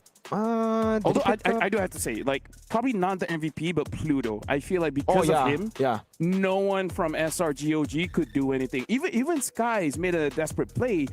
Maybe just one more shuriken, maybe just one more basic attack that he can get something. And then Pluto is just like, let me shoot you to Mars and then back on Earth. I mean, Pluto. Yeah. Mars, Pluto. I gotta say, yeah, I agree with you. I think Pluto is definitely the MVP here coming into this matchup. Just knowing, dude, the targeting was so good. Every single time as well, just playing around Bober. Or was it Bober who just played around Pluto? Anyways, coordination was there. Synchronization was on par to beat SRG in game number 2 here. Yeah, and things were so much easier when there was no one in SRG who could actually deal with Bad Caught, because looking at it now, they at least just have the glowing wand to deal with the sustain that's no defense coming. I mean, even for Pluto, right? There's some defense that you have. There's sustain you have to deal with, and I mean, this is a fleeting time pickup also from Pluto. So now I understand why there were endless tsunami slams going on. Talk about the Oracle. Yeah, though. I was about to bring it up. Like, why Oracle? Yeah, because you increase your shield, but Esmeralda kind of likes exactly. that. Yeah. No, honestly, there is a lot, but I like that my simple analysis was correct. Okay. Which is just do what you did, just win more, right? Just break the crystal amount. Instead of winning by 1,000, try 3. Then and 9. Then 4. Oh, they did that, yeah. Right. So, hey, sometimes the simplest things is the most correct one. Right now, we're looking at the star players here. Super Goka, Rich Guy to carry. Bad Caught. Wow. The EXP laner. Wow, that's impressive. Damage dealt per minute. Per minute. On the Esmeralda. Dude. Yeah, again, he was just going through all these shields, right? You said the Badang got a bit more shielding with Oracle. Lunchtime by Bad Cop. Pluto as well, best wingman. I had a point to bring up earlier. Oh yeah, so just look at the tanks. Enchanted Talisman first item, he had to go for that. Yeah. And Dreadnought Armor, right? So again, it just gave Bober so much free room and gave Pluto so much free room to target whoever. Usually you don't want to target the Badang, you don't want to target the Uranus, but at this game, anyone's fine. Legit, it'll be Lunox going, hey, go for it. Pluto's like, which one? Yes. Yeah. Any. No, I kind of feel like this draft is Virtuous Pro. this is them, which is, do you want to fight? Yes. When? Yes. Who? Just yes. Just a whole lot of yes. Right? Just at any point of the game, if they want to start a fight, they can. And the best thing about them that not all of the teams do is that they can finish that fight. Yeah. Because some teams, they started, but they can't finish it. And their PO, look at this. So beautiful. Maybe they shouldn't pretty be PO. fearing the team fights too much. Because based on what or how they played this, so long as they're the ones able to start things off, then it seems like they can actually focus on the team fighting up against SRG, especially if they always find them in this kind of position. Because admittedly, we did feel that in game number 1, VP did feel a little too cautious about what they were trying to do. But when it's like this, it's an entirely different version. And Yeah. even SRG couldn't handle it. I mean, something I tell my dad all the time, throw caution in the air. He doesn't understand why I say that, but I just like saying that. Okay. And we heard the war cry coming in from the players here. VP is feeling good. SRG, OG feeling you know? And here's the thing. Between both teams, I would say Virtus Pro has less pressure here because now they have the momentum. Exactly. And if they win, that's huge. They're a wildcard team from a non-MPL region up against the defending MSC champions who have dominated Malaysia for 3 seasons back to back to back. So you could definitely tell who the pressure is on right now. Yeah, I mean, Pluto did say it, that if they ever get through the group stage, that'll mean so much for them, because that means they'd have to at least deal with some of the biggest threats. And if they do that in as early as their first match, then that's a massive statement which will put SRG in danger of defending their crown because they only have a single life remaining moving forward. I don't like day 1. We already have to shift our tier rankings. Happens a lot, apparently. Day 1 is just like, oh, wait. Give me a sec. Give me a sec. You go here, you go down here, you know, just gonna give you new coordinates for you to go to. But now, this is match point. VP wins this one. It's gonna be the biggest upset for today. I gotta say, Onyx just now, even we were nervous after game number 1, but I feel like this is nervouser. Nervouser, especially for you, you know, as... No, I'm nonchalant. No, okay. I'm nonchalant. So he's nonchalant. I'll just pretend I didn't see him reacting. Oh, yeah. The entire game. Dude, the entire game, I was like... Oh. Oh. That was me, the entire game. That's accurate, you know? Yeah, but anyways, now, what do SRG do, right? Because we already brought this topic up. Play better. There you go. See, sometimes the simplest thing, just play better. Just play better. Maybe don't die level 1. Okay. Crazy. You want to shout it out to Cram? Hey. I don't know if you can. They're just behind us, so, you know. Like, technically we can. But don't. Because, like, the exact same problems we said for VP showed up in SRG for this game. Like, they felt less coordinated. They had questionable timings when it comes to their entries. So maybe it's really just the simple things that they need to consider now, you know? Like, I think for me, it comes down to the draft again, right? It comes down to, like, what were they planning for? They banned out the CC, which leads me to believe at least that they were going for utility jungle, that they were going for a bit more tankiness in the team. They picked up the Badang, so I was like, all right, they're going for a Fredrin here maybe, and then they end up going Hayabusa, which means, so the setup earlier and the first 3 picks just doesn't really connect with the last 2 in the end. Yeah, it doesn't match.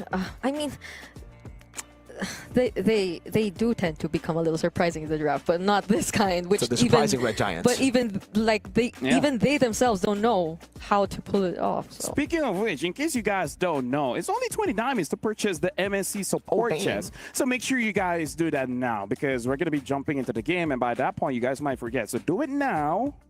Now. Come back in 30 seconds when we're up and rolling. So now we'll wait. It's okay. But we won't wait that long. Right. So now we got to talk about this, right? I mean, like, yes, play better because in my eyes, the only way that you lose that 1v1 is if you disrespect them, right? Yeah. Because I don't think he would do that in, say, against MPL regions where he's like, okay, I'm definitely going to be punished, so I'm just going to be playing it a little bit safer. The moment I see this is a bad trade, I'm not going to go in because the thing about people actually going is that they want to get level 2 very fast because most of the EXP laners, they need level 2 for a dash. Yeah. So I kind of feel like that's the thing where the Esmeralda understood that he had no way to leave. He can just, and then that's it, right? So kill him, or he can just do that and can't be like that, you know? So I get it. Take him down level 1 because at level 2, you're toast or you're Esmeralda. See, how do you do that? Just with the delay in the jungle, it actually creates a safety net for a lot of the laners in the mid lane and the gold lane and the XP lane. It's tougher to gank early on. You don't want to go level 2 right off a purple buff or right after first buff into a gank, because that would cost you a lot, especially up against very fast clearing jungles on the other side. Yeah, I'm trying to recall what battle spell did Cram have? Purify, right? Flicker. Oh, it's Flicker. Flicker. Cram, Flicker, But yeah. he still... Yeah, Stormy that's, Purify. That's true. He had Flicker. That's a good take. That's a movement. Hey, no, just kidding. They're focusing. Maybe we'll ask Eterna to ask him. Oh, yeah. Maybe. But Yeah. does Eterna do the winner? So he has to win. He has to win. He has to win I to get mean, interviewed. he will win. I don't think you want to say that, bro. Oh, Like, that's right. dude, That's right. That's right. You know we that's have right. That's right. That's right. You want to reiterate? Okay, let me reiterate. I love cookies. There you go. I love There you cookies go. too. I I love think cookies. I love cookies. we all love cookies. Do you love cookies? Yeah, she doesn't. I do. You do? But I was... Hey, bring him in. Bring him in here. Man, I will. That's for over. So that's that how it handshake. feels like to not get high-fived. Oh. Why do you say that like you've never? Oh, maybe she's different. Everyone wants to high five. Everybody her. wants to But high five when her. it comes to us, Yeah. Sometimes we just say things they too just crazy. Like they high five us, but we didn't receive it with our hand. Get it? It's the face. The face. They high five the face. Okay. Oh, speaking of... No. High five to the face. But now, SRGOG first pick, VP second pick, betting out the 1-1 again. And this time, VP is like, yo, my Yisun Shin was snasty. So don't give it to them. Yeah, so this is back to game number 1. And again, if you want to recall game number 1, SRG were the ones to actually win it out in the draft, win it out in the game as well. VP were struggling with that draft. I'm not trying to say that the draft was bad for VP. It was just, it's not their style, clearly, after seeing game number 2. Yeah. I kind of feel like they just have to be careful of really that Kalia Lunas combo, right? Like the insta kill. Even maybe consider picking up the Kalia earlier. I was waiting to see Yums actually pick up that kind of roamer. Yeah. Because in game number 1, he was Gatot. In game number 2, it was Badang, but not the kind of... game 1 was Hilda. Yeah, it was Hilda. Game number 2, it was the Badang. But it didn't feel like the Badang who wanted to go for setups first. It was the reactive, or he was forced to be the reactive kind of Badang. So hopefully they actually go for that, since I believe even in game number 1, there have been a couple of Cho bans here and there, respecting the pick-off capabilities of SRG. Arlen, Phovis, and 1-1. They're sticking to the script again. I mean, game number 1, this is exactly what they went for, but VP, I believe, have gone for a few changes. Not the Eastern Shin ban, but the Uranus. So they're taking that away. Maybe they're like, there's no way we can do that again, right? Yeah. There's no way we get solo kill level 1. The Juice In will be another change here for VP. The first pick of game number 1 for SRG, and now it will force SRG to change. I don't mind Kalia first pick here, because Farsa's problem, yes. Yeah. Kimi is a problem, yes. Okay, if it's not Kalia, I would actually prefer more damage. I would actually prefer the Farsa here. Legit, I prefer the Farsa. Like for SRG OG style, you know? First 2 matches, we saw Baksha, I think, 100% contention rate just in bans. Match number 3, we are seeing no Bakshas. So far, it's been ignored completely in the drafting phase. It was banned last game, I think. Yeah, it was SRG OG banned it. Game 1 and game 3, then. It's been ignored. Kalea first pick comes in for SRG, adapting to VP's Kalea pick in game 2. And VP should consider just taking the box if you don't want to deal with it, because Crime has used the box and the EXP, and it looks pretty good. Yeah. Honestly, anything they pair, considering that they already have the Kalea, seems okay. I would consider taking away that Farsa, because Kalia Farsa is pretty good too. Yeah. We got news, by the way, that Bad Count's first blood in game 2 was 36 seconds. That makes it the fastest first blood in the group stage. Okay. Might be ever. Might be ever. Might be ever. 36 seconds. Oh, so are That's they... a Zetian and a Gatot gotcha this early. We've just had, a couple of doubters, including me myself, about the Zetian and it just not picking up wins on day 1 so far in the first 3 matches. But this is bobber. This is bobber. He's going to be bobbering. Yeah. All over. Bobbering the entire map. Literally with the ult.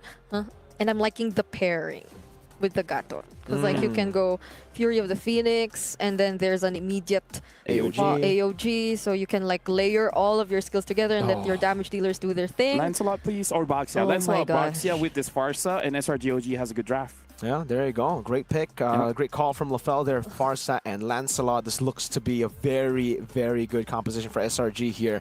Going back to the classics, to the meta, right? Not really going for the unorthodox picks that they went for in game one, as VP now are in a tough spot. Do they want to go Granger? It has been great for Super Egorka. They can still play pure front to back. Or do they go jungler? If only this wasn't the Lancelot, the Kimmy would have sounded great because they have so many combinations. But then even the Farsa will make things so much difficult for that. So Hey, sometimes you got to be brave. Be like Farsa, Marsha. If I want Granger, I pick up Granger, right? If they ban out the Irithel, then we might be seeing a Granger later on. Just a heads up, maybe a good idea as well is respect the CC. Like, it may not be picked up, but just in case, you know? I mean, now they haven't revealed, or could they actually consider it for themselves though? Like, okay. Does Badcott want to go for that, or for a XP laner that can actually die? We haven't seen the likes of a Lapu yet so far. Yeah, it's banned That's out. why it's banned, yeah. For VP. They banned it themselves. Okay. But yeah, I kind of feel like I still prefer the Gata being in Rome. And I feel like Badcott just wants a winning matchup against Cram. Might be the other reason why Cram's hero hasn't been picked up just yet. Yeah. SRG, they know even from game number one, right? When Cram is in a winning matchup, it's pretty good. You know, the guy gets going. It's kind of okay. And VP, they definitely want to shut that down. But what is next on the chopping block?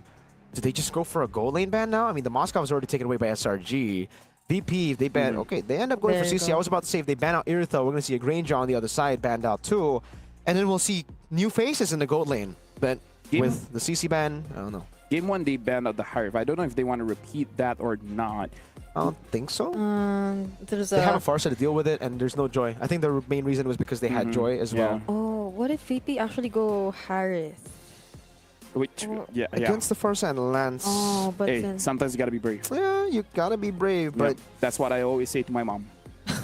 Okay, so your dad is caution. Throw caution away. Caution away. Your and mom then I tell my mom, is... sometimes you gotta be brave. you gotta be brave. It's a good parent duo combo right there. Okay. Badang. All right, interesting. There's a Bruno.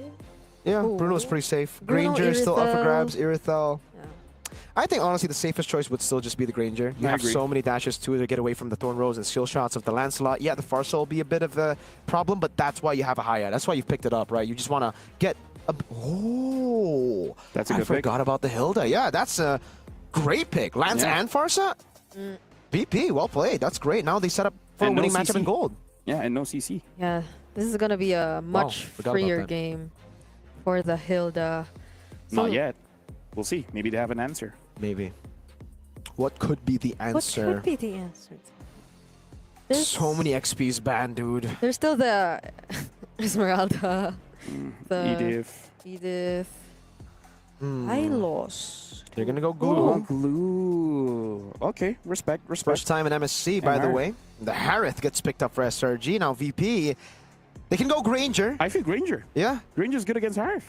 They could also go for Claude or Carry. Yeah, because there's a glue. You might Yeah. want to distance yourself, really. And Or with the find a Claude, way you to have deal with blinks. it. You can dive with the team to the Farsa. So I think there is still a couple of options open. Safe choice is obviously the Granger. So now, roughly around 20 seconds left. For now, SRGOG, I kind of feel like they got a very meta draft, so very different from Game 1 and Game 2, where it looks like they have a centralized game plan. Now it's just like, okay, we know what picks are good, and then we're just going to go for it. And now they pick up the Bruno. So again, maybe they just want a little bit more range. Safety, and if we really want to get into it, shred some armor, making it easier for the Hayabusa to actually go in and actually execute the entire team. So this is a very interesting draft. I would say Game 1, Game 2, there's a lot of mix-up there. But Game 3, I kind of feel like this is the most standard that we're going to see all throughout MSC. So now, this is going to be the final matchup of SRGOG going up against Virtuous Pro, where who would have thought that we got here You know, a young man from the Philippines is watching here, so shout outs to him. Hey, shout outs, Mr. Dan. And now I'm going to be throwing it over to you guys. Thank you so much, LaFell. We are going to get ready here, ladies and gentlemen, for the final game of this series. Virtus Pro have fought tooth and nail to bring it to a Game 3. And it comes down to the land of Dawn. Natan is flying in the air to bring us into it here for our final game of the series. Here we go. SRG versus VP. I'm liking how both of these teams have adopted so far in this series. The way that we're seeing VP finally go for that really team fight comp as well. I mean, even just looking at the Bruno, it does feel like this is the type of play from Super Egorka that's really gonna go for the fights against SRG. So let's see what the plan is gonna be this time around. Is the early game still gonna pan out the exact same way so far? Because Pluto was already forced to use that Revitalize. Great pressure coming in from Cram so far in this game compared to game number 2. Yeah, good stuff. Emblem builds here, the Bargain Hunter for the Harith. So far, everything looks pretty normal. Well, I guess there's a difference. Oh, good take by Innocent. There's a difference in the Kalea. Right, for Pluto, he liked to go for the pull yourself together and the agility. This is a tankier take with the firmness over the agility. On the other side, Master Assassin for Super Egorka, really trying to win out this matchup. So this is adding to what we just mentioned about Virtus Pro changing things up, adapting to what they think or what seems to be one of the best ways to deal with SRG OG and their playstyle so far in this game. And it seems like the action in the mid lane is still on. Will Pluto actually go for the Unbreakable though? Might not for now. So they just resume the farming and play it very cautiously in the first few minutes of the game. The first objective might be the actual fight. Yeah. It's just a battle of prio at this point of the game, right?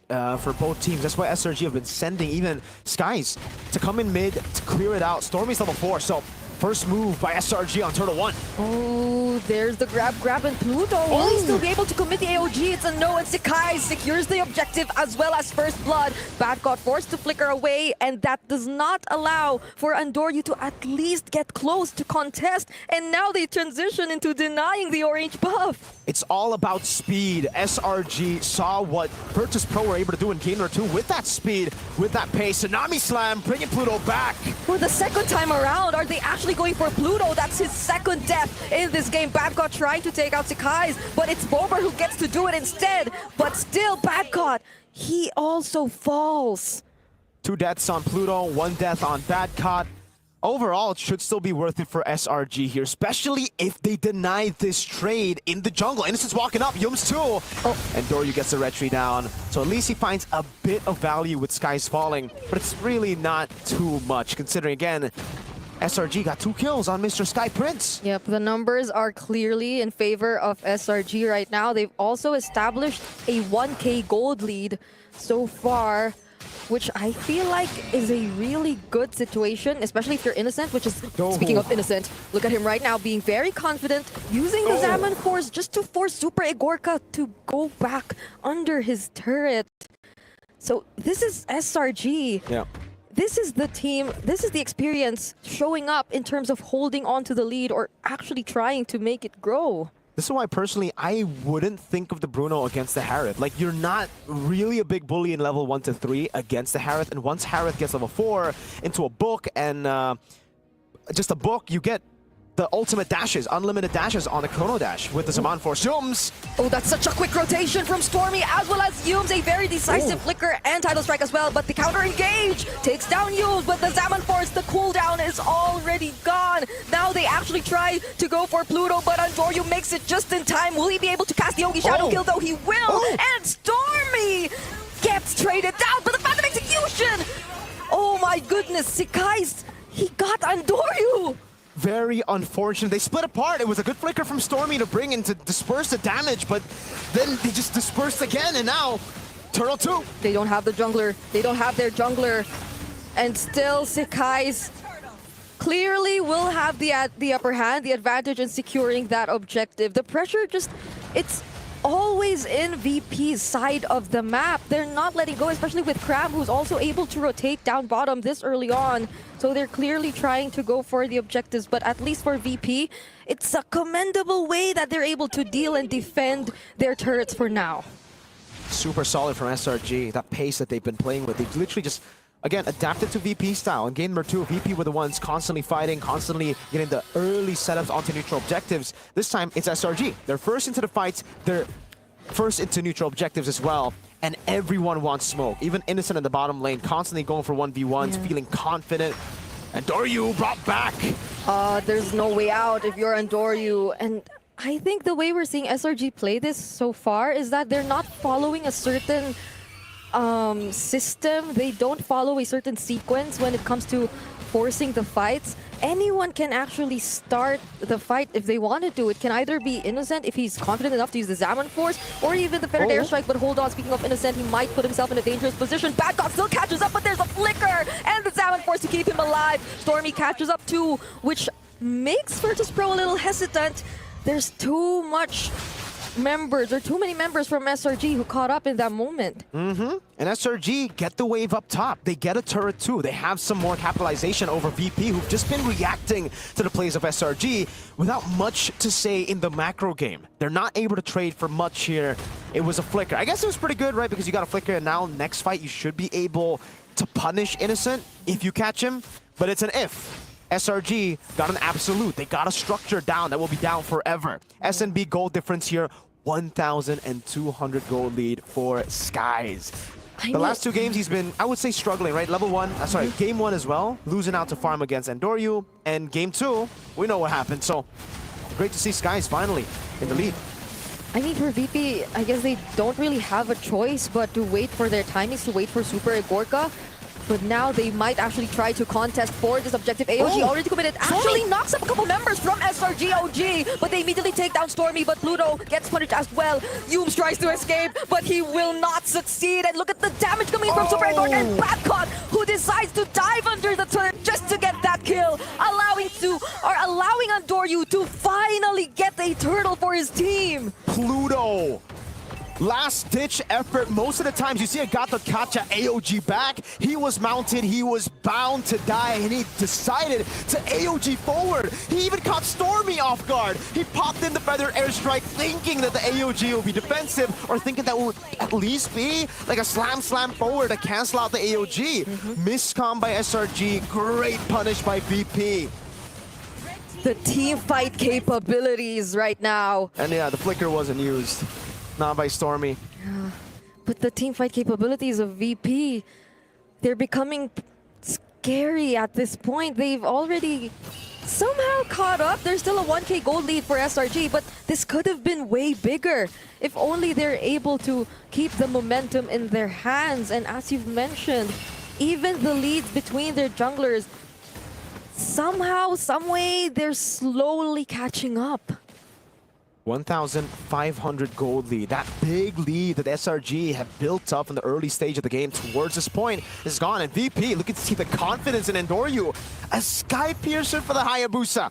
Correct me if I'm wrong, but I don't remember seeing this even in the wildcard. Oh man, another pick. Super Igorka gets it 2-0-2, and it was Cram who got caught. There was a different intention, I feel, for SRG. They had plans to do something up top, but majority of the members of VP, they weren't there. They were in the mid lane, they were in the bottom lane, and Pluto zoning out Sekai's and gets to AOG out of it? So they did so much to zone, but luckily SRG, they get to hold on that tier 2. The lead is completely gone, and Doryu is still stolen away the purple buff.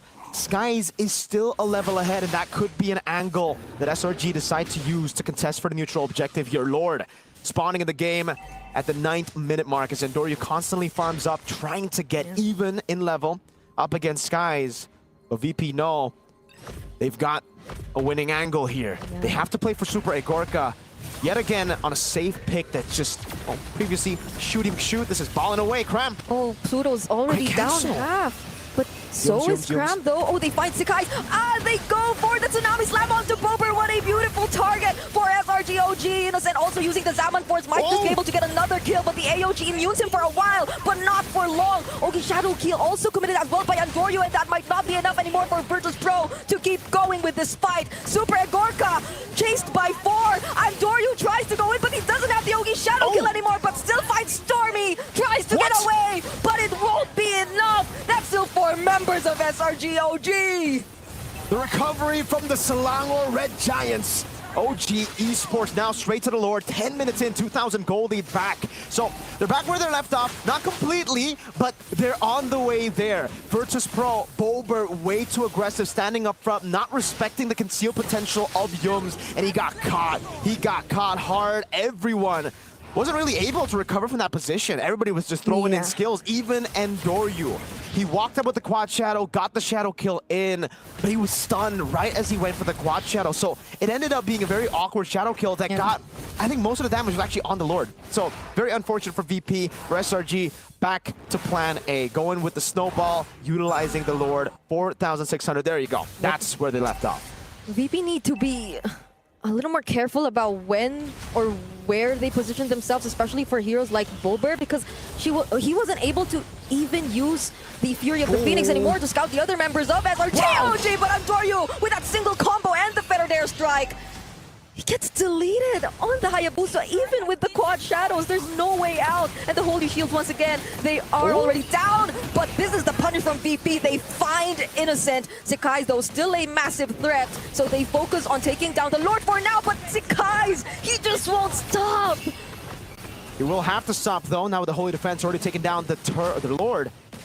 Virtus Pro, what a crazy engage yet again by Pluto. He saw an angle for Innocent, went for the Todd, got the AOG. Now the airstrike used up. Pluto holding the line down. Bad God was only trying to zone to get some space, but he cannot do it alone anymore. Will Andoryu try to go for it again this time? Ogi Shadow Kill, but it splits between 3 members. Sekai's also looking for another kill. Fortunately, there's a flicker for Bober, and now they disengage. But not for Andoryu. He still might want to go for it because the Fury of the Phoenix is committed. But the iframes, the Thord Rose, that was a close call for Sekai's. And now Stormy fights Super Igorka. That's why you want Stormy on a carry pick, a flicker forward to punish an overextending Purify Super Egorka. Great moves by SRG, and yes, the reaction time locked in completely. Even though Skies was far away from what could have been a threat, he was locked in, he knew that was coming. Went for the Thorn Rose, dodged away from it, and now without Super Egorka, they're sieging in the base yet again for a base turret, and they'll be happy with that. They gotta keep discipline. They know that VP have many ways to still turn things around despite the 7,000 gold lead, so they have to take it slow. The Fettered Airstrike is such a problem at this point for a VP. I mean, they have the Hayabusa, but now that Stormy's always protected by the other members of SRG, or at least beside another member of SRG, makes things so hard for Andoryu to find the right pickoff. And I feel like that's one of the biggest things that they have to figure out now that they're forced to defend for majority of the game. How do they actually find that one single pickoff if SRG are just always grouped up and their tankiest frontliners, they can't find a way to deal with it just yet? I mean, Super Egorka, I feel like he already has the Malefic gun. Yeah. So somehow there's a little bit more of range to it. But if you're forced to disengage just from joining the fights for a while, then how could you maximize the passive of the Bruno at this point? Skies walks up. We're also reaching a point where Badcot's really struggling to stay relevant. Pluto walks up. Yums and Innocent from behind knocks up 2, and without even the Zaman Force, just the Thorn Rose already eliminates Stormy and Bober. Pluto trying to walk back to the base, but Badcot and Andoryu, what can they do if their paths are being blocked like this? Still has the quad shadow, so we'll find a way to go back. But they're not letting up. They're chasing after him. They won't let him go back to the base. They want to end the game right here, right now. No upset, at least not here, is what they're saying. Skies walks up the puncture. Zaman Force over SRG. Badcot's trying to deal with the waves, but there's still a single cart minion left. And that is it for Virtus Pro. A great showing, but the series, it falls into the hands of SRG OG. The war cries over from Selangor Red Giants OG Esports. Right as they won, it was a bunch of hey, walking over. Hey, they were face to face. That's a lot of heat. Hey, that's why I miss having this kind of setup. I agree. Where the players are so close to each other. And you know why it works here, Mirko? Why? Because they both teams can talk and they don't understand each other. So that's why it works. And then once it's done, take off the headset and be like, hey. Game 2. That was a fluke. Yeah. That was a fluke, bro. Dude, Cram, I saw him. He was just pointing at the boys, Yeah. looking him dead straight in the eye. That was cold. Yeah, he's like, hey, you killed me level 1. Never again. Never again. That's all you wow. get. That's all you get. That's all you get. Now we're looking at the highlights here and talk about a change of tempo, right? And this is what we look like when we start to see SRGOG start drafting standard. Yeah. Keeping things simple is probably the best thing to do in the group stage. Keep it al dente. What? I don't know. Okay. Just continue. I mean, this is what we were trying to say before going back to game number 3, right? It's probably the simplest things. Yep.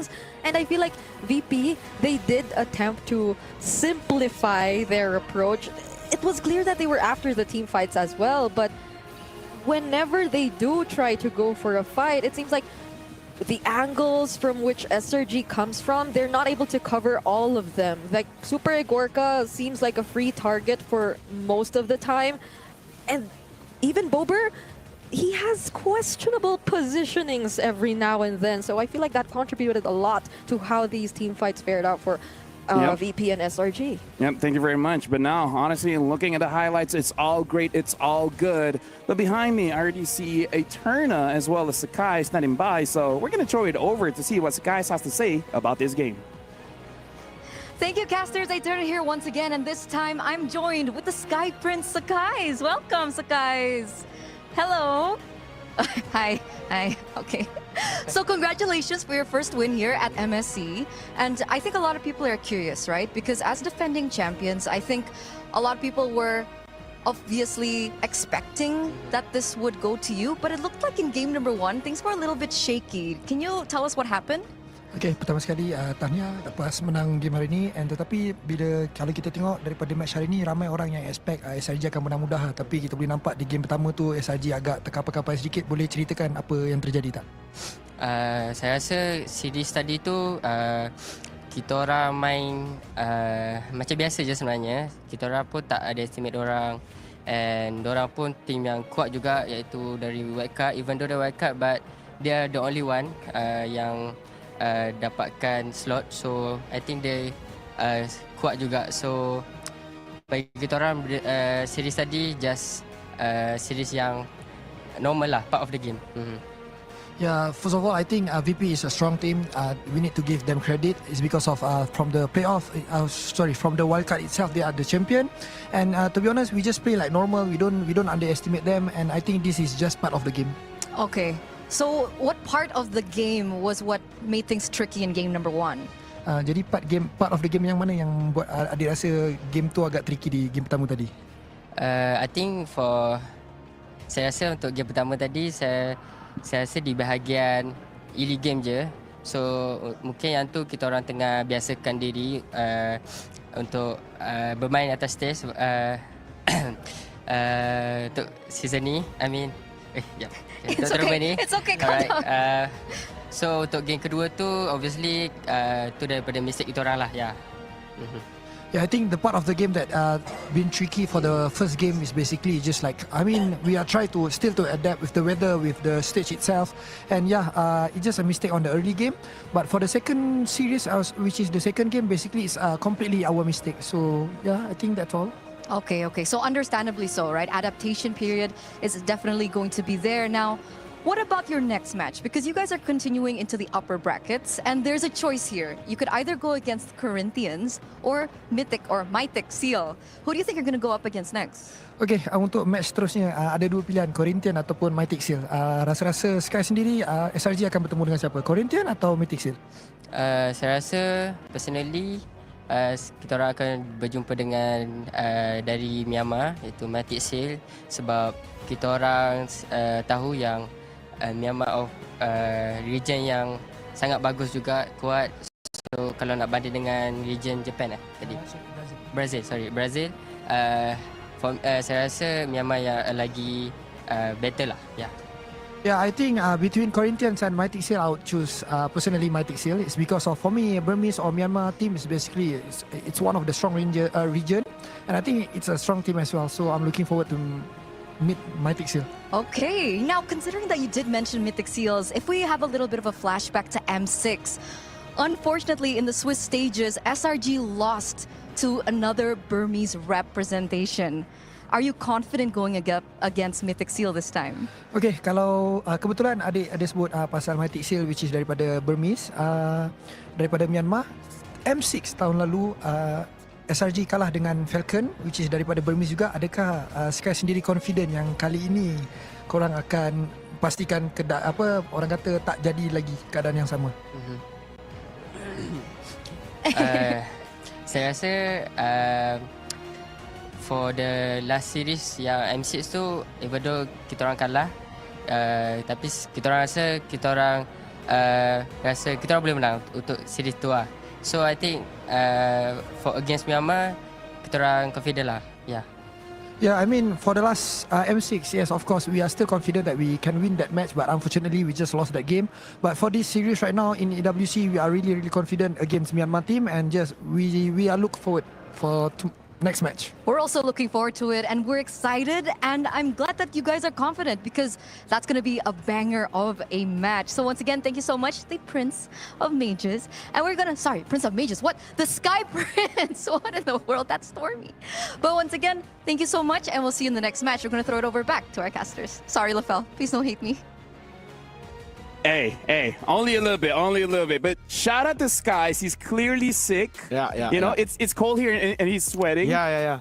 Hopefully, get well soon. Hopefully you get well soon because he needs to be in perfect health for this one. Absolutely. But now we got to talk about Innocent on this Harif because after the changes from the Stadium Scythe, now we're starting to see the Enchanted Talisman coming back in, which honestly, I like that. You know what? Adaptations. The item is bad, so now let's change it. That's why I was I don't know if you remember, but in the game when I saw the Enchanted Talisman, I was like, whoa, this is the new build. So there you go for Innocent as well. Once you get the Enchanted Talisman, it's unlimited dashes instantly, right? Like I think there was a proxy for it before. You go for the little book from the Feather of Heaven, the little sub item. Then you build the boots, and then you're done. You can actually go for it. Now, you actually go for different boots. You don't go for cooldown anymore. It kind of looks almost like a very spammy fighter kind of thing, right? Yeah. Where in terms of traditional marksmen, you just want someone to open up the situation and then you start things up. Sometimes Innocent could start something. And we saw even in the laning phase, the moment the ult is up, the moment the dominant force is there, he's going to utilize it to get some kind of advantage. So it's interesting. Without the Stadium Scythe, not only do you change your build, but also the kind of mindset that you play with a Harif. Yeah, and I feel like that really dealt well with the way Super Egorka wanted to play because it was such a big contrast. We're starting to see them now. We'll also see them in-game in a bit. But yeah, that's like such a contrast between the playstyles of Innocent and Super Egorka. Super Egorka probably could learn a bit from how Innocent really decides to play the gold lane because you see the potential and how he was able to at least manage it. But in the larger scale, there's clearly such a significant difference in the way we've seen both of these gold laners play. So the Unli Dashes, the Unli Zaman forces were there, but Unli Dashes, Sekai's, he had a lot of them too on that Lancelot. That's how he plays while being sick? Yeah, dude. Not gonna lie. He was pretty sick. Dude. Oh, that this guy. Me guy. That girl. Briggy man. But yeah, talking about it, Innocent played the goal lane kind of like an EXP. And I really like that they understand that they have to change the pace. And talking about the interview as well, I like that they say that we did not underestimate them at all. It's all just part of the game. And they understood how to play against us, and they played very, very well. And they took accountability. Game two. We made a mistake. Like, that's on us. And I think that just goes to show the championship mentality, right? They know when they made a mistake. They know when they blundered, and they'll just use it. They'll answer, and they'll fix it. This also shows how crazy, how competitive it looks right now at MSC. This is looking like a banger of a tournament with so many teams being super competitive. Oh. Yeah, it's super competitive. Speaking of which, coming up next, part of the interview as well, they talk about Mythic Seal. Yes, sir. Looking like the favorites coming up, going up against Corinthians later on. And at this point, I don't know. Maybe we should not say anything. Maybe not, yeah. She can. Should I? The both of us should not have an opinion. No way, because like if I had to say one, as the only one who can have an opinion according to them, I'm not sure who to call the dark horse. Like between these two. I mean, you don't have to call them. You can just text. You can. Maybe, but like I Hey, think. speaking both of have a which, shot. the MSC support chest still here. 20 diamonds. It's amazing. Make sure you guys purchase it now. Heck, you can draw Atlas. Whoa! Rune Sentinel Atlas, man. That was MSC 2023 skin, dude. I love Atlas. It's 20 diamonds. 20 diamonds, guys. 20 diamonds. Make sure and you have a guys chance. grab the MSC support chest. Speaking of, you don't know who to call the dark horses, right? I just don't care. We're just gonna see who wins. Yeah. They'll I answer have the a different question mindset. for us. They will predict for us by just winning it out. But I'll say Mythic Seal. That's my prediction. Yeah, 2-0. I like Mythic Seal. I really like their mid laner. Nico? Nico, yeah. Yeah, Nico. Nico Gila. Yeah, Gila Nico? Gila Nico. Like, that was amazing. But going up against Corinthians, we know that they're a team with passion. Right? A whole lot of passion. A whole If you lot of watch the passion. Grand Finals. Right? Luis playing in Rome and then having Hesu and the EXP. We got to see, can they bring it against Mythic Seal? Heck, whoa! you guys probably can't hear it, but that was a war cry. That was a loud war cry. I wonder who Ooh. it is now. Like, is it Corinthians? Or is it I think it's the Corinthians. boys? Because Mythic Seal. Mythic Seal is around there, and I think we heard it around there, so could be Corinthians. That's a. Oh no, Corinthians are here. Oh, well, I think Mythic Seal. I think that was Mythic Seal. That was it super, is super loud. Mythic Seals. Wow, they're loud and they're already marching in. You guys can see. Hey, I don't mind going straight to the second game. Fourth game. Fourth match. Last game. Wait. Match of the day. And we've had 2 game 3s so far. Like Exactly. Yeah. Game 2, 2. So now we're going to let them get ready, and we're actually going to be throwing over to the break. But once we come back, final series of the day. Bang, bang. See you guys later. Bang, bang. Bang it up. Bang everywhere.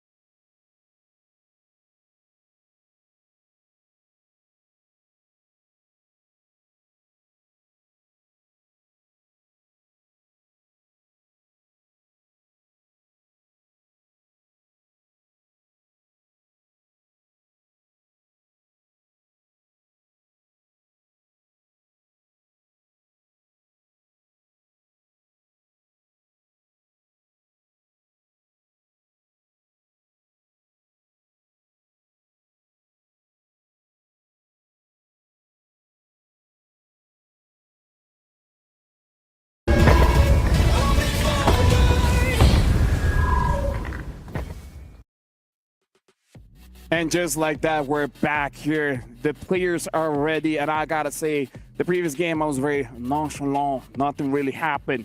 But now we're about to go to the final series of the day. It's gonna be Corinthians going up against Mythic Seal. Welcome back to MSC here at Esports World Cup. My name is Rafael. Alongside with me is Mirko as well as Brigida. I gotta say, game number 3, that was interesting. Now the fourth one though. This is gonna be, it's gonna be hard to anticipate. I'm not gonna lie.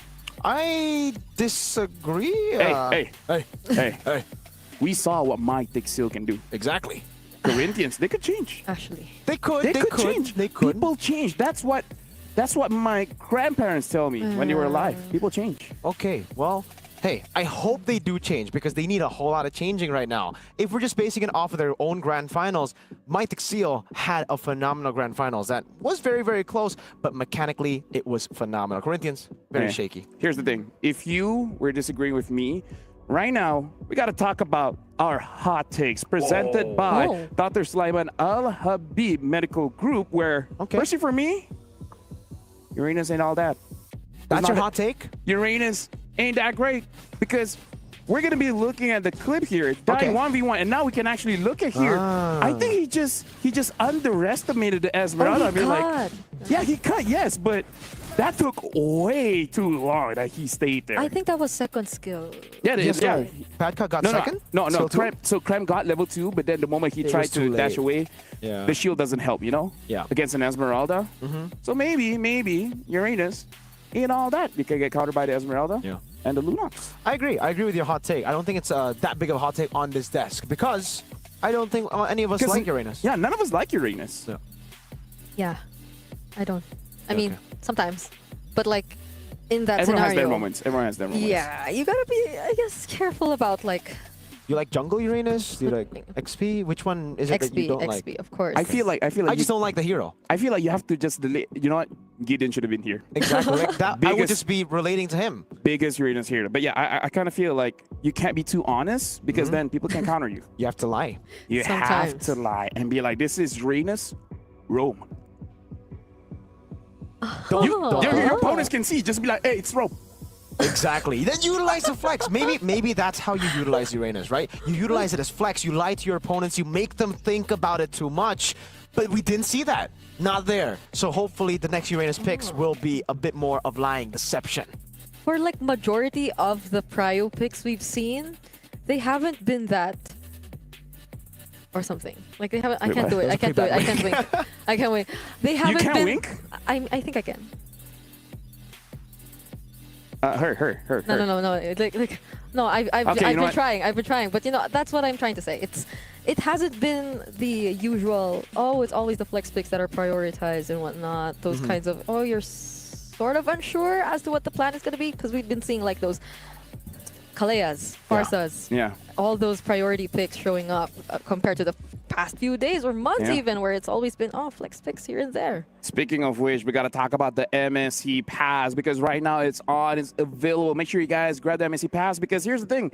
You've been playing every day, but if you don't have the pass, like, it's not going to give you the rewards that you guys XP, want. boy. The XP, the experience, the gold, the etc. Make sure you guys grab the MSC Pass while it's still here. Heck, today is the first day of MSC, so just play the game. Nathan's Sink it in. the one flying in the intros, right? Yeah, he's the one flying in the intro when we get into the Land of Dawn. And also, I mean, there's something I had something in my mind, but disappeared. What, your mind?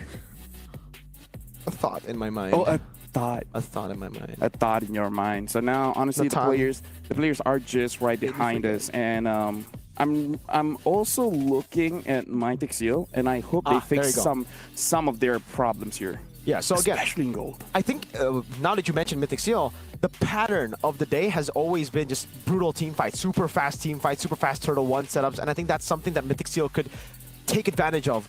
Because of their playstyle in Myanmar. They've just been so aggressive, a very team fight heavy team that, again, just capitalizes on Turtle 1 onwards to snowball around. Mythic Seal's meta. Yep. Now we're looking at Mythic Seal here, and honestly, in terms of the experience, there's a lot here. Even Nico, like, he's amazing, but he actually started as a jungler and now playing in the mid, really showcasing the mechanics that he has got. Mythic Seal, I would say I'm comfortable to say that they are the dark horse because I people agree. respect them enough that they could do it, but at the same time, they haven't proven themselves just yet. Yeah, and I feel like what Miracle mentioned about the entire first few objectives and how they actually plan out the fights will matter a lot in how they're able to prove that. Because I feel like an ongoing conversation of what may potentially, might, again, keyword is might, be a weakness is their XP laners hero pool. Because I think a lot have been expecting the more aggressive types of XP laners, but Kun is known to not necessarily go for those kinds of XP laners, which might contribute to the way they do those or pull off those first few objective fights. Yeah, I agree. He's been kind of delegated to like setup picks for to enable Ken. Yeah, but I kind of feel like back in MSL Myanmar that we watched, the Badang is an amazing pick for almost any team. Oh yeah. And we're talking about, you know, drafting. Ken only won really with the Joy. Yes. Right? So that's also a problem. The Joy has been receiving quite a lot of nerfs, so I want to see how he manages that in this current patch. I mean, like, Sakai was able to get that W in game number 1 in the 3rd match of the day, so we got to see if Ken can do it, or he just has a different pick. Or maybe he can't, right? The Joy. On the topic of the Joy, I think that was also during a meta where it was kind of just really, really weird for the jungle. You only had Joy and Suyo and then Lucas. Lucas, yeah, we had those 3 picks. Now it's very, very different. I think we just got to see it for Skies. He was able to pick up the Lancelot.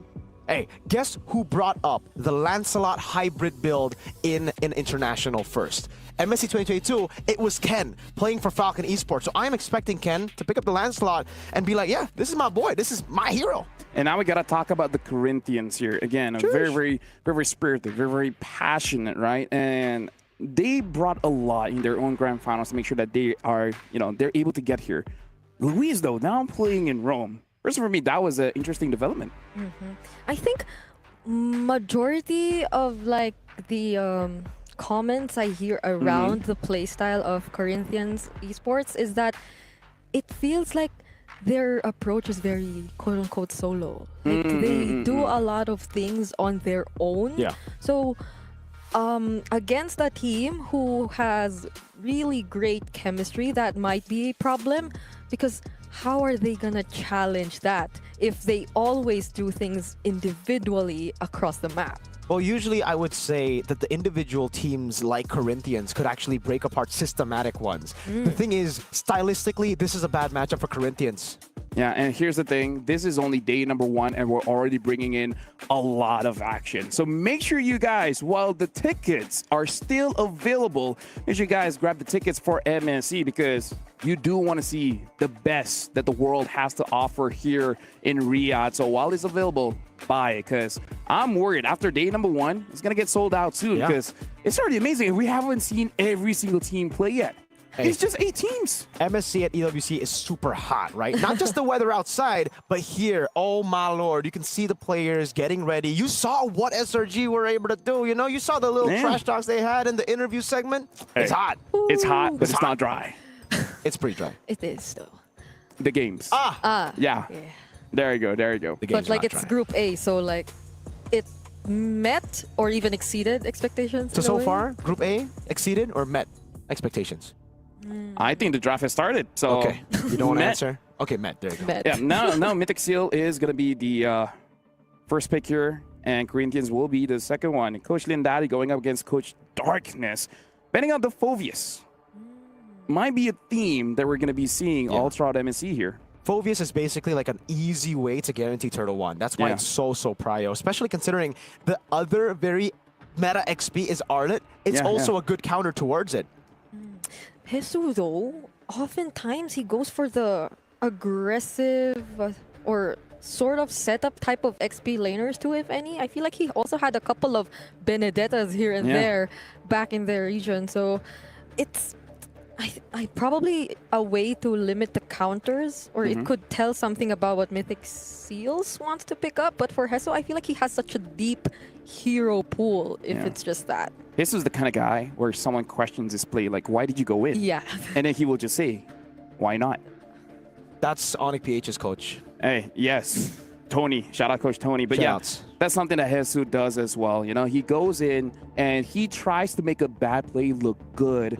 Speaking of which, right now, Mythic Seal banning out the Fanny as well as the Farsa. Very good ban in the mid here, but banning out that Arlet as well. This is going to be very interesting because now we're going to see the EXP pool shine just a little bit more, but also maybe don't take it too early because in this current patch, I feel like every single EXP laner has some kind of counter, either in the lane matchup or somewhere else, like in the jungle or in the mid. Yeah, we saw that as well. The 1-1 gets banned out here. That means Mythic Seal can actually pick up the first pick, Juice Sin, that we've been seeing a whole lot from different teams. And hey, if we take a look at MSL MM Season 1, it was Nico who played a whole lot of Juice Sin and won a whole lot of times on the Juice In.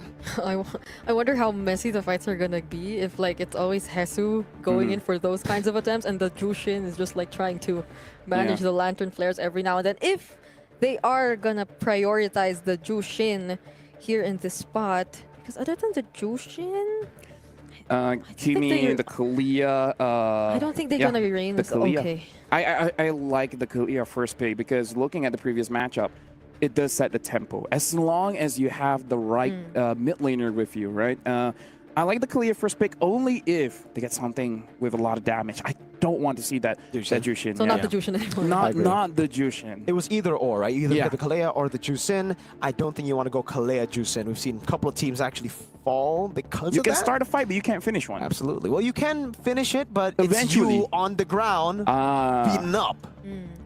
That's Frostlanave's favorite though, the Kimi. I think he picked it a couple of times, so I wouldn't be surprised if he does go for it here. With the Baksha? And the Baksha, Baksha open, It might be his favorite, but maybe that was previously. Now the Juice In gets picked up. They also, People I guess, change. want to deny. Like, we're not expecting the Juice In to come out, but it is a Nico comfort. So Corinthians take away the Juice In, and now, I don't know what's coming up next. Do they go for a Granger? Do they go for... I mean, the Baksha is still not a bad pick, no? Yeah, but like... But you usually want to go Baksha with a damage mid laner, damage mage. True. So utility plus another utility. Or maybe Flicks hero? Yeah. He's going for... he usually does go for the Joy. And that can be a deny. Yep. Looks like there is a pause in the draft, so it looks like something is going on. They're gonna solve it, you know, promptly. Now, here's the thing. In my personal experience, when someone says the fight is going to be messy, it might actually look clean now. So that's a very good take coming in from you, Brigida. So if they do pick up this Jushin, I'm only thinking that you want to fight all the time, right? And I kind of feel like if you want to fight all the time, maybe Red 3, they need some kind of prio jungler or prio EXP laner to make sure that you have that on time, anytime you want to fight, just fight. But the question is now, most of those EXP laners are not here, right? You don't have the Phoveus, you don't have the Arlet, maybe the Lapu, but I don't know. Or, I actually, I want them to save it for a bit later too, honestly. So maybe a Flex, if they're not looking at the Baksha, there's the Gatot, like they can I guess, layer or pair it up with the Jushin somehow. I just hope we don't go to a draft where there's barely any damage. Yeah. Right? Especially for Corinthians, because like their playstyle is based around damage. Because I feel like in this current patch, 3 damage dealers is okay. Maybe one is kind of like semi, but still, I kind of feel like 1 is not going to be enough or too risky. And having 2 is okay-ish as long as the supports around you are doing an amazing job, right? So I kind of feel like just to be safe, have 3, because then that makes either the assassin jungler or the marksman or the mid be like, wait, who do we target? Kind of like what we saw in the 3rd match first game, where, right? The line's like, okay, who do I go for? Yeah, VP were very, very confused up against SRG. They were like, all right, the CC is a good target, but we need to get rid of Skies in the jungle. But also there's Innocent there too. So it became very, very difficult. I think that's what the Jushin actually enables, right? It enables the carries to be on other side of the map. Yes, you will lose out the potential of a mid carry, but then you would just fill it up with an XP. A CC that could come through, especially if Mythic Seal decide to be the ones to pick up the Baksha, to pick up the utility jungles like the Fredgen, because in the past, it's also been a thing for Ken. Like, Ken really likes the utility jungle too. He doesn't really like it, knowing him personally. He hates utility jungle, but he's good at playing utility jungle. I mean, if it comes to a situation where he has to, he's He'll up pick for it it. up, yeah. He's up for it, yeah. As long as he wins, he'll pick up anything. Even Nana in the jungle. Nana in the jungle. That actually sounds like it could be a kid show. Yeah. Nana in the jungle. I mean the Oh, the farthest. Right? Yeah. Really? Nana in the Jungle, you yeah. like give us some time off screen. Yeah. We can think of a song. We just for want 50% Nana royalties in from the show. jungle. It's all good. We'll come up with amazing ideas. Right? It's gonna be the new MLBB show for kids. Be like, hey, Nana in the jungle. Nana Watch in the out for jungle. that tree. Yep. Okay, maybe we have to change it up. Watch out for that buff. Wait, that's Watch a cute out. idea. Watch out for It's that. like, Watch out for that Hayabusa coming. Oh! oh. Hopefully they Don't- figure don't- it out though. But Don't steal our idea, by the way. Speaking of which, right now we're still looking at the players. They're making sure that everything goes well because again, this Troubleshooting is the issue. this is the best that the world has to offer. So we want Absolutely. to make sure that everything goes as close to as planned as we want. Now, looking at the players for Corinthians here, Resu got his thumbs I'm up. not- dude, they're looking very confident. Oh, so yeah. I'm hoping, like you said, play your own style. Don't be like, oh, this is international. We gotta play like The meta game. The meta game. The top Yeah. teams. Like, no, just like my teacher always said, be yourself. so he mentioned his mom, Mom, his dad, and now a his teacher. I just, at this point, I'm wondering what's next. You've Yeah. been surprising My us neighbor. with a lot of quotes. What does your neighbor say, my friend? Get out of here. Why were And you look, in look, his... look, no context. All right, no context. Okay. Let's just leave it at But, that. hey, My but that neighbor, works. my neighbor keeps on talking about my cat. So is it my fault or is it their fault? I think you just... Well, that quote I will use for a team that's getting invaded. Get out of here! Get out of here. Get out of here. So your neighbor is right in some context. Yep. I sometimes forget that Flick too is actually Filipino. You know. Wow, No, dude. like- You're just no, gonna because- forget. Dude, I forgot what I ate for breakfast. Oh, Really? Yeah, we forget a lot of That's- things. That's kind of like goldfish memory, dude. That's just happened. What's a goldfish? Let's oh, get the into the draft is drafts. here. Lancelot. Okay, that's okay. That's okay. Yay. You're saying Lancelot? I'm okay with that. But now, Mythic Seal, I want a damage dealer. I want some kind of damage to help out this Kalia. Okay. The Farsa's band, I think the Kimmy is the safest choice right now. And then Yeah. you go like... I'm not sure about Zitian, all right, Joy, and then the wow. Granger. So we're talking about him really liking the Joy. Yeah. Hey, he still Okay. does. He's like, new meta? Same me, brother. No change here. The joy comes around.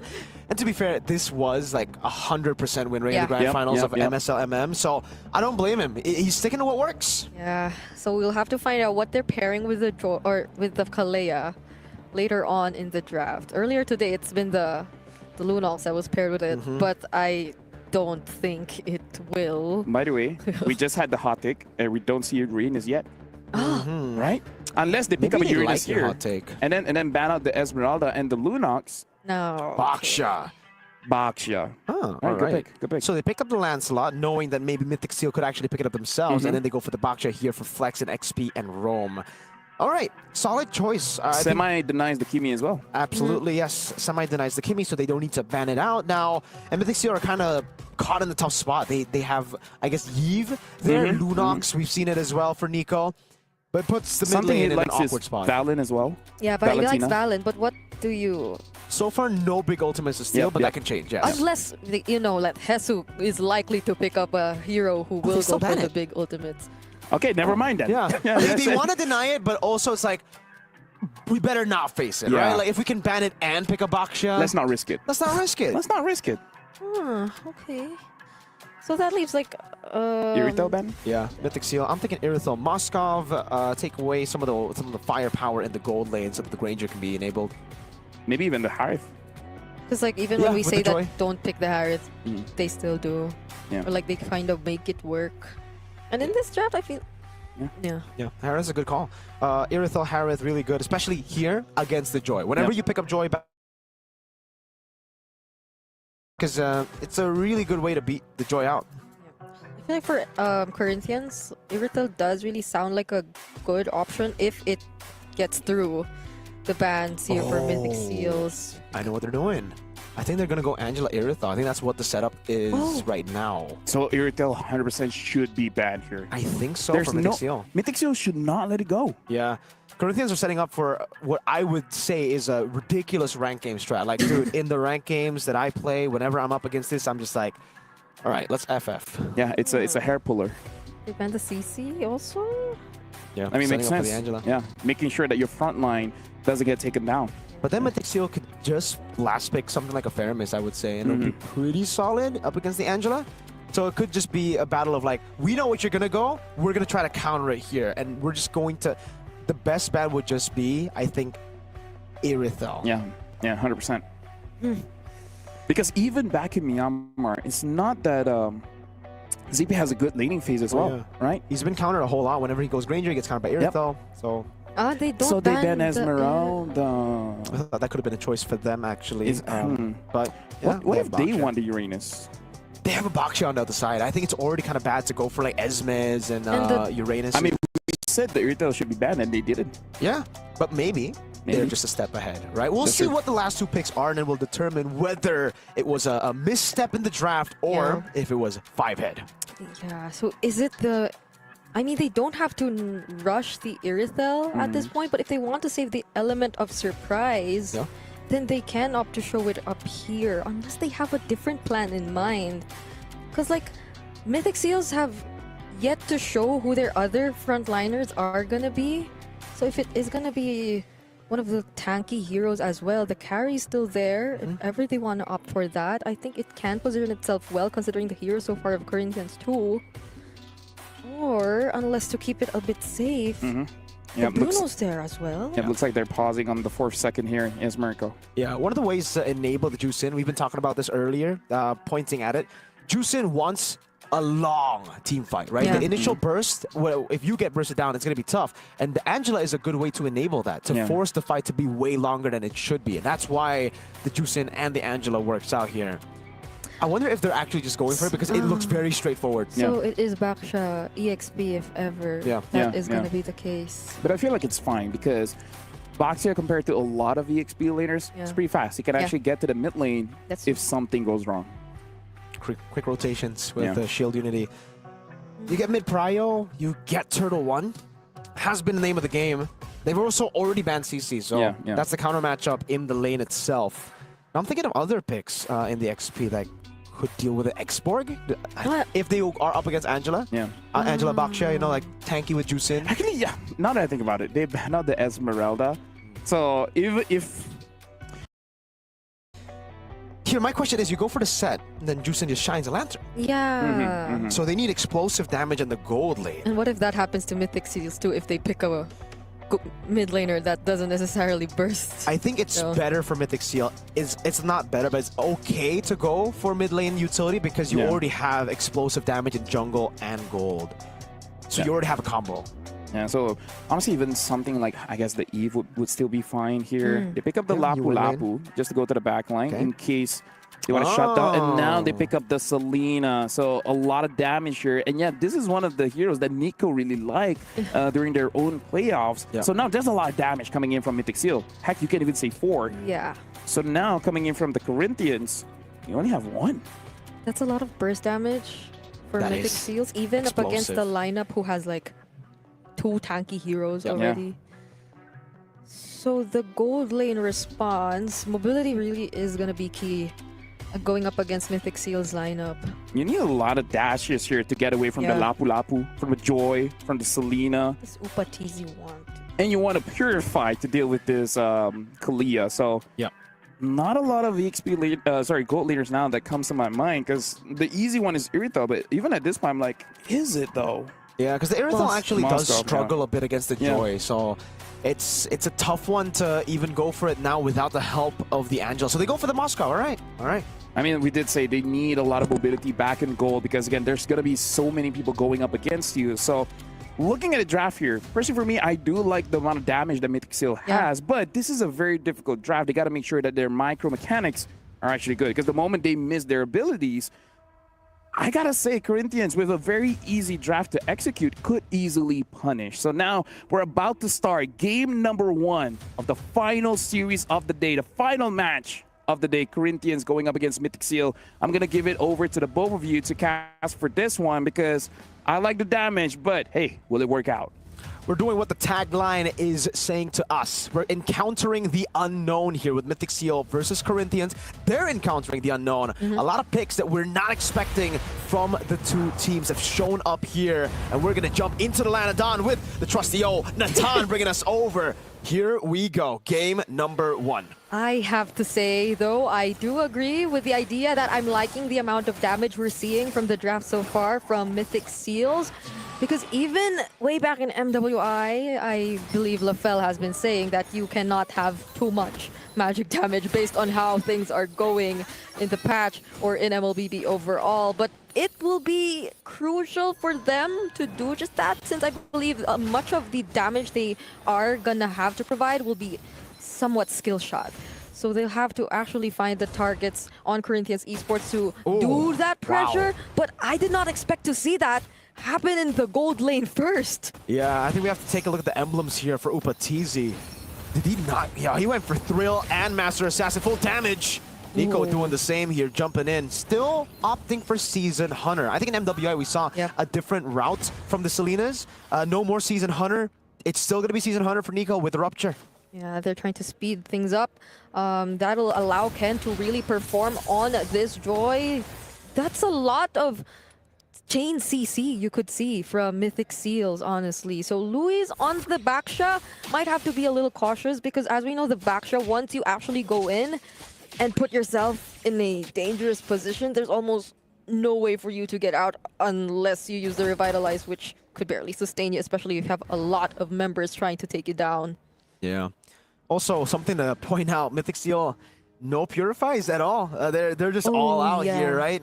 So much more ways to evade from CC, but for Mythic Seal, it's really all about mobility and speed. Oh, Brave the Spider committed by Kun. Also uses the Flicker to stun too, but that's pretty much it. They're not gonna force the fight any further. They're already okay. Mythic Seal's got the turtle. To the folks back at home, that's why you go Season Hunter on Selena. If you have a very fast clearing jungle, great prio and XP, and a roamer that can actually get mid prio to help you out with this on the Selena, you take turtles before your opponents can even react. Corinthians didn't know they were even doing turtle, and by the time they noticed, turtle taken by Mythic Seal. Even when they were trying to take down the purple buff, right, there were 2 abyssal traps which really sped up things for Ken here, which I believe allowed them to rotate a lot faster. And that's another thing, I guess. I would expect the fast rotations from Corinthians, but it seems like it's Mythic Seals doing that this time around. It seems like they're able to anticipate where the bash is coming from. And speaking of anticipate, they tried to lock him down. That's a beautiful Tsunami Slam committed onto Luis, allowing them to secure first blood. And Corinthians are not able to trade out anything for that. No, it was kind of awkward too. Wait a minute. Brave a Spider by Kun. Looking for a montage play there. It wasn't even a minion clear, right? He just wanted to show Hesu who's boss in the XP lane. That was flex. That's what you get from a Lapu who is just a very difficult hero to target. If you want to like hammer down on crowd control, then Lapu might not be the best option, because he'll actually enjoy having a lot of people around him to also increase that passive which he currently has. But so far, it's been a very low-scoring game, even though we said that Mythic Seals might really want to play this aggressively. At least for Corinthians, they have a lot of sustain, and you cannot take that away from them. Yeah, we expected Mythic Seal to definitely be way more aggressive than they are looking right now, but it takes 2 to tango. You can't be aggressive if your opponents aren't actually walking up to fight you when you want to be aggressive, right? So as long as Mythic Seal continues to get free objectives, they won't be forcing Corinthians to a fight. They'll just be like, all right, sir, good day. We'll take this turtle and we'll be on our way. And I feel like Kun has the decision to start things up. Oh, it's not Kun after all. I take it back. It's Boye. But Frost La Neve actually gets the turtle away from Mythic Seals. And still, however, they will try to go for the fight. But the SOD, it connects. And Upatizi might try to go for Boye. Thorndrose catches up. That's 2 members of Mythic Seals. Big fight from Corinthians. The least expected member to steal the turtle does it. Frost La Neve. Oh my lord, with just a lantern. Yeah, we'll take back everything we said about damage. 2 red trees and Chu Sin got the turtle. My bad, G. we were not aware of your game. Let's forget about the Thorn Rose Retri combos. Let's forget about the electrifying beats and the retribution. Yeah, It's dude. Just the Lantern Flare, which mattered at that point. There was all the CCs too, dude. There was a fist crack coming in, Tsunami Slam, so much CC. He didn't even use the Purifier, No, right? there is no need. Frost Eve, he was shot. She want to shine in the light. Upa. Upa might have to use his skills to get away, though. Fortunately, survives that attempt. That was just Zippy. So how has it come to this point where Zippy could already pose such a massive threat? You needed to have 2 members up top just to somehow keep you safe, because Mythic Seals, it seems like they're trying to go for something. Wow. Sky Piercer 2 for Frostlan Eve. He's really playing into the main character of being the juiced in damage. That's a pure. Okay, so both Zippy and Frostlaneve have picked up the Sky Piercer. This is where it gets really exciting, because this is where we're seeing the calm before the storm. Yes, the game seems very slow. 1 big team fight, 3 stacks on that Sky Piercer, and we're gonna be seeing a snowball cut. Oh, Flick will just try to dash away from this, though. Are they trying to commit? Boye respects that they might have too much mobility for them to commit, and they also have an upcoming objective too, so they'll have to play it safe. So far, it's Corinthians being the ones able to position themselves first, or will they capture Ken? Oh, this is a very aggressive play from Luis and Frostlaneve for the second time around. Conceal. Someone with the retribution has to get this right. Oh, but there goes the Tsunami Slam. They committed onto Kun, a very tanky member at that. SOD will connect. They might have to reposition for a bit. Crimson Beacon also used by Frostlaneve, but it's only Luis who's already pretty low on HP. Mythic Seal, it looks like they're still able to take on this fight, except Nico. And this time around, Flick steals away or takes that turtle from Mythic Seals. Well played, Corinthians! So clean! What happened to the slugfest we saw in the grand finals of the Latam region? This is a completely different team. It was 4-3 against Influence Rage. It was them chaotic in and outside of the game. Here, they're just as clean as can be. No Sky Piercer stack for Frost and Envy, so that's the bad news. But the good news is, the lead is completely gone, and Upatizi is capitalizing on these waves in the side lanes, with the Granger forced to play with the team already. Yeah, Upatizi's having such a great time. The other members of Corinthians, oh, okay, Fiskra already used by Hesu. But going back, the other members of Corinthians Esports are just making things so easy for Upatizi at this point. Flick, he's doing such a great job on heroes like this, like the Lancelot. Even after that one moment wherein he failed to actually get the last hit onto the turtle, but Luis still has to revitalize though. Is this going to be the right decision? They're fully aware that there are 4 members of Mythic Seals trying to approach them in the mid lane. Oh, and they actually tried to go for it! Hesu with the fist crack already can! With the electrifying beats, that's a kill over to Zippy. Sky Piercer stack picks up the gun. That certainly will be of much help for Mythic Seal. They need to crack open the front line before they can deal with the back. Frostlaneve and Upa. But Flick is getting really tanky right now, man. I feel like in that moment, Mythic Seals were the ones who stayed a bit long, but they were the more decisive ones. Yep. Like, they didn't want their, you could say, overstay to go to waste, so they at least took off a pick-off from Corinthians Esports, but still, going back, there isn't that much of a lead. Despite everything that has been happening, it's still less than 1K for Mythic Seal. It's so even on the board, right? At least when it comes to structures, it's better for Corinthians. They have a turret down below. That will play a big part into setting up for the next neutral objective. But yeah, this is, I think, the closest game we've had at minute 9. There has been only one turret take. Oh, a flicker from Nico, respecting the shield unity of Louise. But remember, this is a calm before the storm. Once those Sky Piercer stacks keep going, Tsunami Slam! Once again in the mid lane, they decide to pick a fight. Hesu will still survive this though, and Kun already commits the bravest fighter. So there have been resources already used, but Luis, he's starting to feel the damage coming in from Ken. Forced to use his ultimate. Flick, will he attempt to go for someone? We'll just try to clear the waves for now. No one's just going for the full commit. Hey, if we want to refer to something, this is tactical boxing, right? You're just playing at range, you're just feinting constantly, wasting resources from your opponent. Corinthians, they've had to burn a flicker from Hesu, Tortoise's Poissance as well from Luis. They get a free turn up top of the wave. Now it's a conceal. Luis is looking for an opening, but he gets chunked instead. Remember, no poisons! And the Bravest Spider is back. So is the Tsunami Slam to immediately take down Hesu. Luis is next. That's immediately 2 members. Phantom Execution used by Flick just to get away. And this is a clear signal for Mythic Seal. Good fight. Really decisive. They punished again. They went for the feints. They baited out some massive resources. They go for it. There is a trade, however, for Upatizi. Yep. He was able to get a tier 2 down below. And holy shield, that thing is down. Okay, they're able to somehow trade something away, but that will allow Mythic Seal to get a lot more of the important resources from Corinthians. That's a mid lane turret that they're able to take down. And for someone on a Lancelot, for Flick, on the Assassin, that is potentially going to limit the way he's able to move around, especially just looking at how Boye and Zippy are confidently able to stand up front. Oh, but that was a close call for Froslaneve. So let's talk about investments. Mythic Seal, their investment in the Sky Piercer has resulted in, I believe, 1 Sky Piercer stack for Zippy. Froslaneve, 0. So far, Mythic Seal have had the better Sky Piercer investment. Fleeting time completed 2 for for Boye on the Kalea. They look alike, man. Wind of Nature and already to a BOD. Wow, I would expect Upa to have a bit more gold at this stage of the game because he's constantly farming in the side lane. But it's a 1,300 gold lead for the good old consistent Zippy.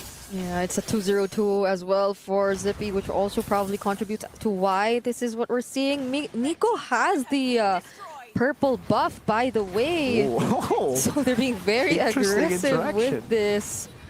But that's all Mythic Seals are probably gonna get for now. There's also respect for Corinthians Esports. You still can't take away the fact that Upatizi, although he is behind, there is some sort of damage to it, but also... What? Okay, speaking of damage, you gotta respect Zippy. You gotta go for Zippy, but I feel like their attempt did not succeed. Now that's the counter conceal and engage coming in from Mythic Seals. Kun jumping in with the Bravest Spider, and so will Boye with the title strike, and now Zippy's just free to target down Hesu. Ken did a great job as well in zoning out the other members of Corinthians on the back lines, and they'll be happy with that single pickoff, but it seems like they still want to go for more. Flick fortunately gets away, but that was a dangerous attempt. Certainly. And you can see Nico just hovering over, trying to bait Flick over towards him. Good stun. Actually lands. Shield Unity cancel out by Brave Spider. Has to flicker out a Lancer Flare. Oh my goodness, these arrows. And Froslaneve gets the shot. Hey, I don't know if you saw the interaction, the Shield Unity and the Abyssal Arrow. I think it's just a wacky, awkward interaction, man. You still keep rolling, right? Even though the... You can't turn, you're just going straight. It's like a... Never mind. It's like a, yeah. Did he just... Never mind. Yeah, never mind.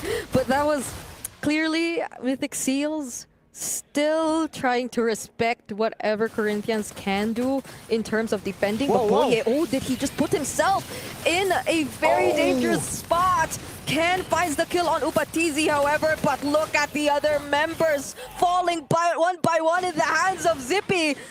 And what better timing if not right before an objective, but will they still go for that even? There's no better timing than to end the game right here. They won't want to go for the objective. They want to go and brawl it out for the battle for the win. All right, this is going to be their attempt.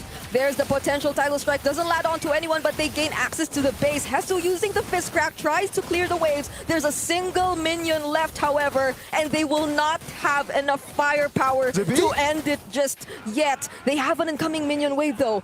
But the other members of Corinthians, they've already gotten back. Uh-oh, let's see. Mythic Seal went for a gamble to try to end the game. They're on the Lord already, SOD! It connects! Nico dashes away, but Flick from behind. Could this be a game-changing steal? Oh, the Phantom Execution gets denied, but Ken, he will fall in the hands of Corinthians Esports, and now Flick finally steals away the Lord. Froslaneve with a double kill, finally the Sky Piercer in action too, and that's 3 members down for Mythic Seals. Look at the flick of the wrist. Look at the flick of the fingers. What was that? Flick getting the kill on Zippy despite the Wind of Nature. And now they're the ones knocking at Mythic Seal's base. Phantom Execution. He actually went in. Brave enough to try and take down Boye. But they focus on the inhibitor for now. But is this going to be enough? There's the Purify for Upatizi. He has his eyes set on the base. But Boye gets to clear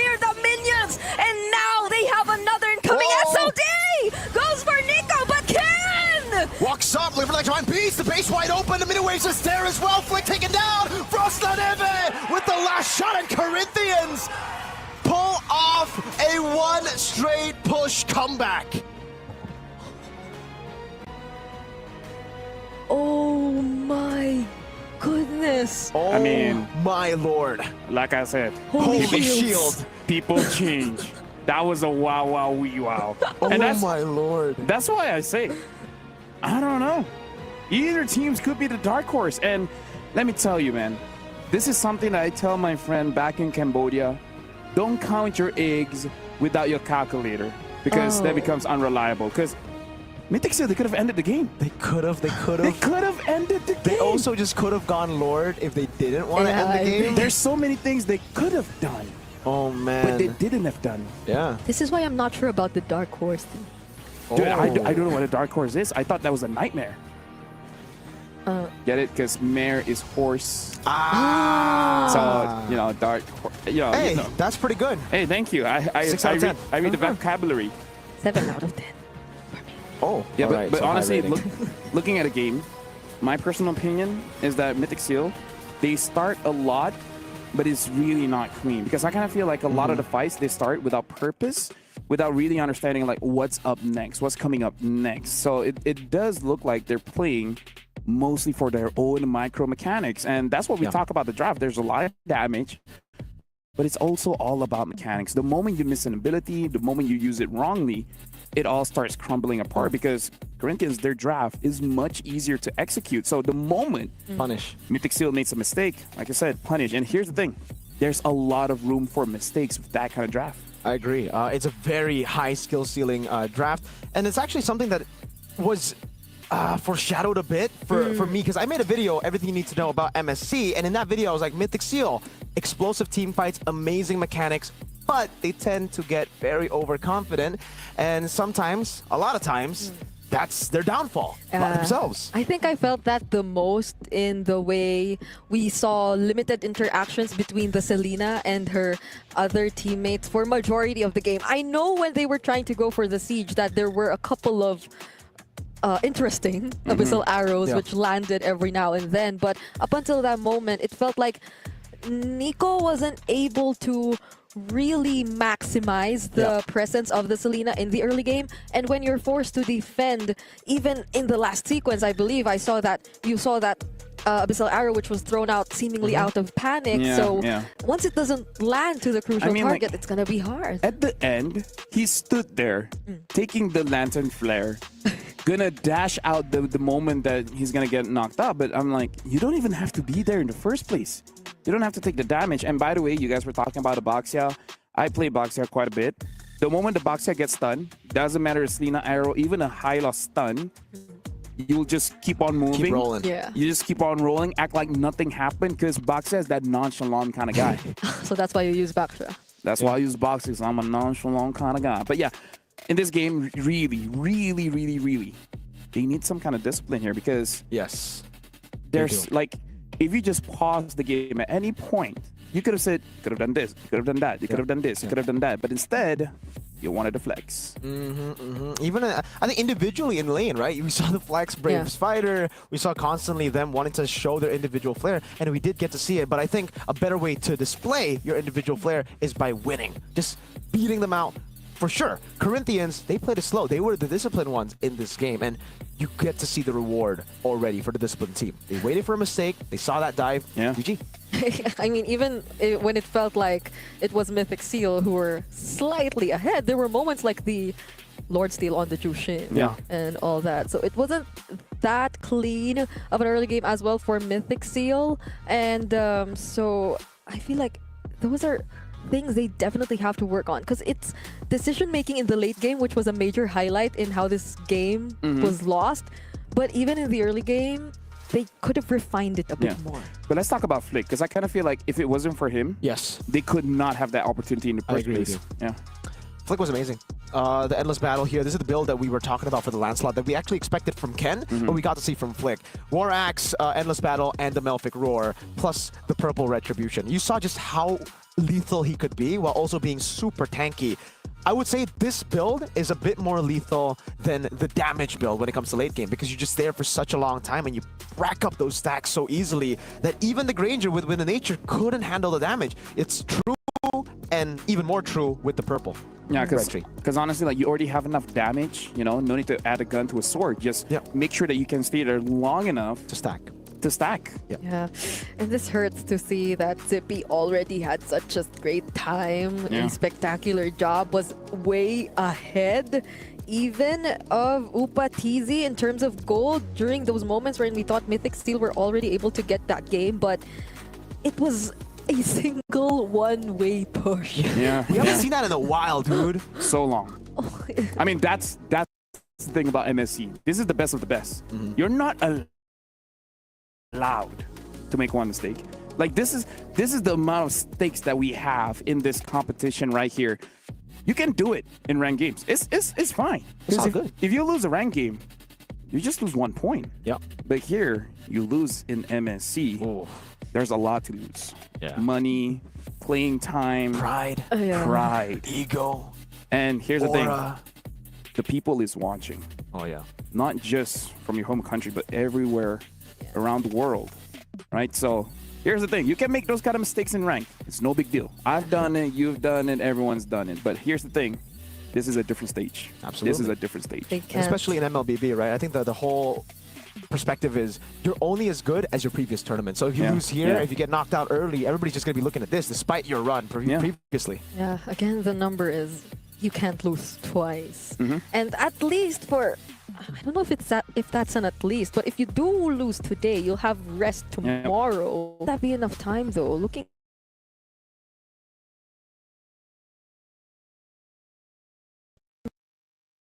has been really great on this Lancelot.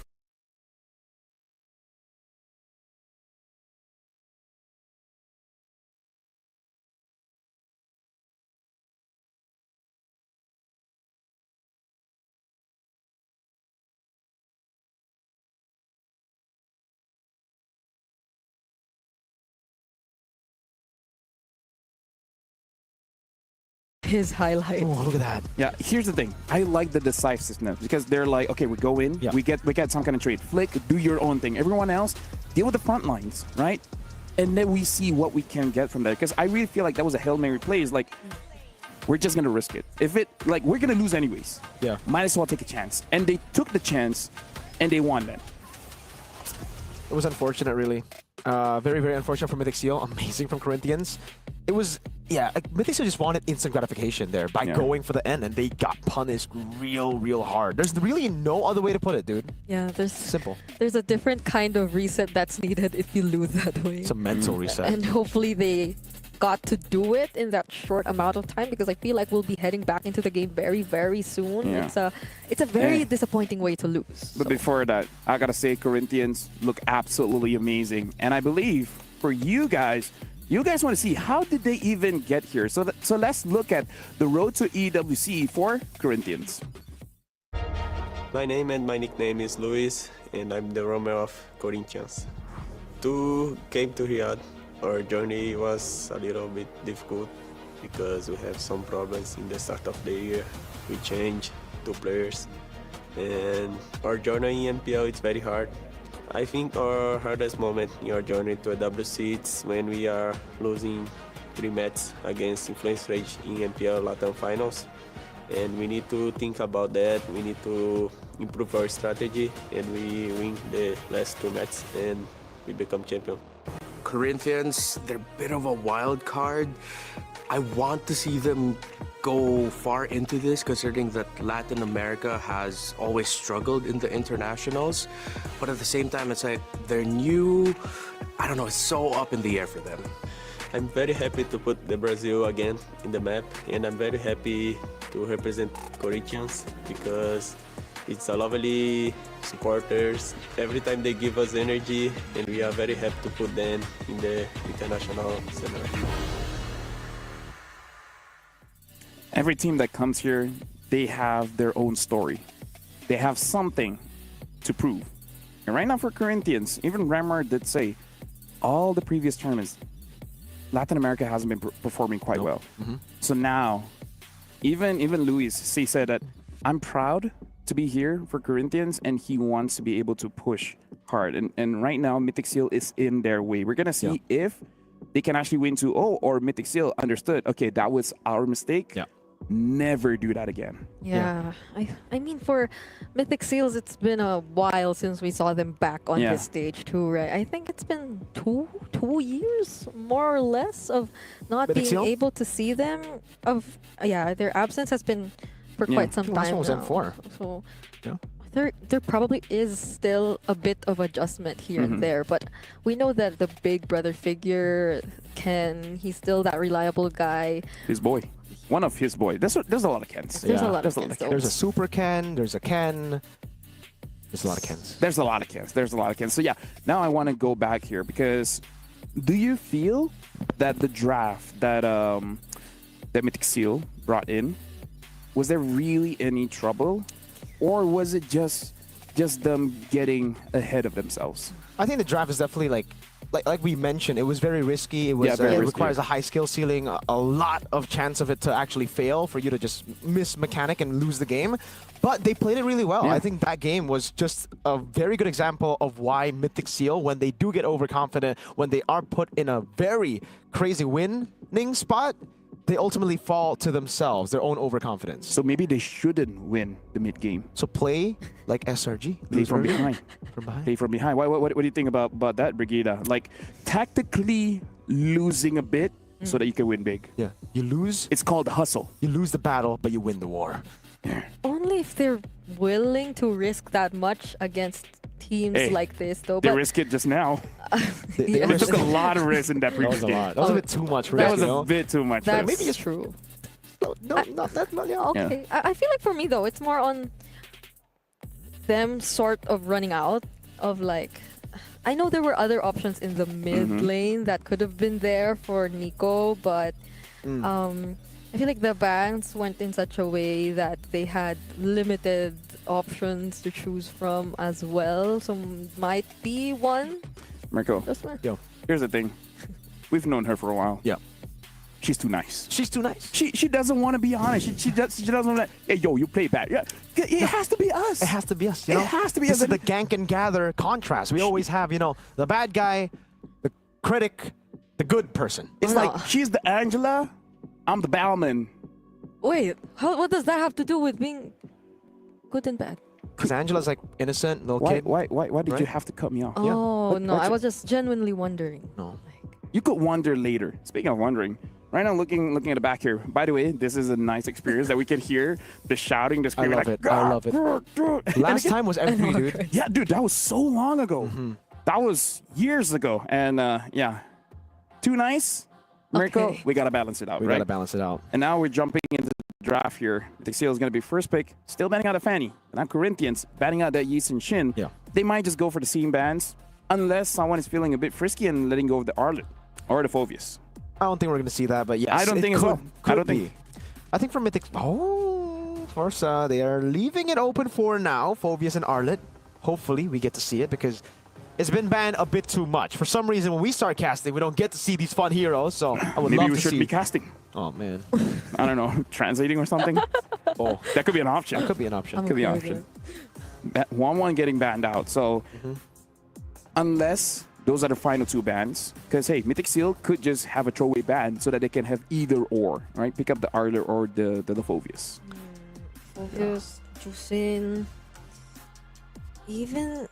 Now, is it as prio as first pick? Now, that's the but there question, have right? been teams who pick it Have up. they but, won with first pick Phobius for first pick Arlet? Maybe not. I feel like this is the thing about EXP, is that you first pick Phovius, you feel good, and then you see a CC, and then you're like, oh no. Yeah, and if they take it out here, that's too obvious. So Yeah, maybe but see, not. they might be risking it. Hey, the name of the game is if you want to win, you got to take some risks, right? So betting out the Kimi. Personally, for me, I wouldn't ban either Arler or Phovius. Just let them both go, and then see what we get. So the Uranus wasn't banned earlier too, right? Like it wasn't. Yeah. It was Picked up as well. snubbed. It was Yeah. snubbed. I think we can ignore the Uranus at this point of the game. I think right now, yeah, like what LaFell said about Corinthians, leave the Arlet Phobius open and then trade. If Mythic Seal go for the Phobius, you go for a Fredgen Arlet. Yep. Never mind. They Oh, but banned they the banned- Arlot.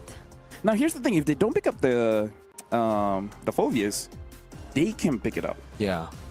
Who wants her to one? And if they do, and they pick the Lancelot again, that's I feel like Kalia is still an okay first pick. Yeah. Jushin. So they pick up the Jushin. Okay. So now it's Corinthians who can go for the Phobius plus. Phobius plus either the gold. They could just go Phobius Lance too, Yeah, by the the way. Lance. Lance I was don't- amazing I last don't game. mind Lance. Yeah. Because like I was thinking, then you'll have less to worry about if you already have the Phobius, and the Flick performs the same way Oh, yeah. on the Lancelot. Hey, he made a game-winning play, so I'm perfectly fine with Phobius Lance because if you're not gonna, unless they want to give it over to Mythic Seal and then just pick up a CC. Yeah. Right.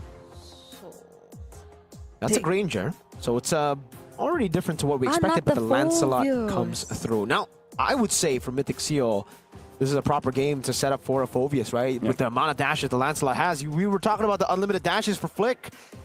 Punish it with the Phobius. But you will be punished by the CC. You can evade from it. There is a way for you to just last hit, stay alive in lane, and then Turtle 1. They might feel better about picking the Joy 2 here in this spot if they want to go for that again, because they'll have the Phobius and they won't reveal much yet. Not unless.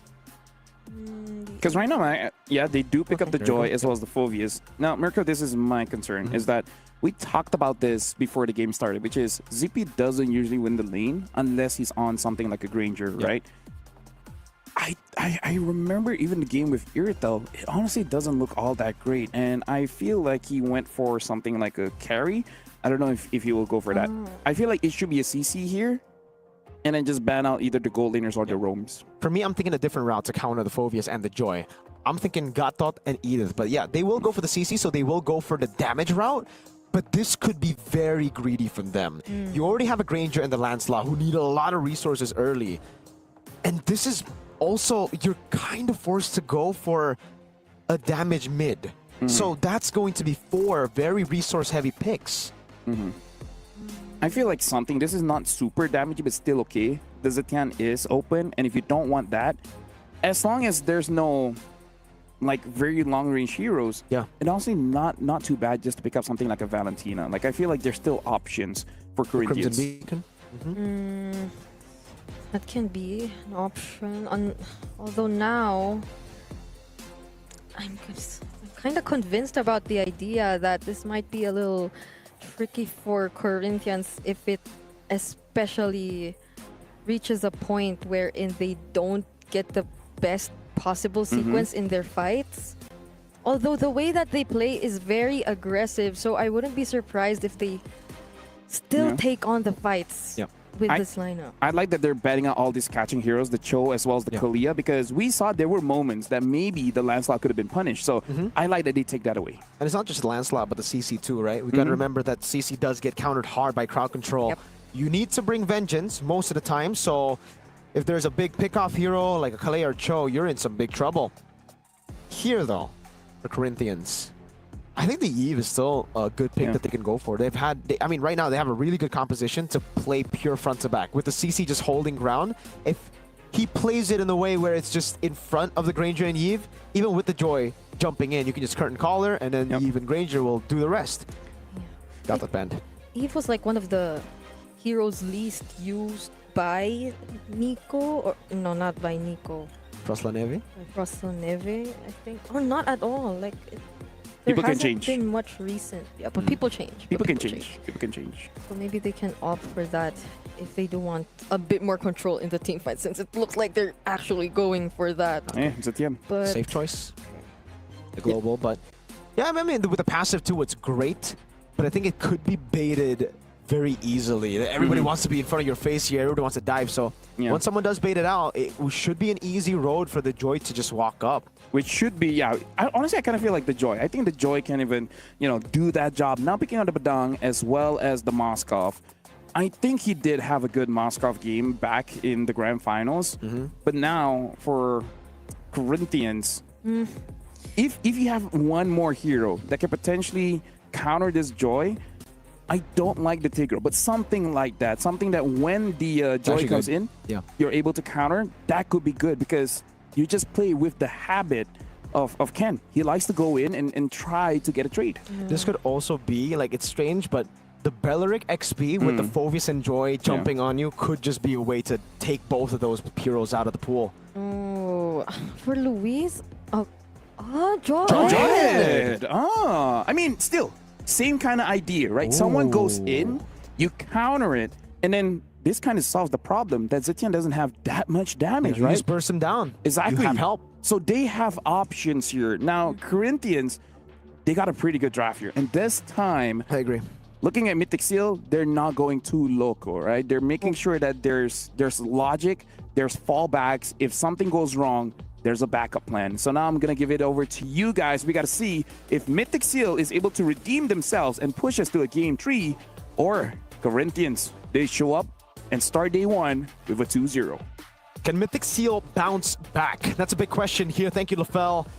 Here with Mirko and Brigida to bring you game number 2 of what can be the upset of the day. We've been throwing out the upset word the whole day, but this could be it. Corinthians with a solid shot as Natan once again flies over to the Lanadon for us to join him. Here, Ken and Flick on the same heroes. It's the Joy up against the Lancelot. Yep, the Jawhead.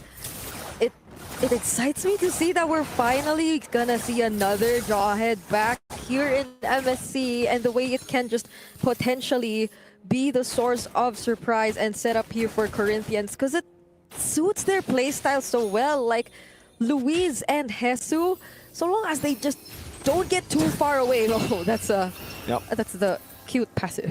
Cute, very cute. I mean, it bounces like. Yeah, that's going to be a big problem, by the way, for Mythic Seal if they go Badang. That's why I wasn't really too big of a fan of the Badang. You go in, you get bounced back. Oh, that's actually a win for Corinthians. Oh, 1 hit is all they need to get the kill onto Boye, but still, he's able to walk out.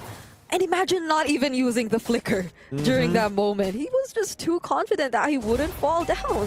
Patient. Oh man, Rhapsody shots.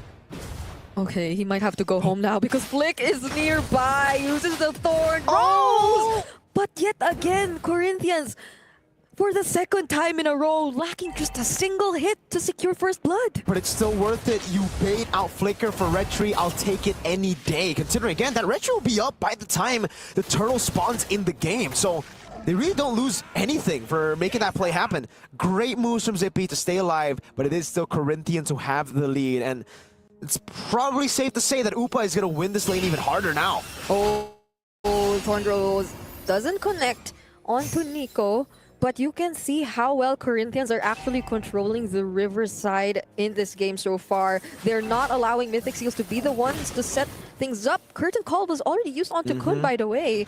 So that's an ultimate already down for Corinthians, but they still might want to go for this nonetheless. Luis flickers in, decides to go for Kun. Is that the right decision though? Fury of the Phoenix also committed as well. SOD will not land onto anyone just yet. And look at the sustain coming in from Kun. Actually takes down Luis instead, even though he was the one who tried to set things up first. But it's Luis for Kun, worth it for Corinthians, especially because they're going to get this turtle for free. Ken is nowhere near, and Boye cannot get that fist fast enough. Zippy, though, actually finds a pretty good trade. Upa staying a bit too long, I would say, around the turtle, and that gives Mythic Seal at least something to trade back with. Yeah, this isn't that smooth of a start for Ken, though, if you were to compare it to the previous game, where it felt like he was just on track, on timing when he was trying to secure his farm. So far, it feels like they're doing a great job at denying him of that. Even just when he wanted to take that Little Wanderer, you could see how Luis makes his presence felt, and now even Flick. Yeah. I really like this build, by the way, from Frost La Neve. The tenacity with the Inspire here. It's safe, and that's all you need to do technically in this game, right? You're just playing in the back line with Upatizi. You're acting as a sort of peel with your passive. So whenever you're around Upatizi, anyone who walks up and initiates will be thrown back so far away, and it will give safety for everyone in the back line. So now it's a slow game, as expected here with the these two drafts, it really comes down to trades, especially with the Moskov picked up and no Irithel. Waiting for the next neutral objective, 45 seconds. It's been very, very slow if it's just that. They tried to go for Hesu, though, force out the Vengeance and Curtain Call. I don't know if that'll be much because he still has quite some time to wait for that cooldowns before the next objective. But Corinthians, it seems like they're planning to go for something else. It's not Boye, actually. Flix finds Nico and tries to go for him instead. But because of that disconnect, it seems like Luis will get punished now. There was a change of target, and that might not have been the best decision. They got confused, and Kun is now the one winning lane. That is, winning by that much is interesting, dude. Like, look at Kun zoning Hesu completely away, and this should be a free turtle over with Hesu being so low, but at least... Never mind, I thought it was going to be a trade. Oopa! Almost. They've been here for like majority of the game. He did give out some energy shields to Zippy, but now it seems like he got way more. Way too slow. Than Zippy in this game. So now it feels like Corinthians might willingly be letting go of this turtle, or they might be entrusting it to Flick and Hesu because they have other things in mind, but they no longer will contest. They just allow Upatizi to secure the turret instead. Corinthians have just been playing so smart. SOD lands. Oh, are they gonna fight? Doesn't look like they need to. They will take it just for a faster rotation. Yeah, Corinthians, they're just playing it so smart. Even there, they didn't want to go for the engagers, just playing it super disciplinedly, playing super intelligently. Hesu, caught in the bad spot, has the Vengeance, will use it. It's a turn for Turtle, so I would actually say it's worth it for Corinthians. Yeah, they're probably banking on the idea that it will work best, considering that they're with a Zichan mid, if they get to include Upatizi in the rotation, so they have a bit more of damage source whenever they try to go for the setup. But Flick, he might just actually be taken down here. He wasn't supposed to be there, and look at that, this crack combo coming in from Boye. Luis is next to fall. But Corinthians, they're doing their best to hold on this mid lane turret. You hate to see the puncture get cancelled, or even the puncture missing straight out. Flick had no way to escape. The Phantom Execution could have been a way to jump and to run.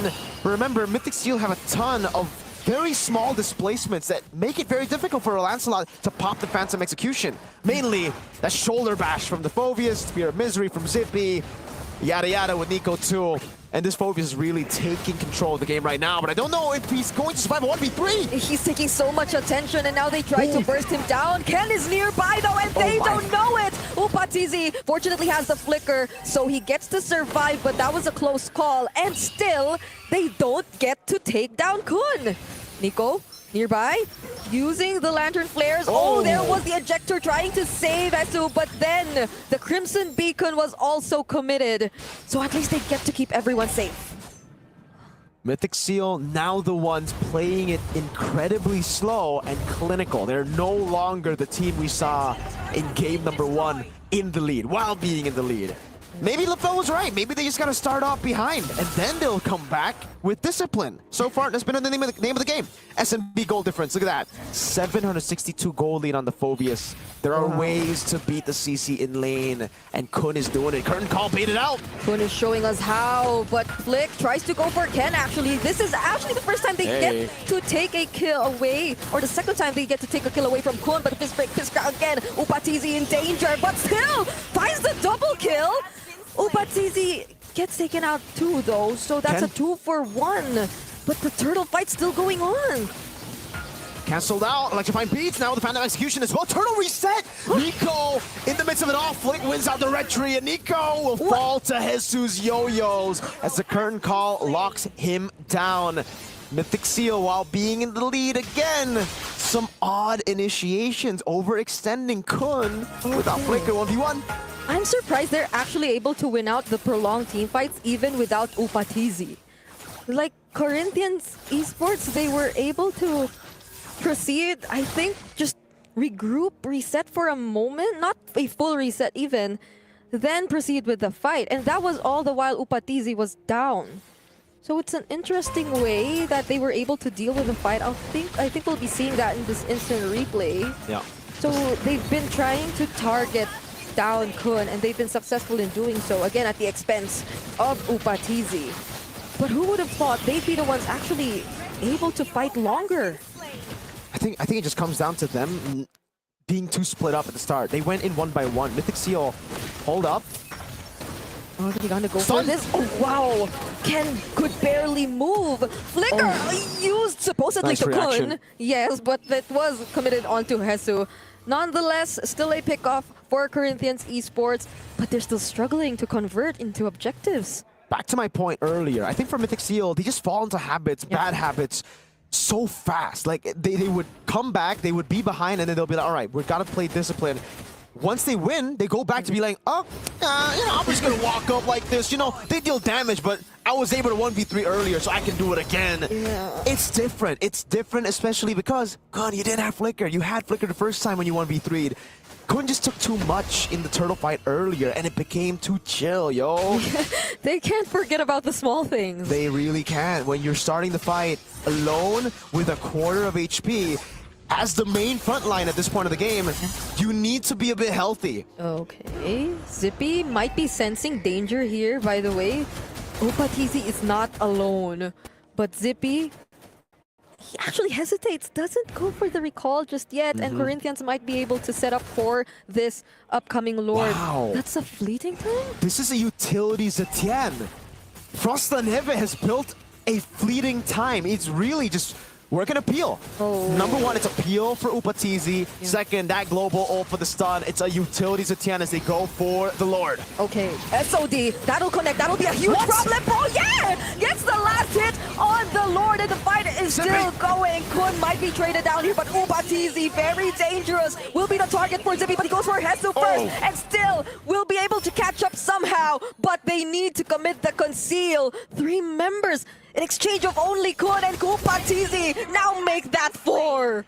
Mythic Seal just need to be behind for them to win. They are behind, we're behind, and then they had a clinical fight around the Lord. Corinthians didn't know what hit them. The conceal cancel with the Dark Wave onto 2 was beautiful by Kun, and a Lancer Flare for Frost La Neve. Remember, no damage. It's utility build, so defending this is gonna be quite hard. That's why when they don't get to be or to pull off these successful setups, Corinthians Esports are definitely gonna struggle. Like, those ejector plays are gonna be very important. Those targets are gonna be very important. But now what's more important is the way they're able to defend this objective, this Lord. They've already lost all of their holy shields, and that'll mean a lot for Mythic Seals, who were sort of on the seesaw for this game. It's been a roller coaster of a game here. Back and forth, damage dealt ranking. It's still, wow, Upatizi, and despite the fleeting time, still Frost La Neve.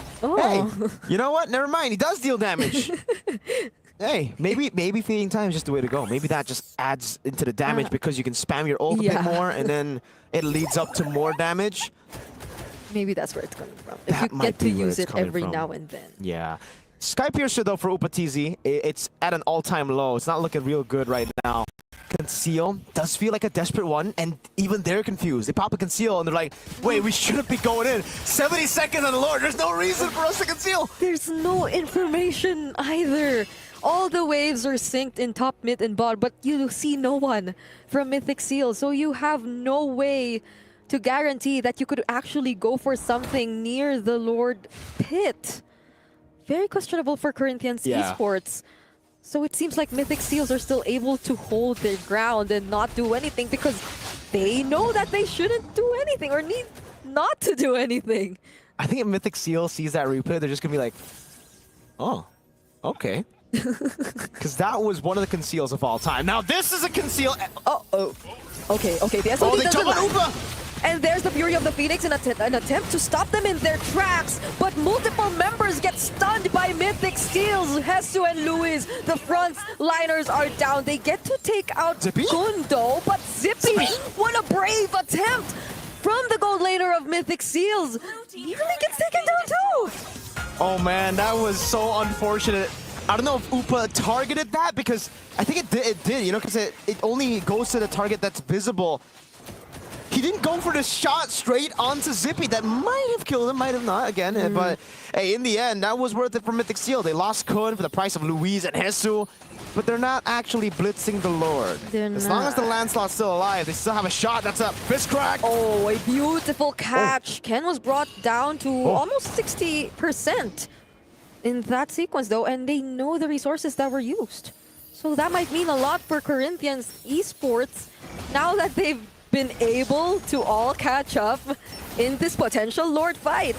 So is Kun. Zippy, oh my lord. Oh, look at the damage from Zippy. They get to receive that curtain call, however, and the Fury of the Phoenix does a great job. Oh! Corinthians esports actually get the objective, but will they be able to make it out alive? That is going to be the question. Hezu doing his best to delay, but they lose 4 members in the process. It's only Luis standing alone. And the Lord will spawn up top. As long as Mythic Seal time it right here, it's going to spawn in, and they will not have to deal with the Lord. 15 seconds on Froslanepe. There you have it. They wait for it, and they will have the route to go for the equalizer. They went for the flicker, and they gain access to the base. It seems like Group A indeed is becoming very competitive. We're heading into another game number 3. Our third full series of the day. Hey, if you thought MSC was going to be predictable, maybe, but not the games. I gotta say, only Team Liquid got away with a 2-0 for today. But hey, you know what? We gotta balance it out because that was the game that got a pause. But either ways, I feel proud. I just throw out words of wisdom that is not supposed to be wisdom. And it turns out to becomes be wisdom. Yeah, it's like you have to lose for you to win. You're a philosopher. I'm a philosophy. You are philosophy. I am philosophy. Now I gotta say, my heart skipped a bit when Zippy tried to go for a play up top. against Granger, thinking that he can outplay that with the Wind of Nature. Considering that, you know, Sky Piercer is true damage. That was very brave. I'm not as brave as that man, but that man's pretty brave. But he's performing very well because in the previous championship, not doing that great. But hey, in this one, very disciplined, dealing a lot of damage. This was the one, right? Yeah, taking a lot of risk, but hey, they're not even gonna show it. They felt nervous about that attempt too, but now I feel we see why the Phobius is also always banned. Like, speaking of which, we're gonna talk about it during the itemization just a little bit more. But Phobius against the CC, Phobius wins that matchup until CC gets that War Axe. Then it becomes different. So I like the way that Kun played the lane, understanding I have a timer. So I got to make sure that I'm stopping you in your tracks, not allowing to roam around the map, creating pressure, influence, anything else. And that way, the Phobius does win the matchup. And then once the CC has that War Axe, it's not your job anymore, right? It's not the job of the Phobius. Everyone else can start taking turns dealing with the CC. I think level 1 to 4, that's when the CC actually also wins as well. Before the War Axe, that was level 1 to 4. And then after that, level 5 to like 6, before the War Axe, and that's Phobius winning it out. And then we come back to CC win with the War Axe. So there are multiple windows where the Phobius wins, where the CC wins, and it comes down to you just understanding that power spike, when it opens, when it closes against your opponent. it for majority of the time, I think the camera panned to the XP lane. Just a lot of brawls. And showed Hesu kind of struggling on the Made CC. a lot of mistakes as well. Yeah, so like curtain call for... For who? Yeah. For one, I mean, For one understandable for one if you want to shred Very down. trigger happy. Yeah, but the turtle's coming up. It would have been great if you had that, you know, later on, yeah. So I think this wasn't the Hesu we are familiar with, like the Hesu we saw here, because people would say that he kind of stabilized the team in terms of decision making, but if he was the one in that game who went for the questionable things, then Yep.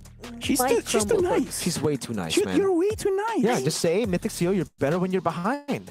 Just say it. And then SCCP, you can you do went better. for utilities at 10. Yeah, like Hesu, don't make a mistake. Okay. Yeah, Just say that. Don't ult Okay. randomly. Hesu should avoid mistakes. But going back here as well, see the difference when Nico was on the Selena and now on the Jushin. Very different heroes. Oh, yeah. looking much better now. Not a lot of recalling, not a lot of ego challenging. Hey, don't say that yet, you know, because last time he was on Zusin, he was winning, and then he started recalling, and then the game turned around, and then he almost lost and didn't qualify to MSC. But he ultimately did, so yeah. Hey, you know what I tell myself? Shut up, man. So yeah, go ahead. we choose our words from this point onwards. But yeah, I think we were also talking about Zippy earlier before this game, and he actually did show up. Except that one point where it was They're nearly discussing there, by the way. Kind of dangerous. Just there. So we see they're... Wait, why aren't they backstage? They like us better. They want to hear our analysis. Absolutely. Yes, they want to know That's my what boy. That's Ken, bro. They want to know what we think, you know? Speaking of what we think, right now we're looking at all the players here. Ubatizi still did a lot of damage, but Zippy, very high goal per minute, 875. Luis took a lot of damage. I kind of feel like for Corinthians, it's micro. Like, that's my personal opinion, because especially with Hesu, like we've seen different CC players today, even during MWI and even in the wild card. And I really feel like he just made bad decisions where I agree. You shouldn't be playing for yourself. Yeah. You should be playing for your team. Yes. Right? Peel, just play with the peel, right? We'll move back with the Zetian and the Granger. So that's where the individual playstyle might Yes. backfire. Yeah. We saw it in action in game number 2 because it felt like they were doing individual decisions that need or didn't even consult others. The other word is selfish. Yeah. Oh. Selfless, selfish. That sounds harsh, but maybe that's how you should. He was selfish.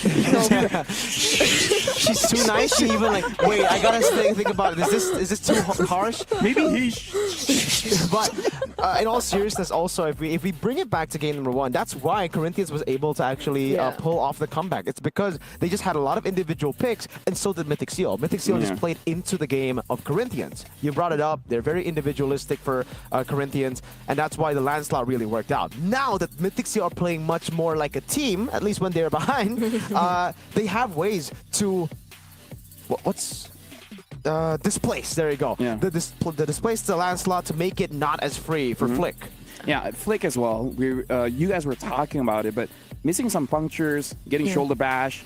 So this is why I say like the mechanical mistakes needs to lower down just a little bit and play with the team, because there are moments like this is good, but it's not good because of them, but it's because Mythic Seal botched the engage. I think in his defense, Lefel, that's what a little more small displacements can do to a landslide. Just a shoulder bash, the targeting gets off the punch from Mr. Badang and even Dusin. So small things make it very hard for the landslide to land punctures. I think a lot of them had unexpected moments wherein they got displaced even by their own teammates. So there were a couple of ejectors which were supposed to be for Mythic Seal but did not land to the members of Mythic Seal.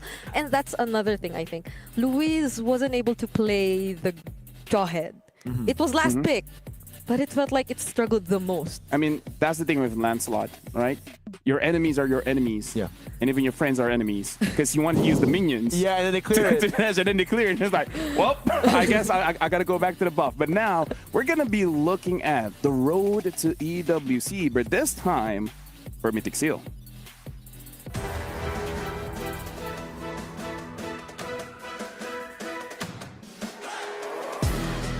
Hi, my name is Ken. I play for Mythic Seal and I play in the jungle room.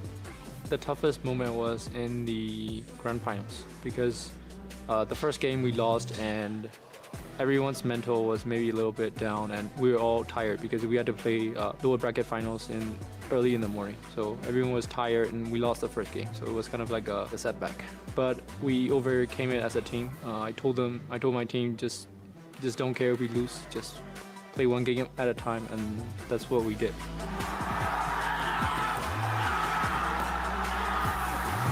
And finally, after being so loyal to Mythic Seal for so long, going over that hurdle, there was a moment where people thought, oh, it'll be Yang on Galacticos, most likely, but now they were able to eke it out and they made it. Zippy Cutie finds the kill. The base is wide open.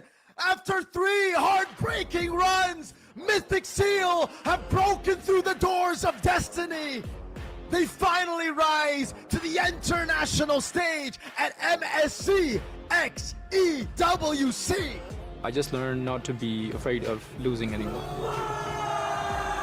I've had to grow a lot over the past year or so. Now, since I'm the leader and I'm the oldest in my team, I have to be an example to my teammates. But I'm really happy to be back, and I hope that I can really prove something here. Ken said it himself. I'm not afraid to lose.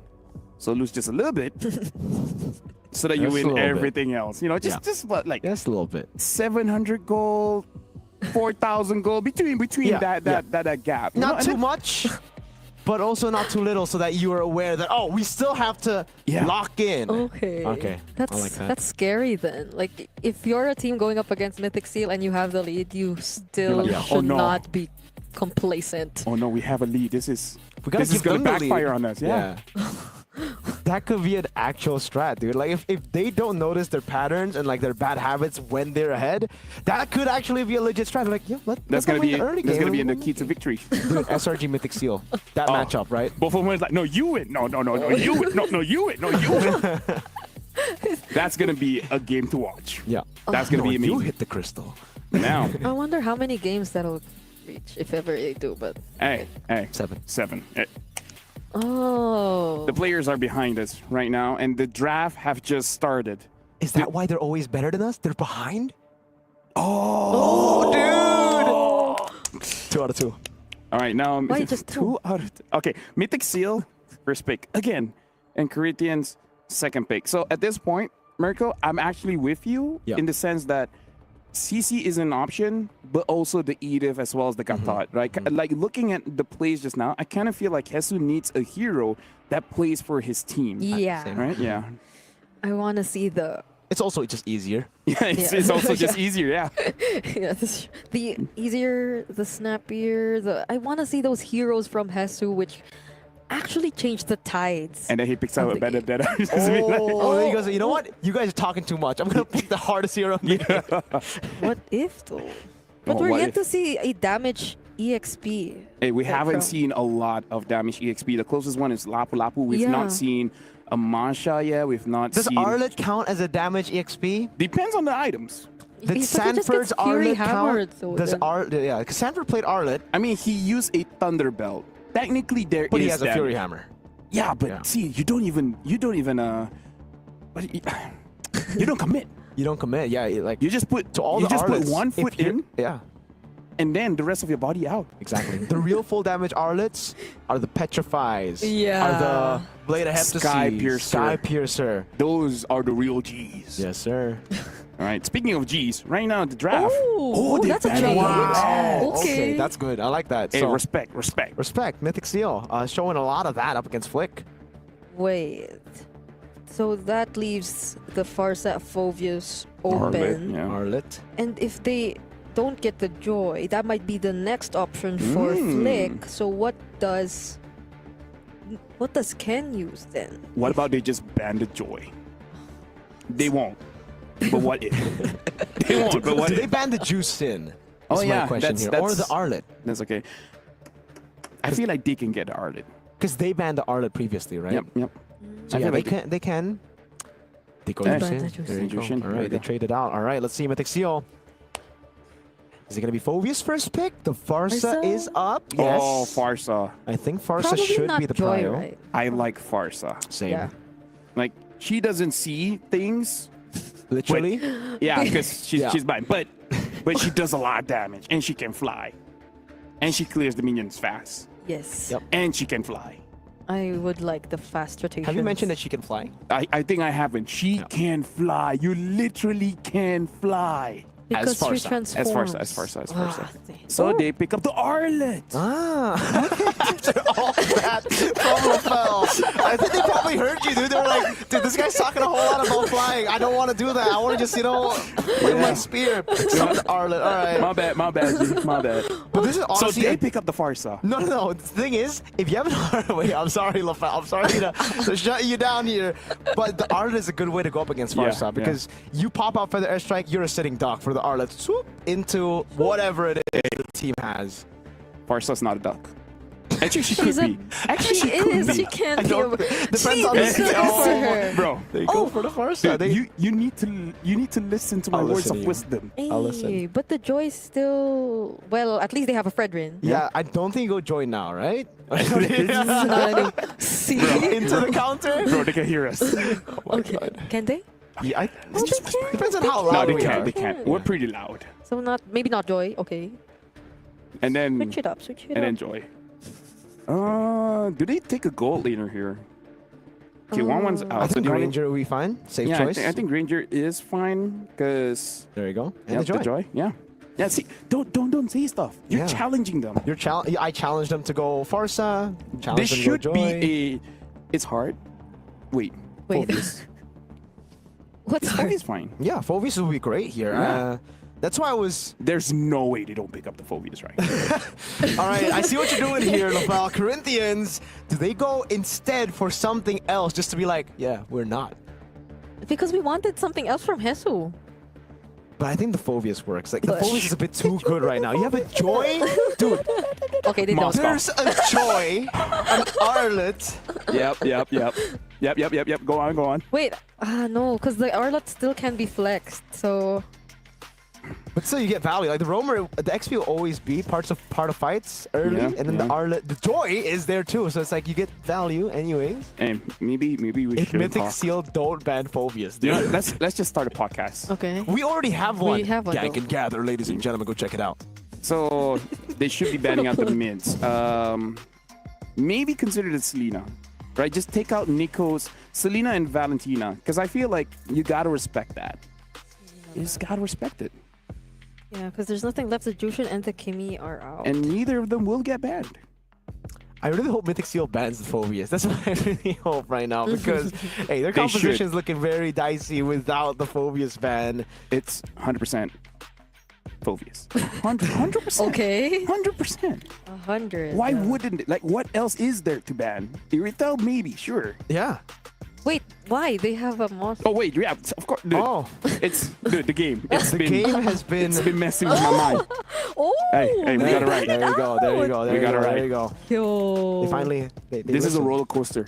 It Who is. knew a draft can be this intense? Corinthians next. Wait. Selena. We haven't seen. Honestly, not a bad one to Or actually ban maybe out the just the Lilia. Valen. Yeah. Yeah, Because you have Fredrin. Valen is the safest in my opinion. Take out the Valen. So you don't get to give away. There you go. See, Selena, I told you. man. There you go. Listen to me. No, I was challenging them to. Ah. Dude, she's 5-head. She is. Mythic Seal now. Do they also just say, you know what? We're taking your heroes out of the equation too, Hesu.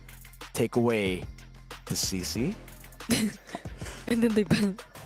And then they ban Honestly, something else. CC is a good ban, but I don't know after watching that game. Maybe they're like, I can deal with it. Kalia, okay. Hey, what about the Masha right now for Corinthians? They have a utility jungle. Oh wait, yeah. Yeah, we haven't seen the Masha. Maybe Hesu is telling them like, let me do damage. Damage, and then they give Louise something like. A Baksha. Yeah, it's still open. Yeah. Could also be Gato Kacha. I think that works too Yeah. against this composition. Safest. Wait, there's still a They could Badang, take it right? now. I feel like they could take There's also Gata now. Badang, yeah. So a lot of good options for Corinthians here. If they want to go Masha, that's up. They can also just go for the safe route. Or Chip Masha. No, wait. No, right? I don't think the Farsa was. I feel like you don't have to go Masha. Like there's other damage dealers. That's the Badang. There you Badang, go. Yeah, okay. they go for the Badang. So what's I Hesu want the later? Valentina. I feel like the Valentina is going to be pretty Same. good here. I agree. And Nico actually did amazing on it Yep, to yep. equalize against the Young on Galacticos in MSL MM Season 1. Valentina and. Valentina Either- Cappuccina. Hey! Me, Moscow. I would prefer just to put the Arlet in the EXP. I agree. Please XP. XP Arlo. What do you go Rome? Oh, Show. Whoa! Whoa! Okay. Nico Nico and all the flexing. stops for this one. Nico showing up. He's like, I like hey, it. I'll watch MWI. Yeah. I saw the final game. Oh! And an Esmeralda. Oh, this This is so much riskier for Mythic Seal, the Yeah. composition. yeah. Hey, this is what we wanted. For MSC, day one. We're encountering the unknown. Experience the world. Yeah. Where when you move forward, you don't know which is left and which is right. Yeah. And now we're jumping into drafts that we've never experienced before. This is what the world has to offer. And I'm going to throw it to you guys. Thank you so much, LaFell. Ladies and gentlemen, welcome to... Well, we're still on the same desk, but me and Brigitte will be bringing you the final game of the day as we encounter the unknown here in the final game of the day. And interesting drafts from both these teams, from Mythic Seal and also Corinthians. Now, question is the upset real? Can Corinthians beat the dark horse of MSC, or will Mythic Seal take the dub with Ken in his third Joy game? That's right. This should be the last game of the day since we've had a lot. And imagine that. Okay, we've already beat the record for fastest first blood in this day. We got one in 29 seconds, courtesy of Boye. Shout outs to Boye, man, on the show. He's ruthless, just showing Jikundos all around the board. Corinthians couldn't handle the kicks, couldn't handle the swagger. Yeah. That was such a great start for Mythic Seals, though. Like, I was honestly supposed to say that I was... They need to play from behind, Brig. Oh, no, yeah. Wait. Okay, continue. Yeah, but anyway, I was trying to... I was kind of worried for Frost La Neve, considering that the Kadita sounds like such a great answer to the Farsa. It's similar to the entire Kadita Farsa matchup, or Kagura Farsa matchup, rather. But given that they're already able to get that great of a start with just Boye, I feel like it's gonna be a little tricky for Frost La Neve to position himself around the map. And speaking of Frost La Neve, look at that. He went for Tenacity on the Farsa. Oh, all right. Tenacity for both the mid duo here. Yeah. And Inspire, they're really in sync for this one. Despite the tankiness, they still fell first blood, and it goes to show you how much burst Mythic Seal have. Explosive burst in the early game. Yep. Petrify again. I mean, that's the pull yourself together, Kadita. They'll just be using all these skills over and over again. Flick is kinda low. Will they try to chase after him? Boye might try to disturb his farming. And that's a few moments away before we see the objective spawn. So they've done a really good job in zoning out the members of Corinthians. Hesu, though, somehow managing 2 members all by himself. Will get some help from Luis. But then that's the flicker from Kun already committed before the fight. A bit of a mistake there from Kun. He walked up, tried to go for the Vengeance, but Hesu popped in the Purify, falling Star Moon.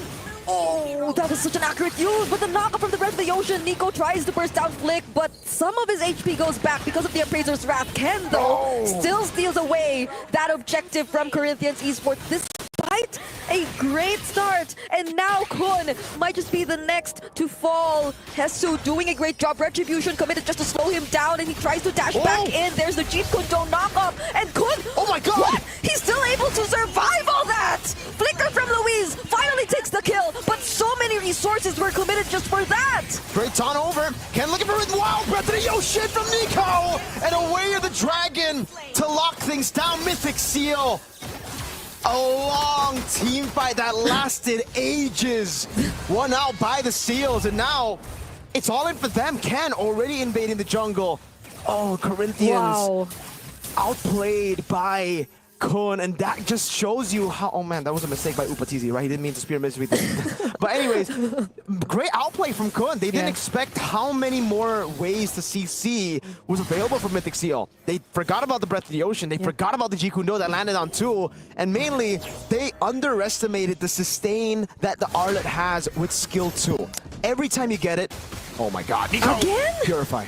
Okay, I mean, again, that's the pull yourself together Kadita. So Nico will just be constantly hunting down targets for Corinthians Esports, and I agree. I mean, that entire sequence which took place earlier was because Mythic Seals was somehow behind. So that's why they were trying to invade deep into their jungle, but they find a way to turn things around. Took Corinthians Esports long enough to stay in that fight. So somehow Mythic Seal clearly have regained the lead in this game.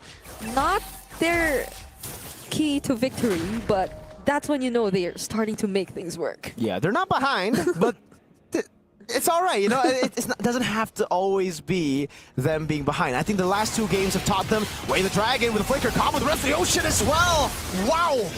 That immediately deletes Luis before he gets to do anything or even looks for a setup. There's the dashes coming in from Ken. SOD lands as well. Upatizi goes in! And beautiful energy eruption used here by Flick. But then the response, the breath of the ocean coming in from Nico once again. It just denies so much from the attempts of Corinthians Esports. It's as if you try to commit to the fight, but then you just suddenly get knocked up. These fights have been so long, dude. And Mythic Seal, fortunately for them, have been winning it out. Nico now again, Breath of the Ocean. Does he have the rough waves? Doesn't. But that was already close. Like, I mean, if he has the rough waves, though. I need to sneeze. I need to sneeze. Oh, another one. Now he has rough waves. Oh, okay. Okay. Is it going to be a turret? At least Upatizi. Oh, he's saying a turret. Okay, he gets No, he can't defend it. And he might not even survive. That was a close call. Zippy is playing a very brave gold lane for the past 2 games.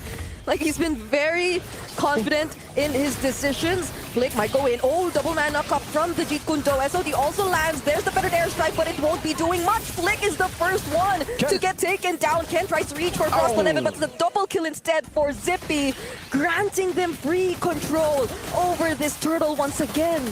Mythic Seal are feeling it in game number 3, styling all over the board. The Fredrin counter hasn't really been a way to stop Ken. Yeah. Well, in a way, yes, in KDA, but when it comes to damage, Ken's still dealing it. He's still getting 3 sacks, electrifying beats in, and mainly it's because of the setup. Mainly it's because of how much CC Mythic Seal have. Arla's just jumping all around the place. Nico's jumping in with water. Yep. Corinthians don't know what to build now. This, you see the Kadira just standing in front of you. It's so annoying because you know that you can't really attempt to go for this hero, this pickup. There's still the Petrify, there's still the knockup from the Breath of the Ocean. She can just literally swim away from danger, and she's becoming such a huge problem for Corinthians, who I believe their early would revolve around the way they're able to utilize the Farsa. But Frostland F has been struggling to some extent, even forced to use the Purify every now and then, so they're not able to... Oh, that was close, okay. Fortunately, didn't catch up. But now, the question remains, Corinthians Esports, they're significantly behind Mythic Seal, and there hasn't been a successful attempt from Luis. It's always Boye or Nico starting things up. And you can really see how the Farsa are struggling in this game, right? Like, it's just so difficult for you to get an angle where you're free to deal damage with Feather Airstrike. At most, you throw out 2, and then you're forced to cancel. You're forced to walk back just because of this guy, or maybe the other guy who knows Kung Fu, or the one with music, or the one with a big spear. And Kun, that guy with a spear, is walking up. Ken, again, man, 3 whole levels ahead of the Fredrin. Boye. Are they actually gonna try to do something now? Oh, they spot Upatizi, uses the SOD, but will that be enough? Luis is here to help, but the final slash, he gets to purify himself to safety, might just be able to walk away, but still, he had to use the Purify, he had to use the SOD. That's a lot. 2 members, could they be locked in here by the fist crack? They don't, and they won't commit it just yet. He also doesn't have it anyway. So a lot of utilities burned by both sides right before the objective. Boye is still trying to look for it though. But they might be a little more cautious. Never mind. Kun goes for the final slash, but there's no follow-up. But it's still worth it, I would say, for Mythic Seal because they baited out so many big ultimates. No Feather Airstrike, no Falling Star Moon, no Fist Crack, right? Turtle spawn in the game, but they don't want it. Mythic Seal are just going to wait and possibly, go for a fast Lord here. This is a 2-turtle game, ladies and gentlemen. Mythic Seal have started the Lord. Earlier. And this could be the beginning of the end for Corinthians if Mythic Seal do get it. But Tizi, I feel like he wants to at least try to manage the wave, but they have limited information. Ken and Boye could have actually tried to do something. Oh, now they know where the other members are, though. Nico tries to go in, but gets denied by Luis. A beautiful way to shut him down, so they at least get a pick-off away from Mythic Seal. A bit too greedy by Nico. Walks up, but he doesn't want to utilize the rough waves. Thought he had enough time to actually use it. But in the end, he got chain CC'd. Boye looking for an angle, and Upatizi is really not letting Mythic Seal breathe, not letting them play this slow-paced game. He's constantly punishing as Mythic Seal continue to hesitate on what to do. Yep. At least now, for Corinthians Esports, they're able to somehow gain a bit of control since they were forced, or they did take a pickup earlier. Upatizi bravely goes in. Oh, but it seems like that wasn't the right decision because it was Flick who was taken down. Frostlyneve uses the better airstrike but gets cancelled by Kun. And it's a free objective going into the hands of Mythic Seal. The Arlet canceling out the Farsa there, just without Final Slash. We expected maybe Final Slash could be the way to do it. No, he just vengeances over to Louise. Gets the stun. Frostlyneve, no chance to purify out of that one. Roam Boots coming around already too. That's a Sea Halberd for the 4th item, so even more penetration to get through these tanky front lines of Corinthians. Oh, another Way of the Dragon though. Do they have enough burst damage? That's Hesu, which they caught.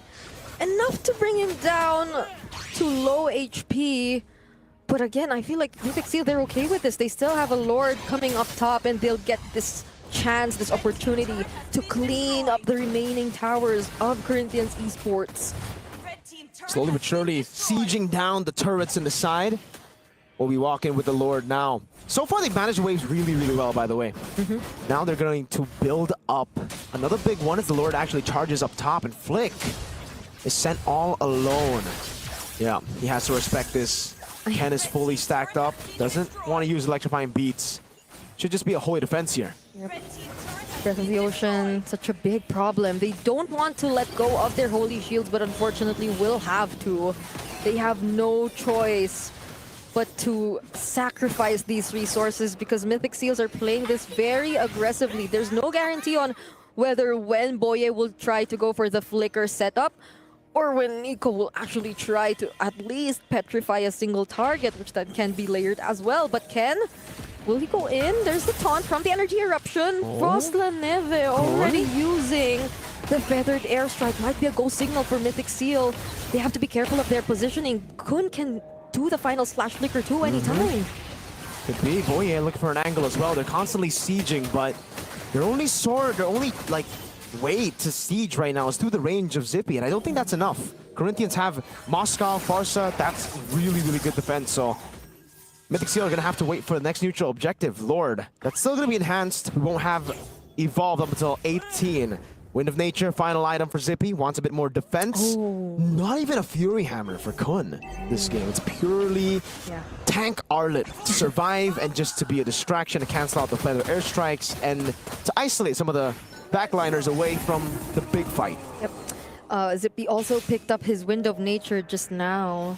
So that's going to be another problem for Corinthians Esports if they do want to attempt to go for him. And it's not like he can be the first option, nor the easiest target if you're looking at the lineup of Mythic Seals, because you have to go through so many members. You have to not get surprised and burst it down first if you want to do just that. But speaking of, they actually go for the surprise. They target Hesu. Tanky enough though, gets to survive and walk away, but not Louise. Louise will be the sacrifice this time for Corinthians. And it's perfect timing. Really good timing. Mythic Seal have been on point when it comes to picking people off right before the Lord. It's a risky game to play because if you lose one member, it could be another 50-50 or it could be an advantage towards your opponents. But if you're this good at going for picks on Cho, it basically is free. Good escape too with the Breath of the Ocean landing on Hesu. Lord slain. And Boye is looking for more, but he doesn't want to go for it. He knows he has the Lord. Let's play with it.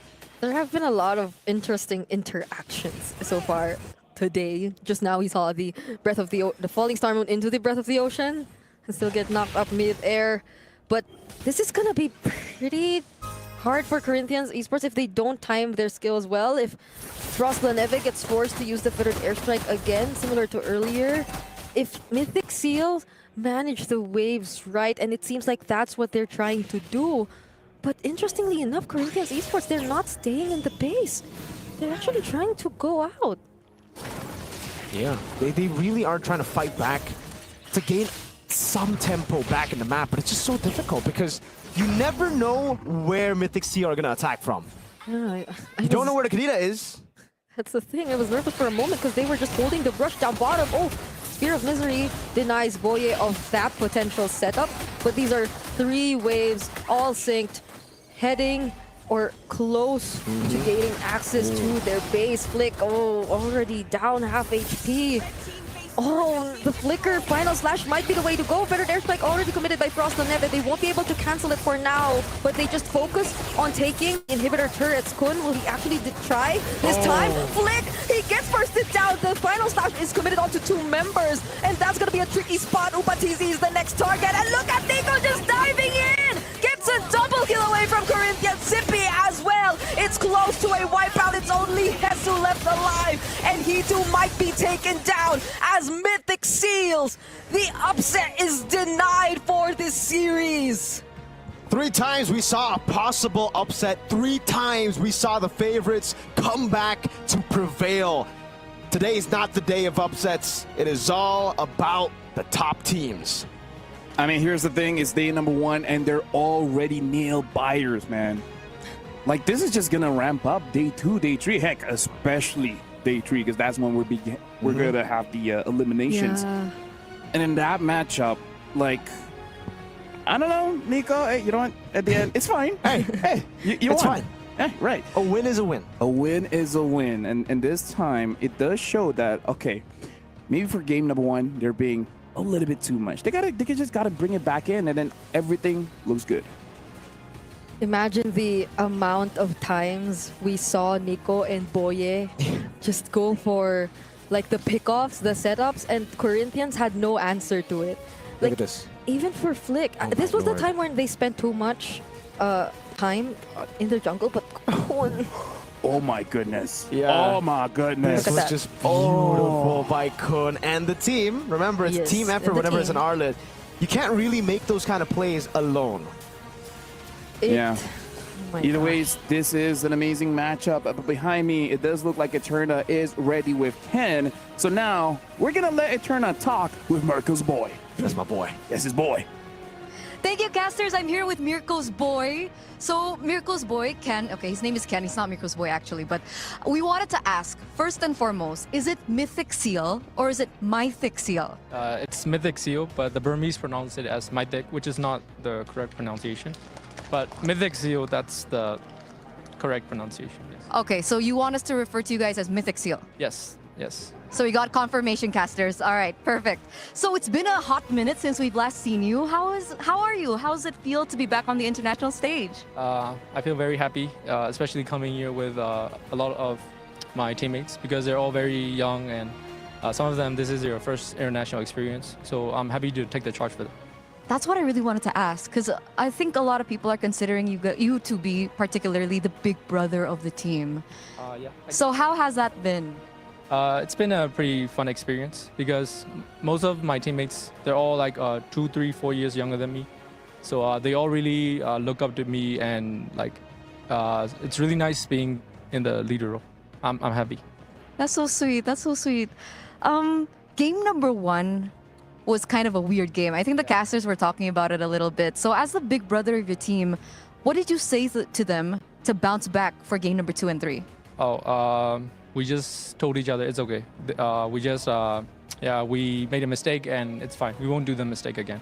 It's just we got a little bit overhyped in game 1. Like we killed like all 3 of them, and then we were just like we got a bit overhyped. And next game we just focused on our objectives, and I think that was the key. Yeah, because this is the first game we got a bit hyped. Yeah, that's all. Okay, so overhyped. So it's not that they're good playing from behind, boys. I'm looking at you, Lafel. I'm looking at you, Mirko. All right. A lot of people are considering your team, Mythic Seals, to be the dark horse. Do you have any messages to the challengers coming into MSC? Just good luck, have fun, and we have a lot more in store. So let's give the audience a very exciting match. All right. Before we let you go, we did get a little bit of an interview with Sakai's earlier on.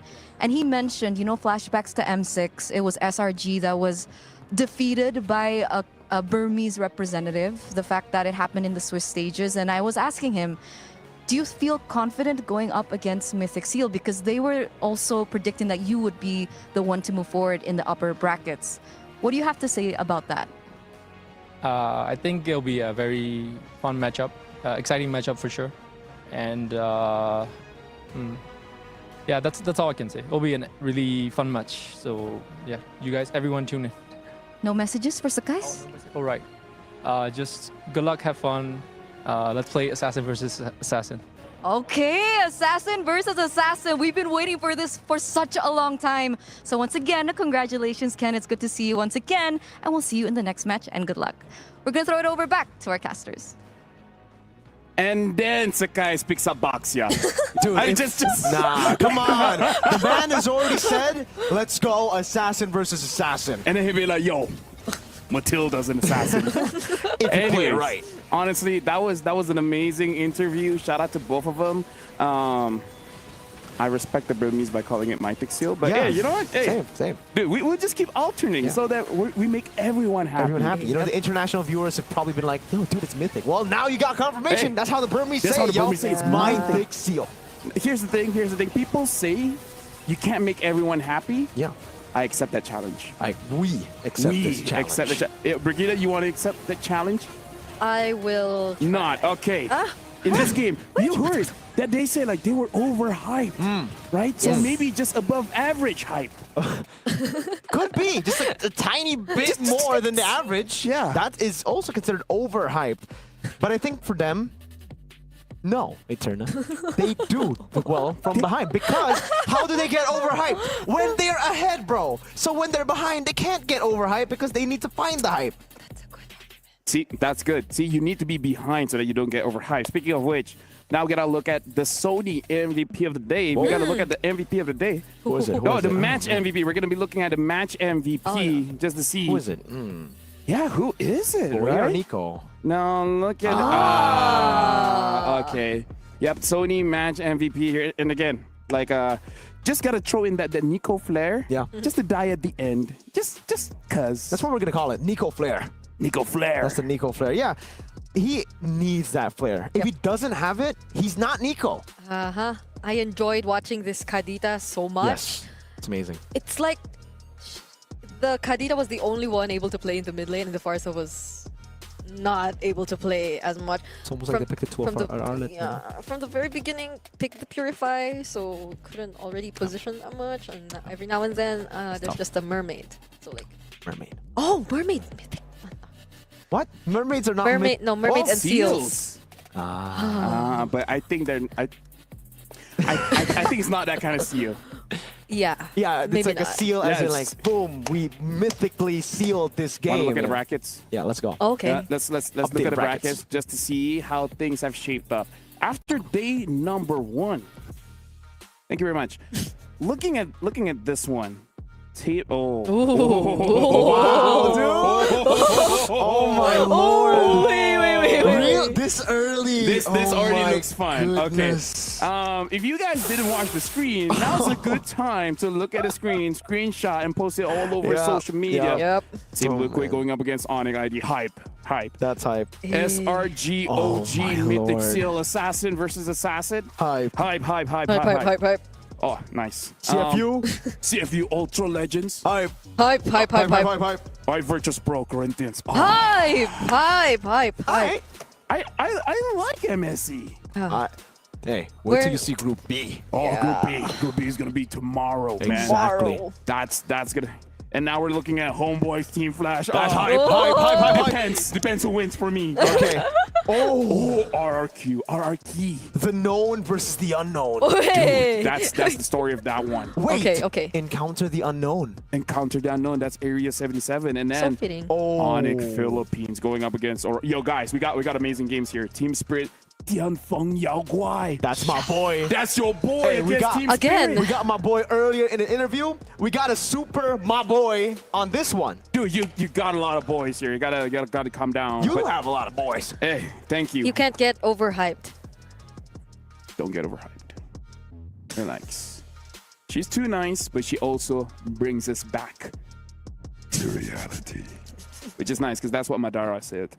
Anyways, looking at Group B, which is going to be for tomorrow, that's going to be insane. Personally for me, you know, I want to see Team Spirit. I want to see Aurora, right? Haven't seen them for a while after the patch. Yep. So now I want to see what has changed. And I agree. Hey, especially looking at Team Spirit, looking at the EXP heroes that they will get or probably won't get. Probably get banned out. We'll see, man. At this point, it really comes down to we were expecting like the XP carries, utility jungles, but we've still just been seeing a lot more assassins. The Baksha we assume would be a pick